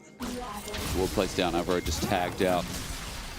Nothing up for a little bit. 3 minutes on the Dragon. Top side of the map. Herald's far away from spawning. I just feel like both these early games, I mean, it was first 10 with Caps before. I felt bad because for Caps it was a slower early game, and then he left and things started happening. This is something we've started to see a little bit more with the Orianna. So last week it was, we are going to stick to Orianna in the side lane, and we're going to use both jungle and support to camp the side of the map that she's on to guarantee the resources that she needs. But more often we're seeing her now this week kind of being paired with an AD carry that can self-peel and is comfortable to be in a side lane. And it means that the Orianna kind of gets to stick around in mid lane by herself. But now, as I say, it is when Jun actually trying to play around Noah on this side, guarantee the wave crash, and maybe with the collapse from MKOI coming through, but they're going to just back away. Like if Isma fights and Elyoya is there, it's still going to be trouble because Sundered Sky picked up already for this Pantheon. And it is just off that lead. Elyoya started crewing for himself. CS discrepancy shown in the charts. And while we are chilling in this early game, just a quick note that I see double Giants belt for Lot, so bring it on. Time to steal some hearts, I think, Dagda. I mean, he already has yours. He does. All the players do, you know that. Engage from Jun. Good little step back. Crash down stops everything. Elyoya rooted up. Spears out. Noah sidestepping everything as Alvaro now needs to get out of there as well. He dances and he battles, and this time it looks like he's walking away from the battle. Super disappearing as well. Nothing up, just a fight that could have potentially happened, does not. And it's kind of been the story of this early game, to be honest. We got that initial bash from Giant X where they're able to get the kill on towards Noah, but since then it's been much of a slower paced game. And I do think in the grand scheme of things, this does favor Giant X. They're happy to wait for Jackie Scalenes, play towards those late game fights where the Shoga becomes that menace in the front line. So for MKOI, this is kind of where I want to see them finding opportunities on the side lane. But it is kind of difficult. I mean, Lot, very difficult to take down. We've already seen it. They're not leaving that Orianna on a side lane, like we just talked about, to be that vulnerable point on the map. And if you try and go for Noah, he has Flash, he has Cleanse, he has the Featherstorm. It's difficult for MKOI to pinpoint parts in the map where they can actually make plays. It's a minute till Dragon. Vedius, this is a fight. Sorry, your name is Dagda. I was with Vedius a lot I was going to today. say, I don't know if I can do the Welsh accent. No, I put Vedius in a fridge earlier on. If you're wondering how, we took all the shelves out and the work fridge became his fridge because I tried to fit into it. We did some WhatsApp record. Which is mad, because a lot of the times you call people units. So Yeah. I assumed that you would be in the fridge. But the thing is, little did you know, if you take all the shells out, you can probably fit in a fridge. The bigger the fridge, the more comfortable. I mean, isn't that what Indiana Jones did? He hid in the fridge. Did he? Did he I think it was actually? when an explosion went off. He hid in the fridge. I haven't watched enough of the movies. All I know is the totem thing, you know. This is one of the yeah, but the totem thing, that happens, you know? Jackie's has phase rush. He's out of there, and now he's back in. Wins 4 means nothing. Let's command attack a little bit. Let's throw a spear out. Alvaro says no. And yeah, you know, my bucket list now ticked off, by the way. Out of everything I wanted to do, putting Vedius in a fridge was #1 on it. You had a very weird bucket. Oh, you should see the other stuff. Dracos, get ready. You are next. All right, teleport in. Giantx going to start the fight now. Super, he's just arcane shifted out of there. As Lot joins in, all 5 members in. And Mkoi, the same can be said unless Jojo doesn't choose to ulti from afar. Jojo doesn't need to. He can go for the tower instead. Giantx now have to be the ones to start it up. Jun looking for super. Engage, misses onto an Ezreal. That was ambitious. Jun now exhausted out, or rather sent one on to Elyoya, who gets burnt. The charm was good, but Alvaro has lost part of his damage. This is what we're talking about, Dagda. They flash away, and Super's really the main damage source. GX stand tall. With Elyoya gone, no contest, and you just get the jump. It looked good. The fact that Super was able to disengage from that, maybe they could have tried to play it slower, but they don't really get anything. No tower, no kills, no dragon. Giantx get away with murder there. Yeah, Noah just uses Cleanse, uses Featherstorm, and out he flies. How hard again it is if Mkoi don't have an early game goal lead. They're definitely not if the Racist Dragon goes down. We watch the fight again. Yeah, I like this slow play because they can look for the tower and Jojo can come in, but Elyoya goes in, immediate exhaust, then the knockup, and Alvaro tries to go into the back line, but Noah gets a great ultimate off, which denies really that setup. Mirwan's not really doing particularly much in being able to deal the damage that you need, so it has to rely on Super, but he's just not really in a position to get that damage off in that spot. Jung cut out, crash down, he's away. And you know, if Super's not hitting, that also is a cause for concern. Only 1 item on the Ezreal with Trinity Force, but he should get there as Herald's going to start off now. Now Dagda, Mkoi are uncontested for now, but they're looking for a play in mid lane. Jun is hovering around Vision, hovering around Super, hovering around Alvaro. There's a Rupture up, Lot comes in, and Alvaro, it's a Ricard, he's not in trouble. There's the engage, on to Mirwan. Herald's going to be restarted while mid laners are fighting each other in the side lane, and GX just take control. Mkoi can't actually go for the play because Lost and Isma will be able to steal it. The player on the bottom side, Wins of war. Jackie's getting close. Jojo in trouble. Dissonance there. A couple of autos. Command attack. And Jojo survives for now. He has teleport, but he definitely doesn't want to TP back to bot lane. Otherwise, top is screwed. Mirren moving down river, will be spotted by Isma. A lot of play around here just to contest mid wave and top wave so he can move in towards the objective. Question is, where does Jackie's go to? Jojo's walking back to bot lane, keeping that teleport up. He's going to miss the wave, though. I mean, that teleport, there's a ward pinged on the back of the pit. First teleport's going to come through from Jackie's. Jojo teleports 2 seconds later. Giantx, the Herald's still not taken. We are weaving between. He's TP'd in front of everyone again with a Magnus Storm and a Rune. He won't be able to move. It's good damage as Isma negates it all, but the engage from Alvaro would be great if they had some AoE. The feathers are out as Elyoya is the one to pierce the heart with a spear. And Mirwan, the point-blank ulti, will get the job done. Giantx, a shockwave finally comes through as Alvaro is the trade-off, but with Lot running out of mana, Elyoya sinks where they stand. Mkoi rally around Jojo in what looked like could have been a huge mistake, but Mkoi are able to turn it around. I feel like there's so many conditions, Doug, that they need to be hitting. Mkoi hit them all in this fight. So we get the engage on towards Jojo, and it's kind of Noah who's caught out on the backline here, has to try and move forward. Flashes forward, sorry, to get into a position that's away from the back line, but it leaves him then very vulnerable in this position, and a great reposition from Super alongside that engage on the back line. Mkoi, really good turnaround in that play. That point-blank Mirwan ulti was unreal, but Elyoya's damage, I think, was a big part of it as well. I said he sinks where he stands, but he was sinking them where he was standing over Giantx's grave after that fight. It's heating up. Game 2 is a little bit slow to start, but finally we get our first major fight in mid laners. Big part of it, at least in this game, but I think Mirwan, most of his damage just came off the fact of that fight as well. Now Mkoi feeling much more confident to step onto the map. trying to get vision on this bottom side. Look for a play where they push in mid. There's the check mark. Now move into the bottom side and look for that tier 1 tower. GIANX doing a decent job of defending already with Isma and Jun hovering between both positions. But MKOI would really like to try and get some of the standing gold on the map. And a Mountain Soul, or rather Mountain Dragon, I should say, at least for now, is going to be big. The Herald going to be used for pressure, obviously, but I think for MKOI, the individual stats of the first Mountain Dragon makes Mewin that much more of a pain to kill, and base damage of tanks in this point of the game. Forget that argument for the time being, because it's going to be huge damage coming out if he gets another big one like he just did. Looking for Jackies over the wall, but the ball spots all. And MKOI moving in, trying to get themselves a bit of damage on the turret. They have no grub. Shockwave clears the way, but not enough. MKOI siege successful, and a bit more gold in their pocket. I'm surprised that GIANX tried to contest it as heavy as they could. You don't have your Shockwave now for the Dragon in 50 seconds. You're not really pushing in topside to guarantee a trade of the objectives. And now you've already lost that bot tower, which was going to fall regardless with the position on the map. So MKOI doing a good job of putting the pressure on. GIANX fumbling a little bit on the defense. We need a call, Dagger. We need a call. 35 seconds. We need a call from you specifically. Items, what do you think?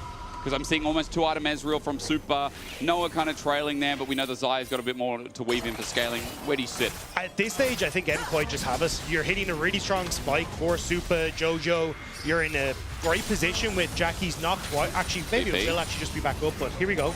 Lots in, needs a rupture, but Jojo's out of there. Good justice punch. Isma zoning off the rest of MKOI's chivalry from moving into position, and Super, the poke important here. I feel like Isma doesn't want to pop that ult before the fight begins.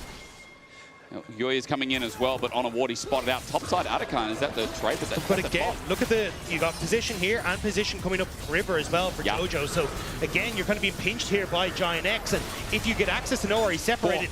You can see already he can go down fast. Hit big by Super, the range big, and Super might be speaking German. I see a guten Tag when I know one is should hit on the walls. Mystic shot again. Mewin has to get out and doesn't have a flash, but he re-engages, setting up with the decimating smash. The Galio layered on top. MKOI's fights are off to the races. Finally, two-man shield of Durant.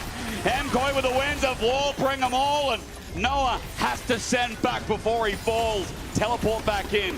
This time, it's personal from Jackie's, but his Shockwave's not up and available. Herald's down, and MKOI have the river to themselves. Cheeky TP, but it works out in the end for Movistar Koi. Great read from MKOI. Hitting again those 1-item spikes is so strong for this composition, and the position that they had was great. Super, again, shout out to this guy, moving right the way to the back line, was threatening Noah the entire time that they were positioning for that fight. It's, what's his name, Jurassic Park. What's the thing? Tyrannosaurus Rex? Yeah, that's a dinosaur, and I forgot it. I even played Dinosaur Dex, and I forgot it. Yeah, but they've got weird names. So. Yeah, they do. They definitely do, but they're cool names, you know. It does feel like we're watching, you know, like King Kong versus, you know, Tyrannosaurus Rex, Jurassic Park. You know what I'm talking. We know what I'm talking. Everyone knows it. Godzilla. Why couldn't you help me there? It's sometimes nice to just watch you fall for a bit. Yeah, but I don't know where I'm scared. What a know. Lots sent up. This is getting a little bit harder as Super just walks up mid and takes turret. Okay, 2-item Ezreal, easily done. MKOI in a much better position. We had concerns about damage, but these last couple of fights have been so well orchestrated as Jun is just taking down, or getting taken down by Super himself. By himself, a Mystic shot would have connected and dealt the worst damage. Super getting confident here in game 2. He's playing fantastically this game, and again, he needed to. He kind of had to be the damage dealer, had to be a massive threat, and he's not even playing the fights really front to back. It's how he's been positioning to constantly get access onto key members in the fights has been fantastic. Super glazing hasn't come this series because Super hasn't had the need to. I mean, yes, he's had big moments, but as we start Atakan, let's see how he enters the fight. 2 items with a pickaxe versus Navori quick flicker blades from Noah. It begins Dagda, Atakan at 1k, but there's a double smite with the feet. Remember that. Positioning good here from GIANX. Super trying to see if he can get in onto this wall and have access to the back line, but it's going down slowly. Alvaro's the only one zone controlling. Decimating smash not connecting. Mewin playing his own zone control nowhere. Ults are back. The Galio Hero's entrance is big, but look, the separation. Meanwhile, Mewin is the full target. GX are just letting Noah unleash, but he can't kill the tank. running in. Jojo takes the glory while Super plays the backhand so damn well. He'll shift in, shift out. Giant X have been rooted out. Giant X couldn't keep their carry safe. MKOI jumped on them from every angle and turned the Atakan in favor of MKOI. Feels like Movistar Koi finally woke up in the series, and with Atakan getting taken down, that feels like an insurmountable lead. Let's watch the fight one more time. But watch how the fight gets split. Noah's on one side, Jackie's on the other side with Jun, which makes it really difficult to keep the Orianna safe. Same when you look at Noah, ends up trying to get through the Scion, but he's just not able to do so. Even getting hit up by the Decimating Smash means that MKOI can finish off Noah. And once that carry duo is gone, that's actually where Giant X are struggling. No, please. He has it. Mew in real voice or what? Okay, there's the energy with it as well. I don't think I've talked to Mew a couple of times. I've not heard that voice from him. I don't know he's been hiding it for so long. Look, sometimes you gotta go visit your happy place. He's definitely in his happy place there. Good to hear. 4.5k gold lead. I feel like Mew, in a matchup with easy access to Heartsteel and, true damage that comes from ult, has done pretty well. Alvaro, he said the same. Rapture doesn't connect. He's just out of there. He's playing with it. And I mean, this is such a better game from Movistar Core. We talked about their team fighting. We talked about how good they are, especially with like this. Super's been great as ulti used onto Jackie's. No time to talk about him. Or is there? Over the wall, Shockwave on himself. And guess who is behind? Landing every Mystic shot. Jackie is flashing away. Dissonance will help him get some space, but yeah, it was a moment to glaze Super as Jackie's gets sent away. Yeah, he has been playing absolutely fantastically, and this was the guy that really stepped up coming in towards the end of playoffs that helped carry them in a lot of the fights. Noah. El Yoya is going to force the ulti immediately, but he can't move. As soon as Noah comes down, he does not survive. Hero's entrance onto Jun, and I mean, Jojo has shown us a bit of heroism in this game, I will admit, as Movistar Koi are taking down numbers. Giant X just haven't been able to keep Noah and Jackie safe in these fights. MKOI consistently finding multiple flank angles, getting the double ultimates in onto those key carries to separate the fight and making things easier for them in a skirmish. MKOI have been playing these fights fantastically and getting great picks as well. And with the snowball, they've got enough damage to take down Baron, just the two of them. El Yoya and Super, while the rest of MKOI look for the fight afterwards, maybe look for the zone. Shockwave in on a Rakan, that does nothing. And Baron goes down, 7,500 gold. An easy lead now built at a 3-item Scion that it seems unkillable, as Noah just can't play the game.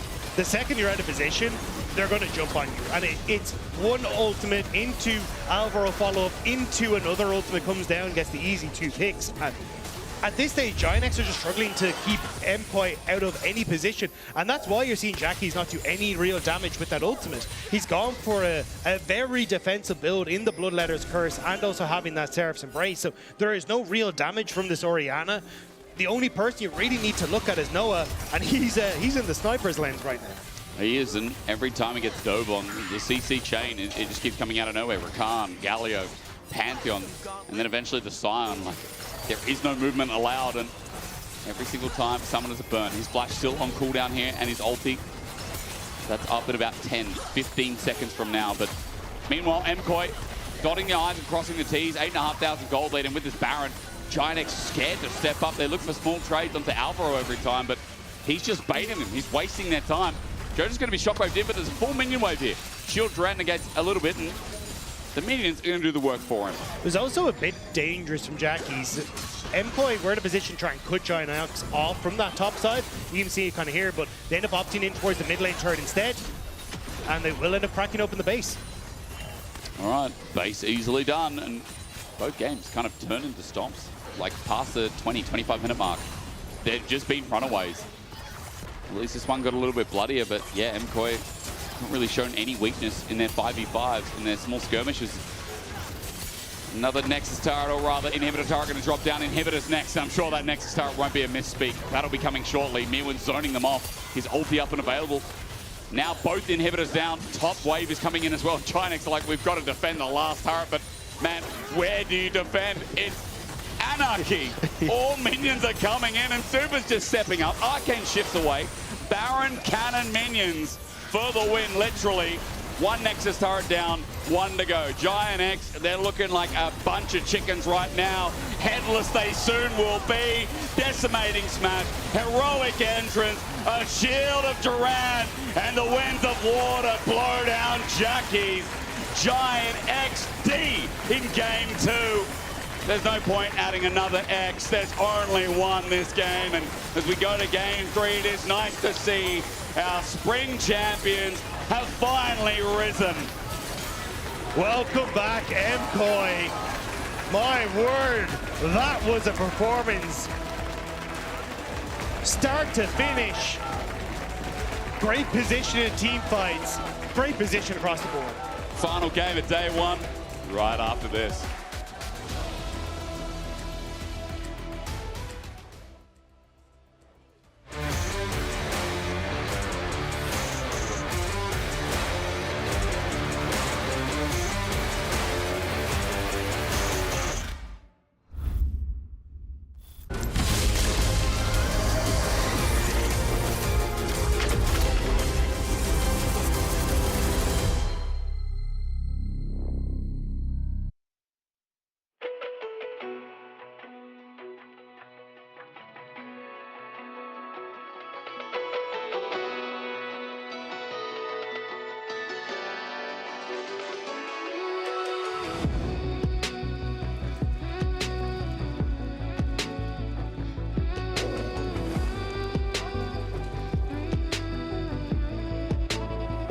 When darkness falls, you are my light. You take my hand and hold it tight. You are my home, I know it now. Don't let me go, we're safe and sound. I see your beauty shine, you radiate with light. Our hearts dancing time, you're one of a kind. Sound on and feel my heart. We're never lost, even when I'm gone. Like circles on from near and far, above the flower bed. As we watch the stars, and we'll never be lost.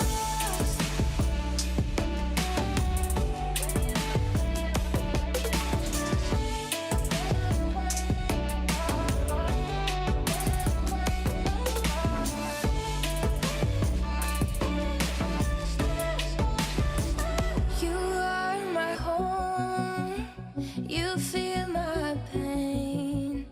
My soul is yours, two souls the same. With you I'm everything, you never asked me to change a thing.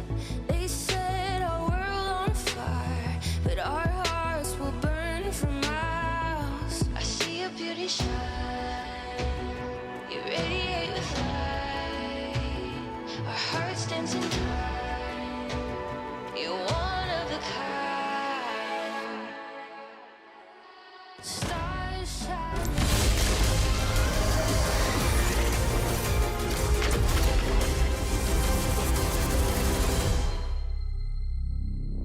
No cleanse allá. No flash allá, no flash allá, no flash allá. I have nothing else than that. I have W now for Chaya. They wanna hit me. Ah! No, please. He has it. Oh, they wanna hit me now. Let me. I need kill. Bro, that was not a BLG Aracon. What the f? Okay, we start. That was a EU Aracon start. Oh. Yeah. Please end it. No. Try him. And welcome back to the LEC ahead of game 3 between MCoy and GX. And Guys and everyone at home, I have a very special guest here, someone who traveled from very far to see his favorite team win. What is your name? My name is Hector and I came from Mexico. Well, Hector, it's really nice to meet you. So did you actually really come to see MKOI play? Yes, all the way from Mexico just to see MKOI play. That is some sick dedication, honestly. I hope they can win the series and you can see them afterwards and meet them. But what do you like the most about this team? I like the way they play as a family and the emotions surrounding the whole team. Okay, if there's one specific player that you really want to see pop off in Game 3, who would that be? Alvaro and Supa. Alvaro and Supa, the bot lane. Some love for Hector, please, here in the LEC studio. I hope you get to see your team win. And Desk, over to you. Oh my God, that's so wholesome. Thank you. Let's go, Hector. I hope for your sake that they win. I guess they play again tomorrow. So worst case, they can play again then. Interesting, he said Alvaro and Supa. And we didn't really have time to talk about it before the game, but I know when we discussed this game in our meetings this week, we talked a lot about how MKOI really need to kind of double down on Supa, right? And their bot lane, because it feels like that can be a very, very reliable win condition if you do play towards it. But then they keep getting killed in lane. Yeah, that's the one thing, right? Let's start with the positives. I agree with you. I think Alvaro is the best support in Europe right now. I think he's doing a phenomenal job. Well, okay. But either way, I also think Supa is incredibly reliable in the late game. What he did so well in Spring was that he barely got resources from his teammates, but just managed to have some of the best farming in the entire world, actually, and then just become a monster in the late game. Now, let's talk about some of the negatives from the 2 games we've seen this series. Absolutely mind-boggling, uncharacteristic mistakes has come through where they've been 2v2 killed 2 times in a row, yet he still managed to become a threat in the late game. Yeah. Yeah, I'm just bouncing off GB because I think like Alvaro, massive performance today in these 2 games, but let's look at Supa. His stats looks really good, and I was very hesitant when I saw their comp this game because I see a Sion, a Galio, a Pantheon, and a Rakan. Not a lot of damage, you know? Yeah. So there's a lot of weight on Supa's shoulder with this S-roll, with only skill shots to damage, but he really stepped up in the mid to late game, really finding so many crucial mystic shots and actually putting out all the damage. I was very hesitant towards believing he could do. I mean, they needed a big moment to get those resources because, again, they were put on the back foot because of also that lane performance from the bot lane. But I feel like something that you can always kind of have in the back of your head when you're watching MKOI GB is that they can be clutch. Even in a game where they're behind, and I think this next replay is going to show that around the Herald. Yeah, I think it's always that creativity. They have a composition where Finn already broke it down, right? It can lack damage, but it can also have a ton of lockdown. And I think both Jojo on the flank, but Alvaro in this fight is absolutely smurfing it. Yeah, Alvaro, he waited. I thought he would have been 2-3 times before he did, and he really finds this absolutely crucial timing.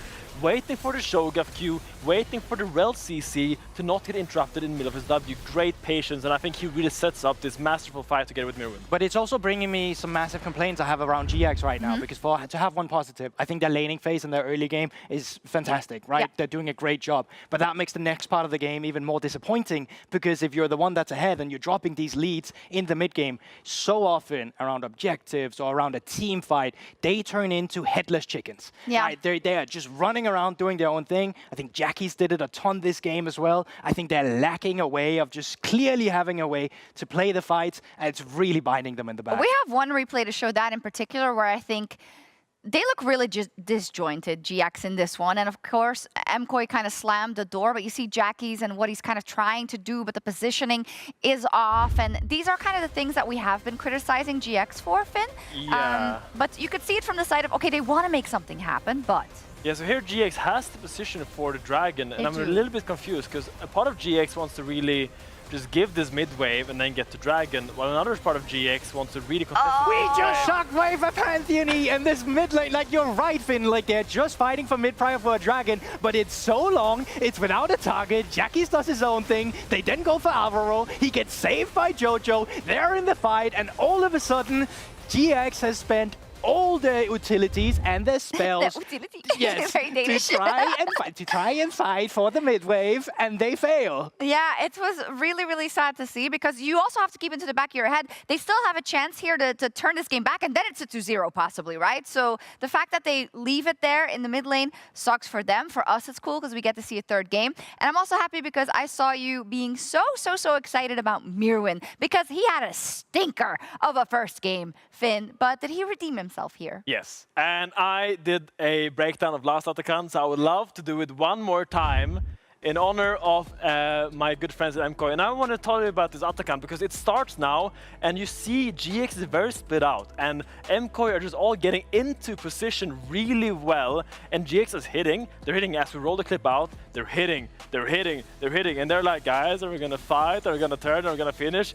And they're hitting, and it just keeps going. And MKOI just get into these perfect positions. You have Supa on the top flank, you have Mirwin on the bot flank, and now suddenly GX are like, guys, we have to fight now. And now they just get collapsed on so well. Keep your eyes on Mirwin this fight. He is on Noah the entire fight. Flashes into Fog 4 to get the masterful Q. And it's just a really weird start by GX. I'm standing up because I'm so frustrated with GX. I need to see more from them. You did this mistake game 1 and you still got away with it. But in game 2, the game is even, you gotta do better than this. But it's also one of those things, right? I'll stand up with you, you're not alone. So it's one of those things as well, like, when they start these Atakan fights, right? They're never the ones who's dictating the zone. Exactly! They're the one who's dictated in their zones! I mean, the setup is just not there. They don't have vision in the river, they don't have vision in the jungle, and they're just letting MKOI do everything they want while they're stuck hitting the stupid Atakan time and time again. And I'm just getting so annoyed. I'm about to turn Scandinavian. It's a bit of a crutch. It's a little bit of a crutch. We both turn Scandinavian when we get passionate. Acceptable crash out, I would say, for this, because, you know, this is a very important match for a lot of reasons, right? Because of the Spanish rivalry, but also because of the race you have for getting to Worlds at the end of the season, for getting to that finals weekend. And in that case, you can't leave anything on the Rift, especially if it's mistakes that you've made a couple of times. And I think something we pose is that Giant X is so good in scrims. We heard it again from the G2 esports boys who said they're really, really good there. So we're always expecting more from them. I think it's about time that we see it come fully to fruition in this game 3. Yeah, and the things about being good in scrims is that scrims is heavily early game skewed. Yes. Scrims is all about getting a lead fast, rolling over opponents in lane, and then kind of snowballing that fast because the games are a little bit more messy, a little bit more sloppy, a little bit here and there, topsy-turvy. But when it comes to stage games, you need to play the game post 20 minutes. You do, unfortunately for GX. They have selected the blue side, so let's see if they get it past 20 minutes and they get it to that goal, or if MKOI is going to make Hector very, very happy.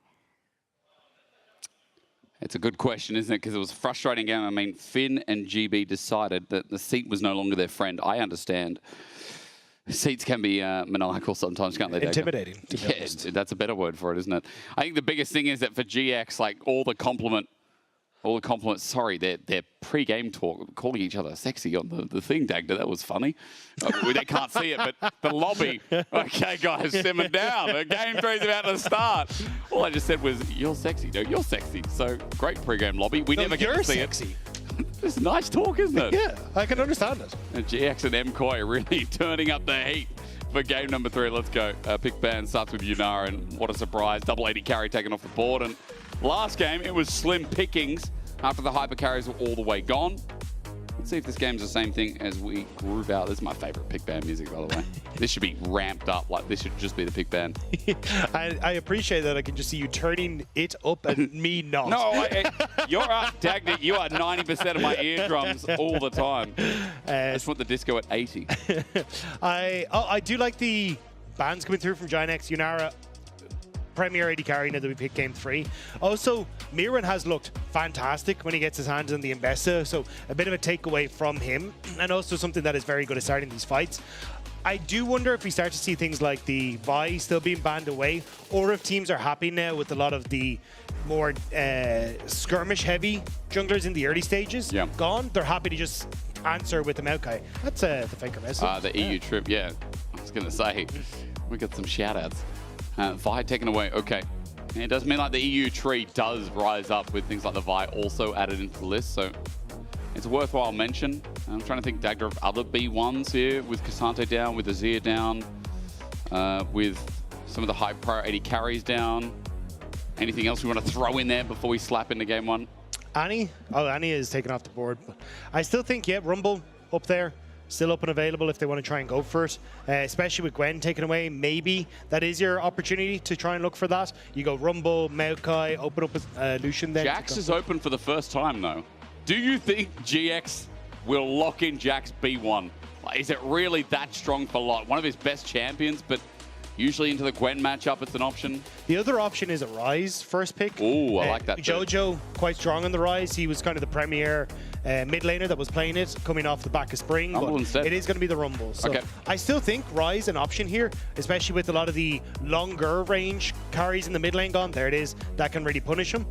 And now you can opt in towards a bit more of a team fight or a skirmish jungler if you'd like to, or just go back towards a Maokai, Sejuani, pick up something in the AD carry role if you're also interested.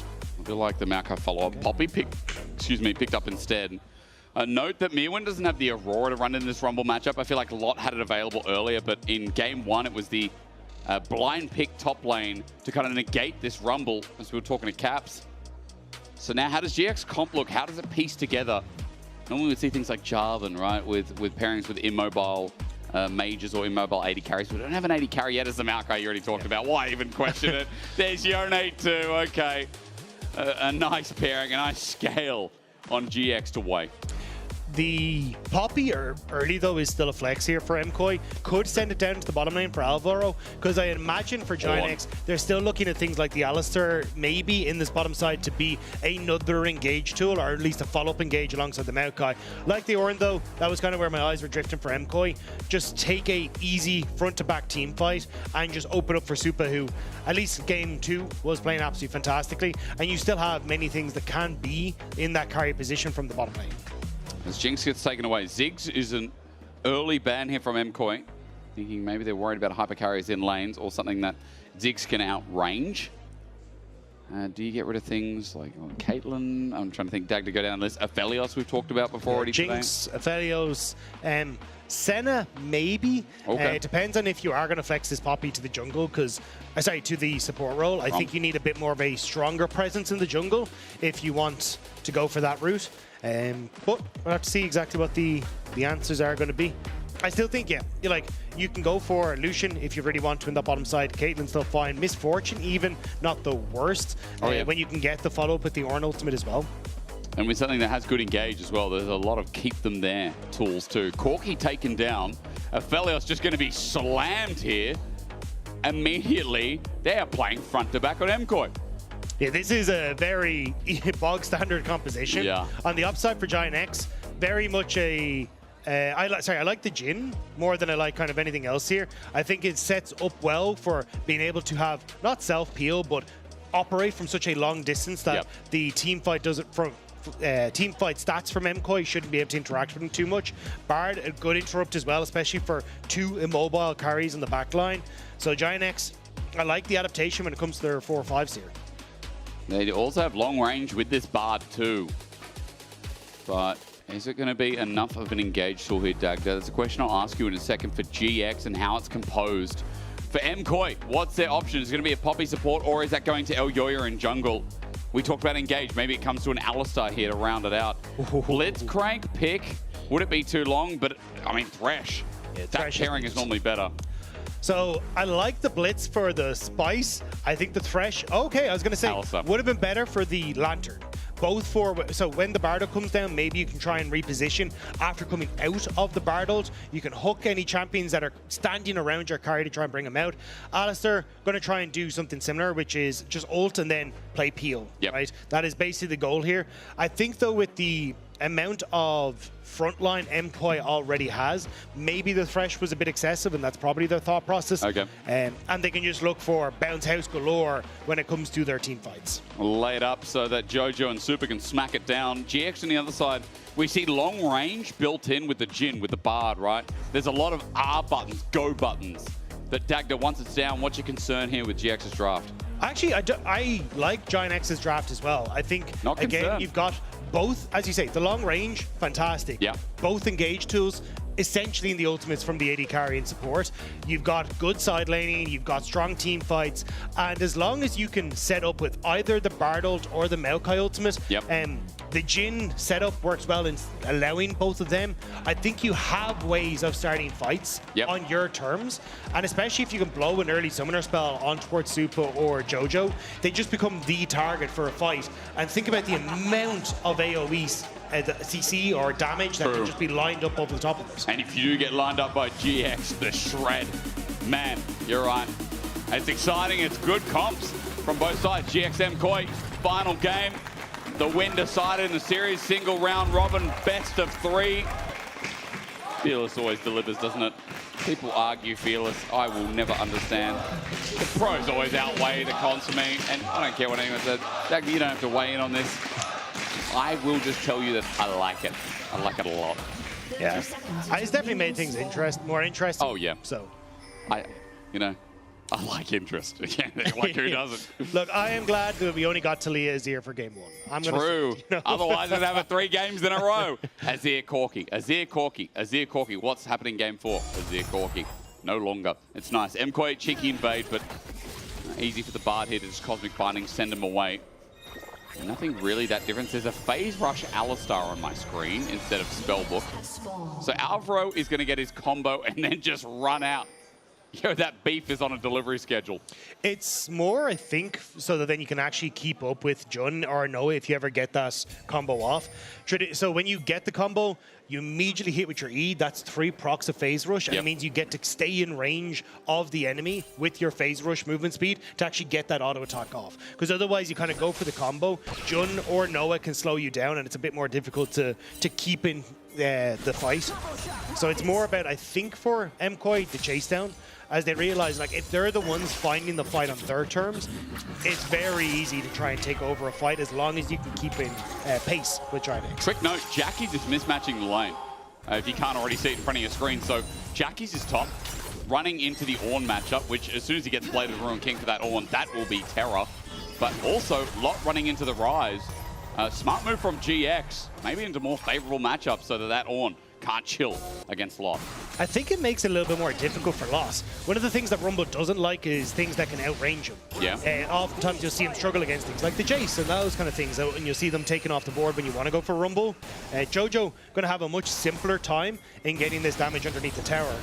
Plus, about I want to say 4 patches ago now, maybe 5, probably 4, where Rumble's magic resist got nerfed as well. It did, so specifically into something like a Rise, he's going to struggle, and you're already kind of seeing that in the matchup. So maybe it's about Captain Jackie's then. Maybe the matchup there, the allocation is more about this Yone. Interesting choice regardless, as you're right, Jojo zoning off one hell of a lot.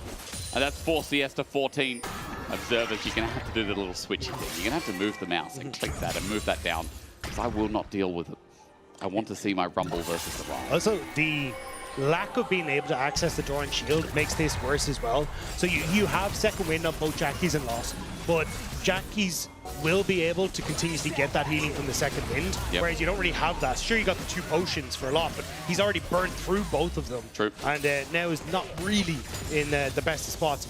Jojo will look for the quick reset and TP back in, but I imagine we're going to need some early, well, something from Lot to try and keep him safe here. Jackie's, so far, by the way, he's doing okay in the lane, but Milan's just keeping up fine. Alvaro bumped a little bit. Nora and Jun, so far, their laning phase has been pretty good. A kill in both game 1 and game 2. Let's see if we can get the full trifecta as Elyoya just passing through mid. Scuttle's going to go down, and he's off towards the top. I like this move from Elyoya, though. It's Jojo's already got the reset. Lot couldn't crash the wave, so now Jojo is in a great spot to either just crash this wave and deny Lot the reset, and they can test for second scuttle, which you can see he actually sniped away on that top side. Or no, actually, sorry, he didn't quite get it. Almost. But it means that Lot has to take the reset now, and he can protect Jojo in the mid lane as Jojo crashes the wave and tries to make Jackie's lose a bit of CS. Lost a bit of CS. This is no, you're right. It's okay. It's also because their portraits of mismatch. It's like, man, how's actually the CS going? 9 behind is Lot. I remember into Jojo, he's just trying to step up. Electro harpoon the wave and then hope that Jojo just doesn't chain him. A little bit nicer when he can walk away from the combo of Essence Flux there and use Jojo's mana as much as possible, but he's also got a tier now, so Jojo gets that little bit more annoying. You can see though 22 CS to the 35. Jojo's in a fantastic spot, and for Rise this is perfect. You get to farm up, you get a wave that you can push in mid, get access to the map, and I think that's where again we'll start to see that trending down towards the bottom side of the map, and see if you can enable Supa to get snowballing on this. Felios has just gone for the reset, no wordy Cole, but I think that makes sense in this matchup specifically because you do have a lot of damage that can come through from Noah, and you want to be able to match that in some of these trades. But meanwhile, in solo lanes, Jojo's coming top. Quick back from Jackie's, but there's no rune prison or interrupt of any of the sort that can come through. Jackie's might be going towards mid as Mirwin and Lot are now the mid laners. And we're going to TP top. Jackie's going to continue to match this and make sure he doesn't lose that wave. I'm surprised. I thought they'd try and get Lot on the reset here and maybe try and move him up into that top side, or even just immediately push into that top lane. But the fact that now you've already got that early Negatron cloak built from Mirren, he's going to be delighted to fight off against Lot because you kind of bypass a lot of that early pressure. Whereas when you look across at Jojo, he's got the early tier. He's going to be fine to just match up against the Yone. No ulti for Jackie's yet. He's getting close to it though. Jojo, he'll get whipped a little bit if this minion goes down, and indeed it does. Jojo hits him, and Jackie's no knock-up. Otherwise that ulti would have been triggered. Kill threat coming through as Jojo knows that he steps back. You do have to be a little careful of Jojo just because of the extended lane. In mid lane, it's much more difficult for Jackie's to chase the Rise down because of that shorter lane. When you're in a side lane, it becomes a lot more difficult, I'll say, as Jackie's. There it is, knocks up, the Q hits, and under turret, Jackie's close. Jojo flashed away. One more auto, that would have been death, as now junglers are getting in it because top is getting busy. Jojo needs to try and get the reset off. Jackie's going to try and shove a wave and make sure that at least MKOI lose something off the back of this.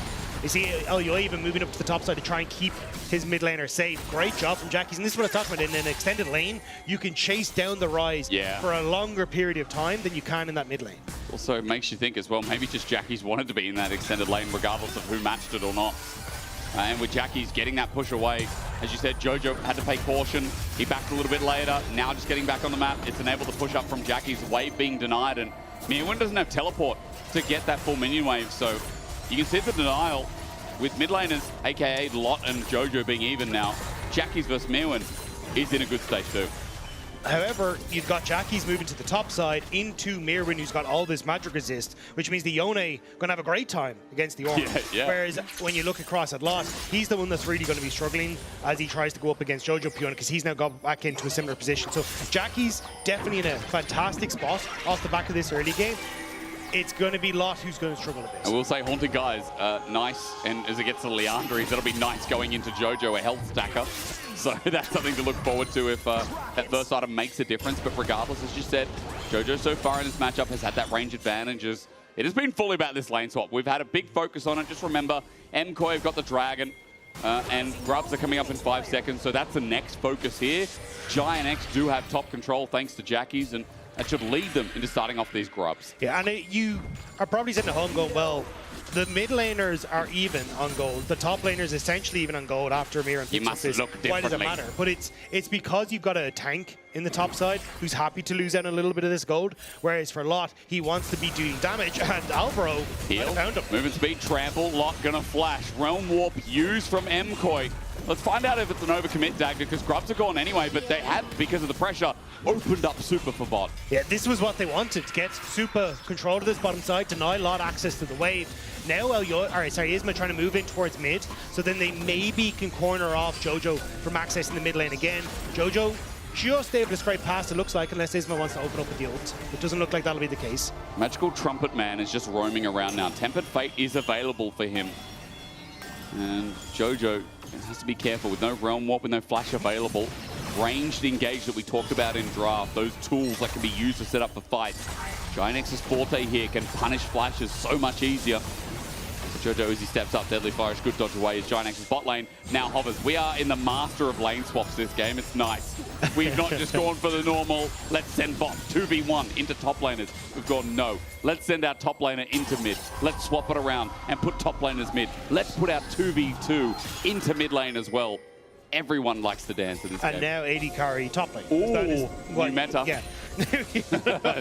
Try kind of the old one, but Junglers go bot. Let's put them in a lane to next. base. Jun, where is the journey taking us? Okay, through that. Awesome skin, by the way. I love the little gate on the magical journey. Is Isma. He's not even going to get his own scuttle. Bramble Scratch disengaged, flashes over the wall. He wanted to walk up to top, but the gravitum on Super forces the summoner. Summoner on Isma gone. Good Bramble Smash, as he said, to deny Elyoya the charge into the wall. Yeah. Again, though, Alvaro working with Supa gets a ton of this CS in the top side, so Supa going to be able to answer for some of the early CS that's already been picked up by Noah. Should be able to get off the early plates. That's why you're seeing the even gold.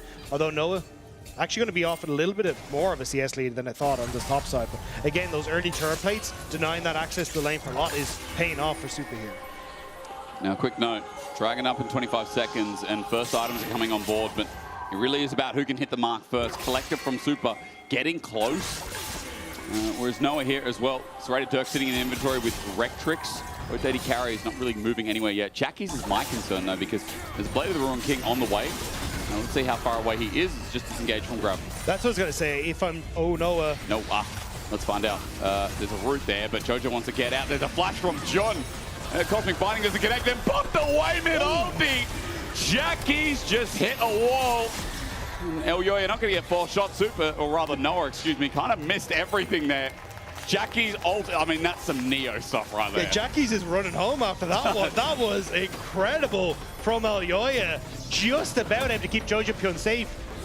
And that was key, because I was about to say, I think for Giant X, they're in a really good spot off of these one-item spikes. Your Rod of Ages, your only magic resist on Mirwin going in towards Jackie's and also the 80 damage from the Jhin. But Jojo, instant good roll TP here. The TP comes through. But what a hit. Like, sidestep for Jojo, sidestep again, and the hit. Barely keeping Jojo Pyun safe. That was so well played by the mid-jungle from MKOI. That was kind of insane. And even in mid, that push also got more resources for Supa as he got more turret plates again. So that's where you're seeing the 300 gold lead open up for him. Still, though, I think if I'm MKOI, I'm more again trying to play for push in mid and put pressure on towards the top side of the map. See if maybe you can get a turret plate or two here. I think Dragon, just with the item spikes for Giant X, is a bit too strong. I agree with that. I mean, Giant X, second Dragon's up now. Their first one, if they can lay it down that CC, but I will say, there is no ulti from Jackie. Noah, he doesn't have his curtain call either. Small trade into Jojo. Yes, the rise top might be a benefit here with no TP and only a Realm Warp. I think it's a bit of a mistake from Giant X, though, putting Lot into this bottom side. Yeah. I think they should have sent Jackie's to bot. Lot has that TP advantage, put him into the top end. And it means that you can try and TP in. With Jackie's not there, I think for MKOI, you'd actually be pretty happy that you've got the strength to go for Dragon. Yeah, I was going to say, that's a free trade because of the TP top, and Jojo's getting some support. It depends on what Alvaro can do here with a flash and ulti available. Nature's Grasp. Isman's probably going to pull the ulti out Alvaro. No, he holds onto it for a bit, and Jojo sits here with flash available. Giant X committing hard. Equalizer down on the cow. You're overcooking him a little bit. Tempered Fate, he flashes into it. As meanwhile, Jojo just stands and delivers. Alvaro now no ulti up. The Jojo ends up going... Oh, hang on. Play him. Noah could be in trouble. He's reloading. Elyoya bops him off. Supa is going to get some turret plating through mid, and they got the Dragon. Dak, you're going to have to tell me about that interaction. So the ultimate from Jun hitting Jojo Pyun means that he can't complete the ultimate to get them both out to safety. But Oren now into the top side makes it fine. Noah stepped up to this Caliber and flash away from Supa. Deadly Fire doesn't connect. Call the Force God doesn't either. It's a curtain call time. Elyoya sends the ulti, flashes away, gets hit eventually. Supa dodges first blood at 13.5 minutes, and we're starting to play the saxophone a bit. Giant X able to make that play work. It looked so many pieces were nearly falling into position on both sides of the board, but it's Giant X who were able to, off of that play in top, move to mid. Because Mirwin had to move top to try and cover a potential dive, they get the numbers advantage on mid, and numbers advantage on boss. He's caught out, he has no flash up against the wall. He'll just take it from Jojo. Hex flash over, and Alvaro will help secure a nice pop back with Trample too, but Jojo needs to get his rotation down. Magical Journey to help Lot, taken through, and Jun, the hero of Lot. A necessary journey for Jun, both for Jun. and for Law to make sure that he could survive. Still, though, it will mean that push on bottom side comes through for Jojo. Pure wave a little bit off. No TP available. He will continue to lose out as Giant X. We're starting to get antsy in this game, and I love it. Now, let's have another objective to fight over. Riot say yes. 20 seconds. Top left. Let's have a go. Herald's coming up. Jackie's into Mirwin. Now as Blade of the Ruin King, things get a little bit harder. Bramble's going to help, but not that much with Kenny Rookern. This time around, though, it's MKoi who have that teleport advantage. Jojo putting pressure on the bot side means that he can always TP in towards his Rift Herald engagement if they need to. MKoi also push on mid and damage onto Jun. This should be MKoi securing the objective. Super did just pop Ghost for what it's worth, so next fight around Dragon, Super probably won't have that Ghost or Flash available. Herald being started off, GX coming in, Tempered Fate back up and available, Deadly Flourish trying to pull out the Alvaro Alders. Smite's going to be used. Isma gets a bit of a slow here, and Nature's Grass comes out. He has no Smite to steal the Herald, but maybe they want to fight. Brambles, beautiful, onto Alvaro with his ulti. Tempered Fate buys time, and Giant X are playing in front to back as a Cosmic Binding from out of this world. Alvaro shoves to get kaput as a Twisted Advance on the back. Noah is hitting fours. Jun runs in, and with a Deadly Flourish, the bot lane playing insane. Jojo, he's hitting big though. He brings the fight back a bit for MKoi, but Giant X are really feeling the blood rush. Giant X go 2 for 3 in the fight, and they actually do it in a 4 versus 5. That was huge for them to be able to take that, and great positioning and kiting back was the source of that win. Now Herald does go to MKoi because Isma smited El Yoya in the fight, but he could see the demon. This was really well played by Giant X though. Use your range, slowly work them down.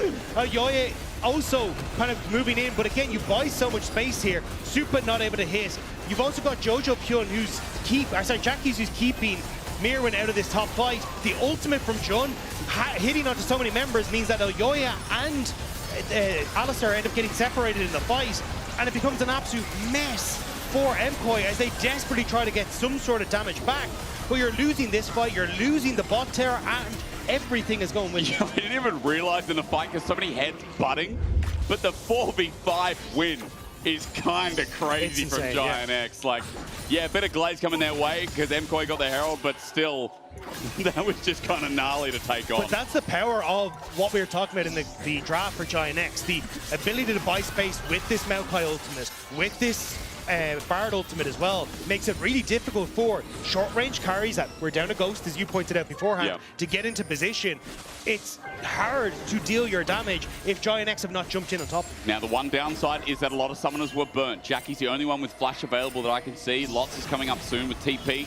Jackie's will not have that set TP because Dragon's coming up, third one in 20 seconds, and MKoi, they know that GX will not afford to give this away. A play being made on top side by Jun, and Jackie's is Alvaro, not the true target. It's on to Jojo again. Jackie's misses a couple of blades though. First getting good from Jojo here, even with a lost chapter. Flash available, forces out of Jackie's as well. Trying to overload this man in the mid lane is Jun. Magical Journey, Tempered Fate dodge. T1 flashes the logo as we get an ulti interrupted.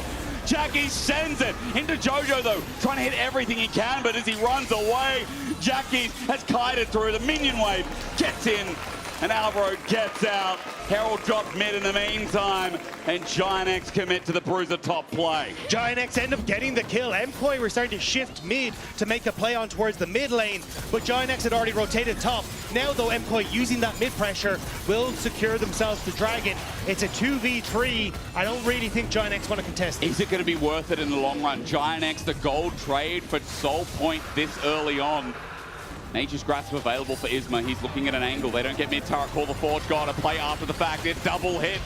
Isma slowed down. Searing Charge. Bellows Breath. Bops for a few. Isma one hit away. Double ulti. Set up for the Shuriken from Super. Giant X are too far gone though. They're back off in the play. Deadly Flourish. Curtain Call. Now onto Super, but Mirwin in front of them all.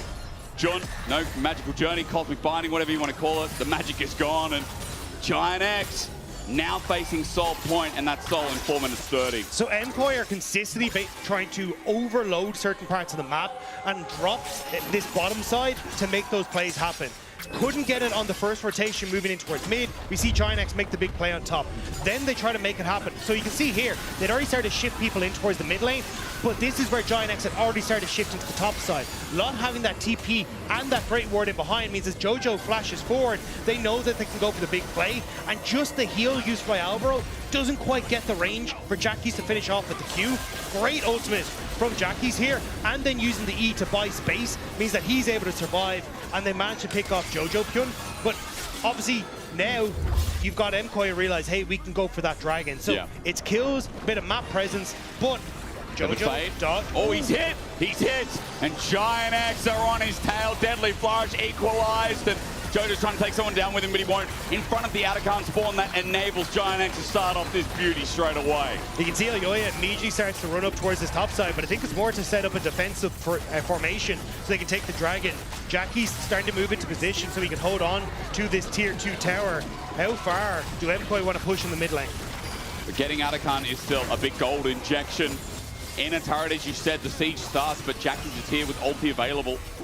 And so MKOI respect, back off. Bot wave also push into the inner turret. And Giant X, meanwhile, with 3 grubs, going to get Lot overheated and hitting inner turret itself too. This is such an insane game. It is. Giant X are playing towards what is their win condition. Constantly attack and overload side lanes, using this Jun ultimate and Isma ultimate to catch out members of MKOI you can't escape. Whereas for MKOI, all they're thinking is objective, objective, objective. Try and find these windows to get the fights that we want so we can force one big team fight at this dragon that's going to be up in 2.5 minutes. Ocean Soul is going to be relatively nice as there's already a decent amount of poke that can come through from the likes of Noah and some damage that can come through from Lost, but this is nuts. It is. It's a nice way to finish the series, I'll tell you that much. When we've had 2 relatively slower early games, and this one, yeah, it wasn't the speediest, but it's really enveloped and taken our emotions into a new state. Let's see, caught out Izzy. We're going to find out against the wall, Magical Journey, or rather Cosmic Binding. It's difficult when now Lot comes in as well, and Mirwin to escape this, he's just slowed forever. Nature's Grasp is turning into a big fight. MKOI walking into it with Elyoya. The disengage ulti gives the shove against the wall into Isma. The range big and coming in for a mid lane ulti himself. Jackie revives the fight, turns in. Elyoya flushes away, and somehow Giant X with numbers mismatched win another damn fight. The disengage meant nothing as MKOI got slaughtered. Giant X are playing so well around getting these small picks, pushing mid into collapsing onto Mirwin, trying to shift off of top side, and they find the play that they want. Watch as we come into this. They've already shifted members because they've got push in mid over towards this top side. Lot is able to move over. Isma's getting the slow, and Mirwin can do nothing. This entire time, MKOI are trying to rally as they just come out of base. A phenomenal ult again from Jun, and sure, you get this disengage, but watch as the TP comes through. Jackie's immediately onto Supa, rips through the AD carry, and Alvaro's doing everything he can, but he's a bloody cow in the middle of a burner. He is going down with the rest of his team. And I should apologize, disingenuous to say that one was mismatched. The TP first from Jackie's. Giant X once again getting first of the trade. Alvaro caught. No ulti up. He didn't even get the flash. These picks are fantastic from Giant X. This is not easy to find these moments, but they're just pushing in, setting up vision incredibly well, and consistently using these long-range tools to find the picks they need. It's a Giant X Glacier, this team, in Game 3 against our #1 seed from Spring Out Champions. They've put themselves into a 6K gold lead. It was growing before with the gold plays as Tempered Fate comes in. Nature's Grasp is going to be a little bit slow. Deadly Fox flushed away from Curtain Call with the range. GX a bit deep under turret, but Jun gets redeemed. Elyoya's ulti on a cooldown, only a short one as MKOI come to defend. But Dragon's up, 3 seconds into the choke. That's a bad decision from Mirwin reflecting in. Alvaro set up with Mirwin's ulti. Again, searing charge. The odd calls the forge. Here's my Bob. Meanwhile, Jackie runs into the fight, but his team is getting wattled down. Super has the right guns for the right job, for the right mission, the right mindset. Jackie's running in, but you can't deal with Super when he gets to space. Giant X mix up the call. Lot had moved to mid to try and push in and take the tower off the wave. MKOI see their moment and they engage. That will be the soul for MKOI. One more time. Watch the fight, and man, Mirwin's turn. Alvaro, phenomenal engage. Mirwin with the setup, the Infernum ultimate, huge. Supa's out of this fight. The ultimate from Lot keeps him completely out of the equation. And Jackie tries to do what he can, but after Supa's able to reconvene with the rest of his team, see the front to back they set up. Now Supa working behind the tanks. Jackie tries to do what he can, but it's just not having that real DPS there at the start from Lot makes it difficult in the 4 versus 5 for GIANT to win it out. When we talked about draft and when we came into this game, we talked about the front line from MKOI. Because they won that fight, they have an Ocean Soul now as well. The Dragon stacking has paid off. I think importantly though, those tanks that are taking a long time to die, even with the health cutting items from people like Lot and Jackie's, and even Noah, right? They are going to take a little bit longer now. And it's on the opposite side. Where is the tank? Yeah. Isma, sure, Bloodletter's Curse gives you some health, but it's not really doing a huge amount. Same with Rumble. You've got a very squishy Bard in your bottom side as well. MKOI, if they can now use this tempo to set up on towards plays, find fights in chokes, it is going to be difficult for GIANT to hold on to the position that they had. We have no business getting such a banger to finish off in week 2 of the regular season of summer.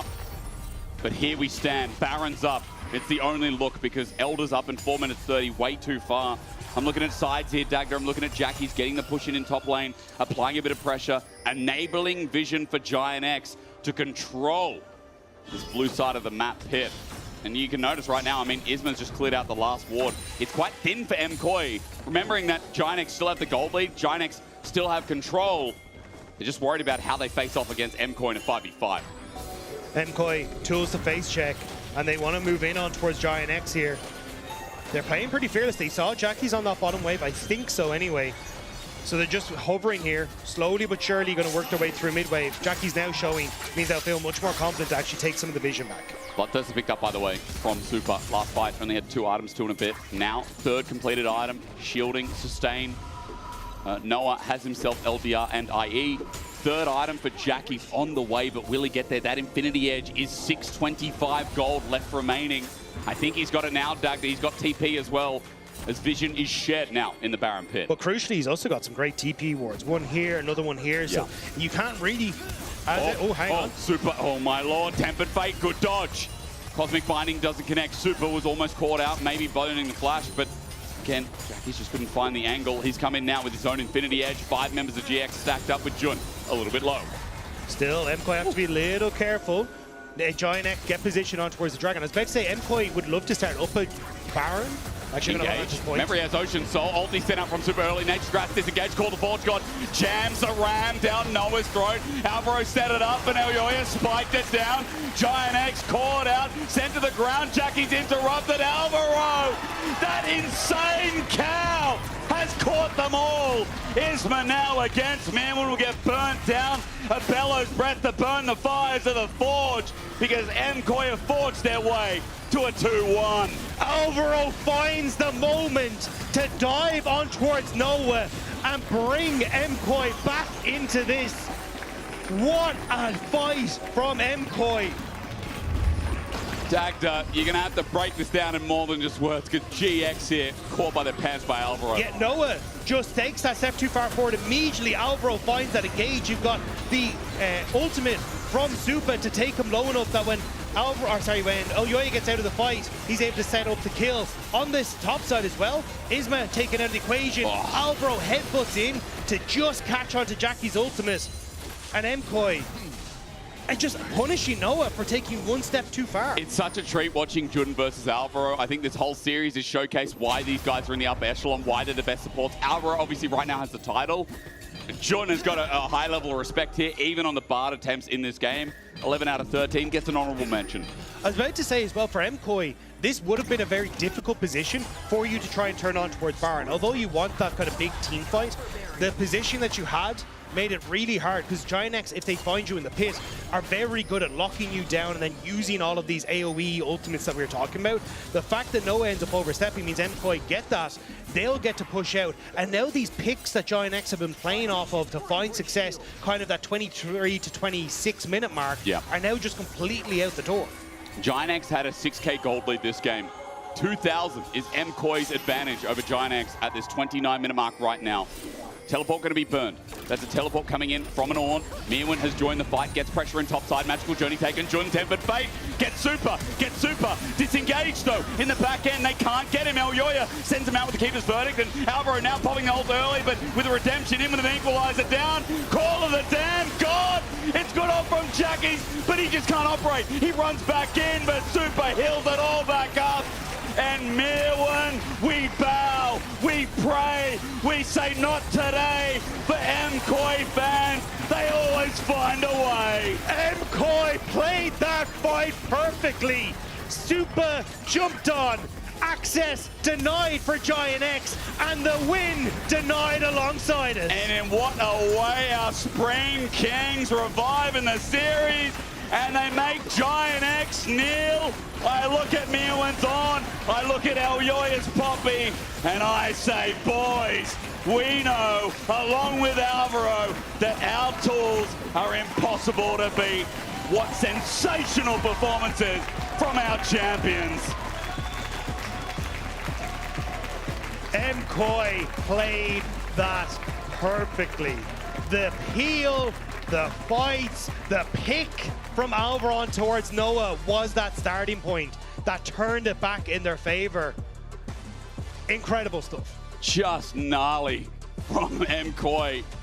Rough start to the series, but they scaled, and those fights were just cinema to watch.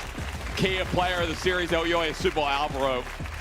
Now, I have to tell you one thing, that Alvaro in that third game, you're going to be skewed. I don't know, I can't even remember how they started, but like, I mean, Super got killed in lane, game 1, game 2.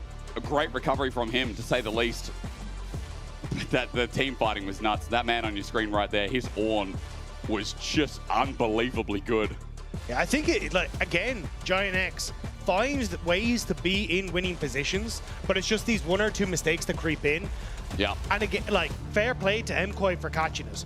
Again, Alvaro, great engage on towards Noah and that setup. And then even in the last moment where they still try to look for the player towards Super, there's the disengage. Alvaro headbutts Jojo away, so he can't get the ultimate. You have the Elyoya ultimate to knock away the Bard, so there's no follow-up CC to come through. And then, unfortunately, Lot just TP's way too deep into that fight. Yeah, a little bit. I mean, look, I was looking at that last fight. We had 4 or 5 of them quite like it, but at that point, you know, Super spacing, no one can get to him. That front line's so big, we complimented the front line of MKOI, saying how much easier maybe it was to execute, or how hard it was for Giant X to at least get through it. In the end, an exhausting but a well-deserved victory. Alvaro's on stage. That guy can play Alistar, I'll tell you what. What a beast. Thank you so much, guys. What a beast indeed. I'm here with Alvaro for the Marriott Bonvoy post-game check-in. Any first impressions on that performance in the entire series? I mean, of course, I would say I'm happy because we took the first win of the split. I think it's really important, every single win, since the regular season is already 4 games. So right now I'm happy, but I'm not, in a way, also happy because the performance was not the best. I think we were a bit shaky. Were you scared after game 1 and at the beginning of game 3, even though you guys were stacking Drakes, you were pretty behind?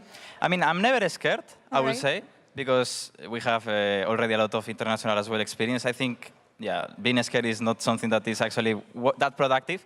But of course, you always think, okay, maybe we don't have the win condition that clear. So yeah, I mean, first game, I think it was a bit rough, and now the third one, at least we show up in the end. What did it take for you guys to come back in game 3? I think I was keeping the calm, and everyone was really confident that we could still, win the game, because we had a lot of games in scrims that even if the game was behind, we are still training as well the resilience. So it's something important to train, because you never know if you can fuck up the game in official. So always training those situations, I think, is the most important, because you can take the win. And you were talking about the international experience that you had. You had an amazing MSI individually and afterwards at EWC. What are the takeaways from this experience that you're going to try and carry in the LEC? I think, for example, now something that we saw, of course, I played Worlds last year, but for me, playing both internationals, I think is such a good experience because you get to travel outside of Europe. And also, I think into the best teams that come into the competition, you can learn a lot of things both inside the game and I think on how they prepare for those specific tournaments. Because something that is really important is that the tournaments are really fast and the meta can shift. So the team that can adapt the fastest also can take the trophy. And I think, for example, in this case, in the series, we adapted faster. I was just told that you're the Kia player of the series, so congratulations. Thank you so much. Coming back, thank you, Berlin. Coming back as the spring champion, what is your resolution personally? I mean, of course, when we come as a champions for this split, I think everyone wants to beat us even more. We need to actually defend the title, which is something that for some people can be even more pressure, but I think for us we take it as a challenge.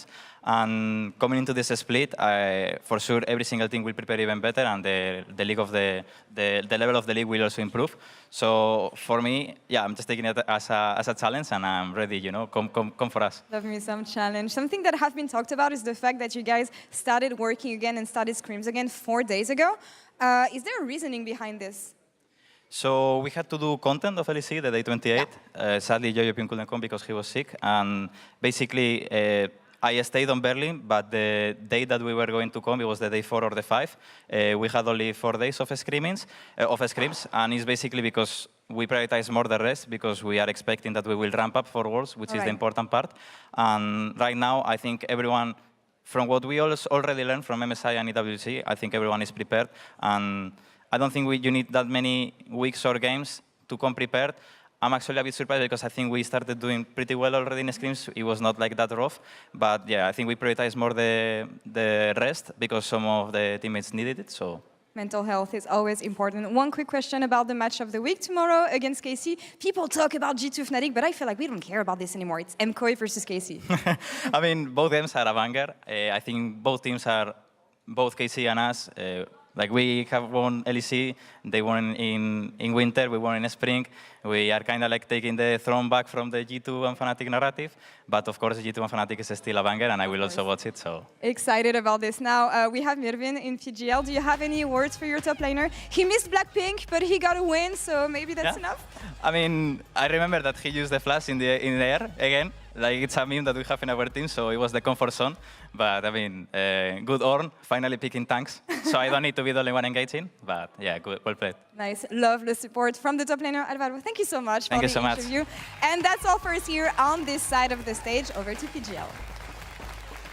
Thank you so much. We've got Mirwin here. And yeah, if you missed it, he did tweet this morning. Oh man, I could have been watching Blackpink, but I have to see Gyotto's face. At least you beat them, so that's pretty good, right? It still feels a bit bad, you know. Yeah. A win is not enough. When it's not enough, you want to see Blackpink as well. Of course. I didn't really understand what Alvaro meant with the flash thing that he said at the end, that it's a meme in your team. What is this? So I don't know why lately in officials I'm misclicking flash. Oh. Yeah, or like for example, Algeria misclicks ult. It just happens sometimes. What letter is flash on? F. Good. Nice. Nice. Okay, otherwise we had to like quit PGL completely. How did you feel overall about kind of being back? We heard there the fact that you had a condensed schedule, you prioritized rest over scrims. Is that why you think it was a little bit slow in game 1? I mean, for sure. Also, I couldn't really do warm-up game 1. I think it kind of affected me. I was playing horribly bad game 1. And I think after I ramp up and also all the team. So I think it was just like getting used to it, you know. We didn't play for some time in the LEC studio, so now we're back. Yeah. So how has it been now playing double internationals back-to-back and just getting so much experience scrimming against all these really good top laners? Is there anything that, like, looking back at these last 2 months, you really take away from all these really productive scrims? Is it something you feel like you've improved on? I mean, surely. I think, for example, already from MSI to EWC, I think I made a big improvement. In many things I was working with together with Melset. So I think we actually got a lot from the 2 internationals. Like for example, MSI, I think we didn't get most use of it, but we like saw some problems that we had to fix, and we actually worked for after MSI and inside the EWC towards it. And I think we made a big improvement, and for sure will help us for Worlds or this split of LEC. Is there a lot of micro stuff that's like just for you as a top laner, or is it mostly for you guys as a team, or how do you balance being sure that you can get stuff for both? I mean, I think the most important is team play in general. I think everything that is individual for you, you can look it by yourself or with, like, for example, I talk with a lot with Seth individually. Yeah. And we look at it together. But I think team play is what we focus on the most. Yeah, it's like, I feel like MKOI is very, very clutch, and I think we saw that again in this series, specifically in Game 2, where he needed a big fight to turn it around. And I feel like that's where at MSI, at least, I found that you faltered a little, in my opinion, because I'm like, I'm always expecting you to be able to still keep going when the going gets rough, when the game is rough. Do you agree that you kind of lost yourself a little bit in some of those games? It was very, I don't know, uncharacteristic for me, some of your play at MSI. I mean, surely in MSI, the last, I remember the CFO series. Yeah. I think we didn't play as a team at all, and you could just see in the games. I think we started playing in the third game, yeah, and it was already so late. For example, the game 4 is the typical game that you can lose in a game 1 that doesn't matter at all. But in the moment you throw the first 2 games, you are not locked in. Yeah. It just punish you so much. So. Yeah, gotta be locked in from game 1. Yeah. So I want to comment on something that I heard from your voice comms that we heard when I think it was game 2 or game 3 where GX did a really poor Atakan, and you said in voice comms, that's not a BLG Atakan. Can you explain to me what a BLG Atakan? Because now I want to know. Actually, yeah, I'm not sure. It's a European thing. But I think he means mostly like how Chinese teams in general start the Atakan. Yeah. Because like they usually start in minute 20, super aggressive, they actually control well the zones. And yeah.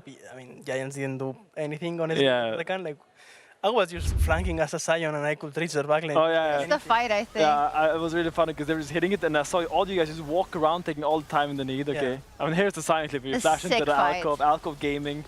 Yeah, that was just a really good fight. I mean, it's interesting to see, like, how do you see Atakan? Do you think it's like this really important objective that you have to be ready for 20 minutes, or do you think it's ever worth to cross-map it for something? I think it depends a lot on the map, but I think it's a... I mean, I'm an Atakan lover. Yeah. Yeah? I think my team doesn't really enjoy that much Atakan as me. Okay. I think we consider it an important objective. Sorry, you made a high sign. But surely, I love Atakan. Yeah. Like, the explosion after you kill someone, best thing ever. Oh, I see. I don't know if he can hear it, but we also saw the clip there. You made like a really high-pitched sound. Can you do it again? No. Oh, we wanted to try. No, I'm fine. Okay, Finn can try. Because basically, I was running from Cho'Gath with ult, so I Yeah. had to do it, you know? It was It's a real. part of the moment, yeah. I know. I know exactly what you mean. Do you want to do it, Finn? No, I'm not doing it. What? Unless you get a choke up on stage right now that it's going to chase me, I'm not doing this. Okay. I'm sorry. Whatever. So, Mirin, tomorrow is the match of the week, up versus KC. I feel like you almost traded places because you're both these big teams that are backed by big co-streamers that are very important in their own respective country, in France and Spain. And then in winter, it was all KC in France and all that. And then it was all Spain and all MKOI. So do you feel like that's going to be the main rivalry for summer, or do you see it differently? I mean, I think seeing the statements from all their players in like social media and even coaches, I think they got humbled. Honestly, last split, I think they were coming with a lot of ego, and it didn't work for them. So I'm excited to see how they are coming this split. I think they're really good opponents, same as G2 and many other teams. So I'm excited to play into them tomorrow, and honestly, all this split. Yeah, it's going to be fun. Do you recognize that? Because we see that, I don't know if it happens for you guys as well, but sometimes you get a really good result really early in the year, and you kind of fly too high, and you have to... How is it like facing reality after that? I mean, I think it happened to us, the first split of last year, because I think there were more problems, not only like the ego. I don't think it was ego that much, but I think more of expectations. And I think we didn't really manage them well. And it just led into a really bad year that we kind of come back a bit in summer, but wasn't enough. Yeah, I feel like I saw that. I just see it in the way you guys are walking around the studio almost. There's like a more air of kind of like, I don't know, it's lighter, I feel like. Maybe you're not putting as much pressure on yourself, which is always hard because pressure, Finn, that's it, right? That's what separates the champions from the losers. It's true. I mean, it's all about how you handle that pressure, right? And something that I'm kind of curious about regarding you, because I feel like when you came into the league, there was the meta. And then you sat and dissected the meta, and you're like, what beats the meta? And now I feel like you come in and you've kind of been a part of the meta a little bit more. So I wonder how your process is regarding these new champions, because we see you bring out the Sion, we see you bring out the Ornn, a lot of the more common meta champions. Because when I saw the Rumble being blind picked, I'm like, okay, it's Mirren time, baby. And then I see the Ornn and I'm like, I'm kind of happy because I feel like that shows a lot of character growth, and you kind of see that this is the best pick. I could go Fiddlesticks here into Rumble. I've done it before, but maybe not this time. I mean, it was just the best pick for the draft. I agree. would love to play more champs, but I think also there were many champs played from the games before. Like, I think Barros was banned, Wen was banned, Galio too. Like, I think there were many things banned. So it's just the best pick. I think in a way it helped us a lot to win that game with the scaling and everything. So I won't complain, you know. Sometimes you just have to not have that much fun in States to win some games, and I can take it. It's true. It's a top laner thing. Yeah, I feel like you said it a couple of times when we've asked you and you're just waiting. Finn and I were talking about kind of Fearless. It's been a big talking point how Fearless is supposed to bring more craziness, right, to the drafts, but it feels like even in the best of fives, mostly we've just been falling back on the same combinations, just in the different games. Is that your own expertise also, that you think, oh, it used to kind of challenge us a lot, but now it's kind of as expected? I mean, it surely gives more room to see more champions, but of course, I think it's not a big limitation, only like 50 champs, I mean 40. Yeah. So, yeah, I think it's chill. I think like unless you don't have actually champion pool, you don't really get punished by Fearless. But I think the format really makes you be more creative. Yeah. Even if it's not that much. Like, for example, we could see way more Warwick from BB this year, or I mean 300 more picks. Like I think there were like maybe 20 more picks compared like from last year to this year. A little Kassadin maybe? No, not Kassadin. I like having a mid laner, you know, sometimes.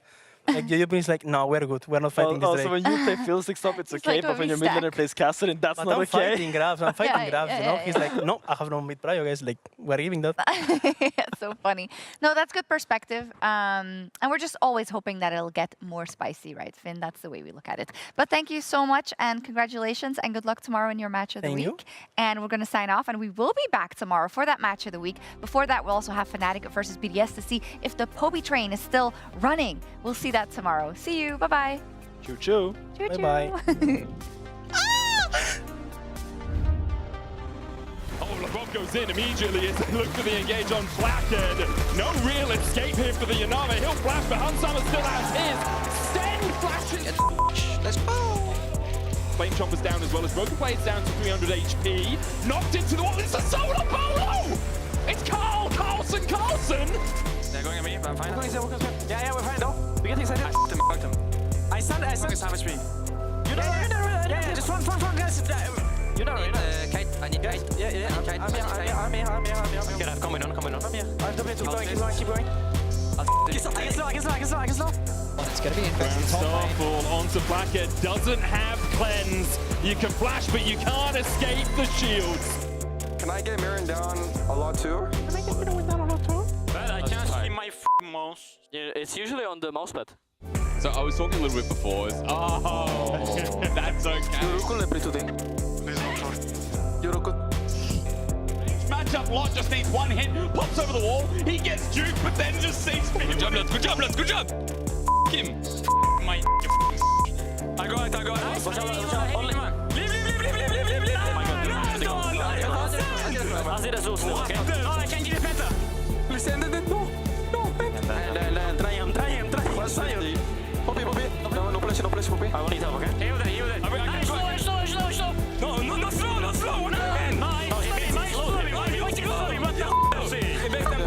Base tempo. Fucking stupid. With a redemption, imminent equalizer down. Call of the damn god. It's good off from Jackie, but he just can't operate. He runs back in, but Super heals it all back up.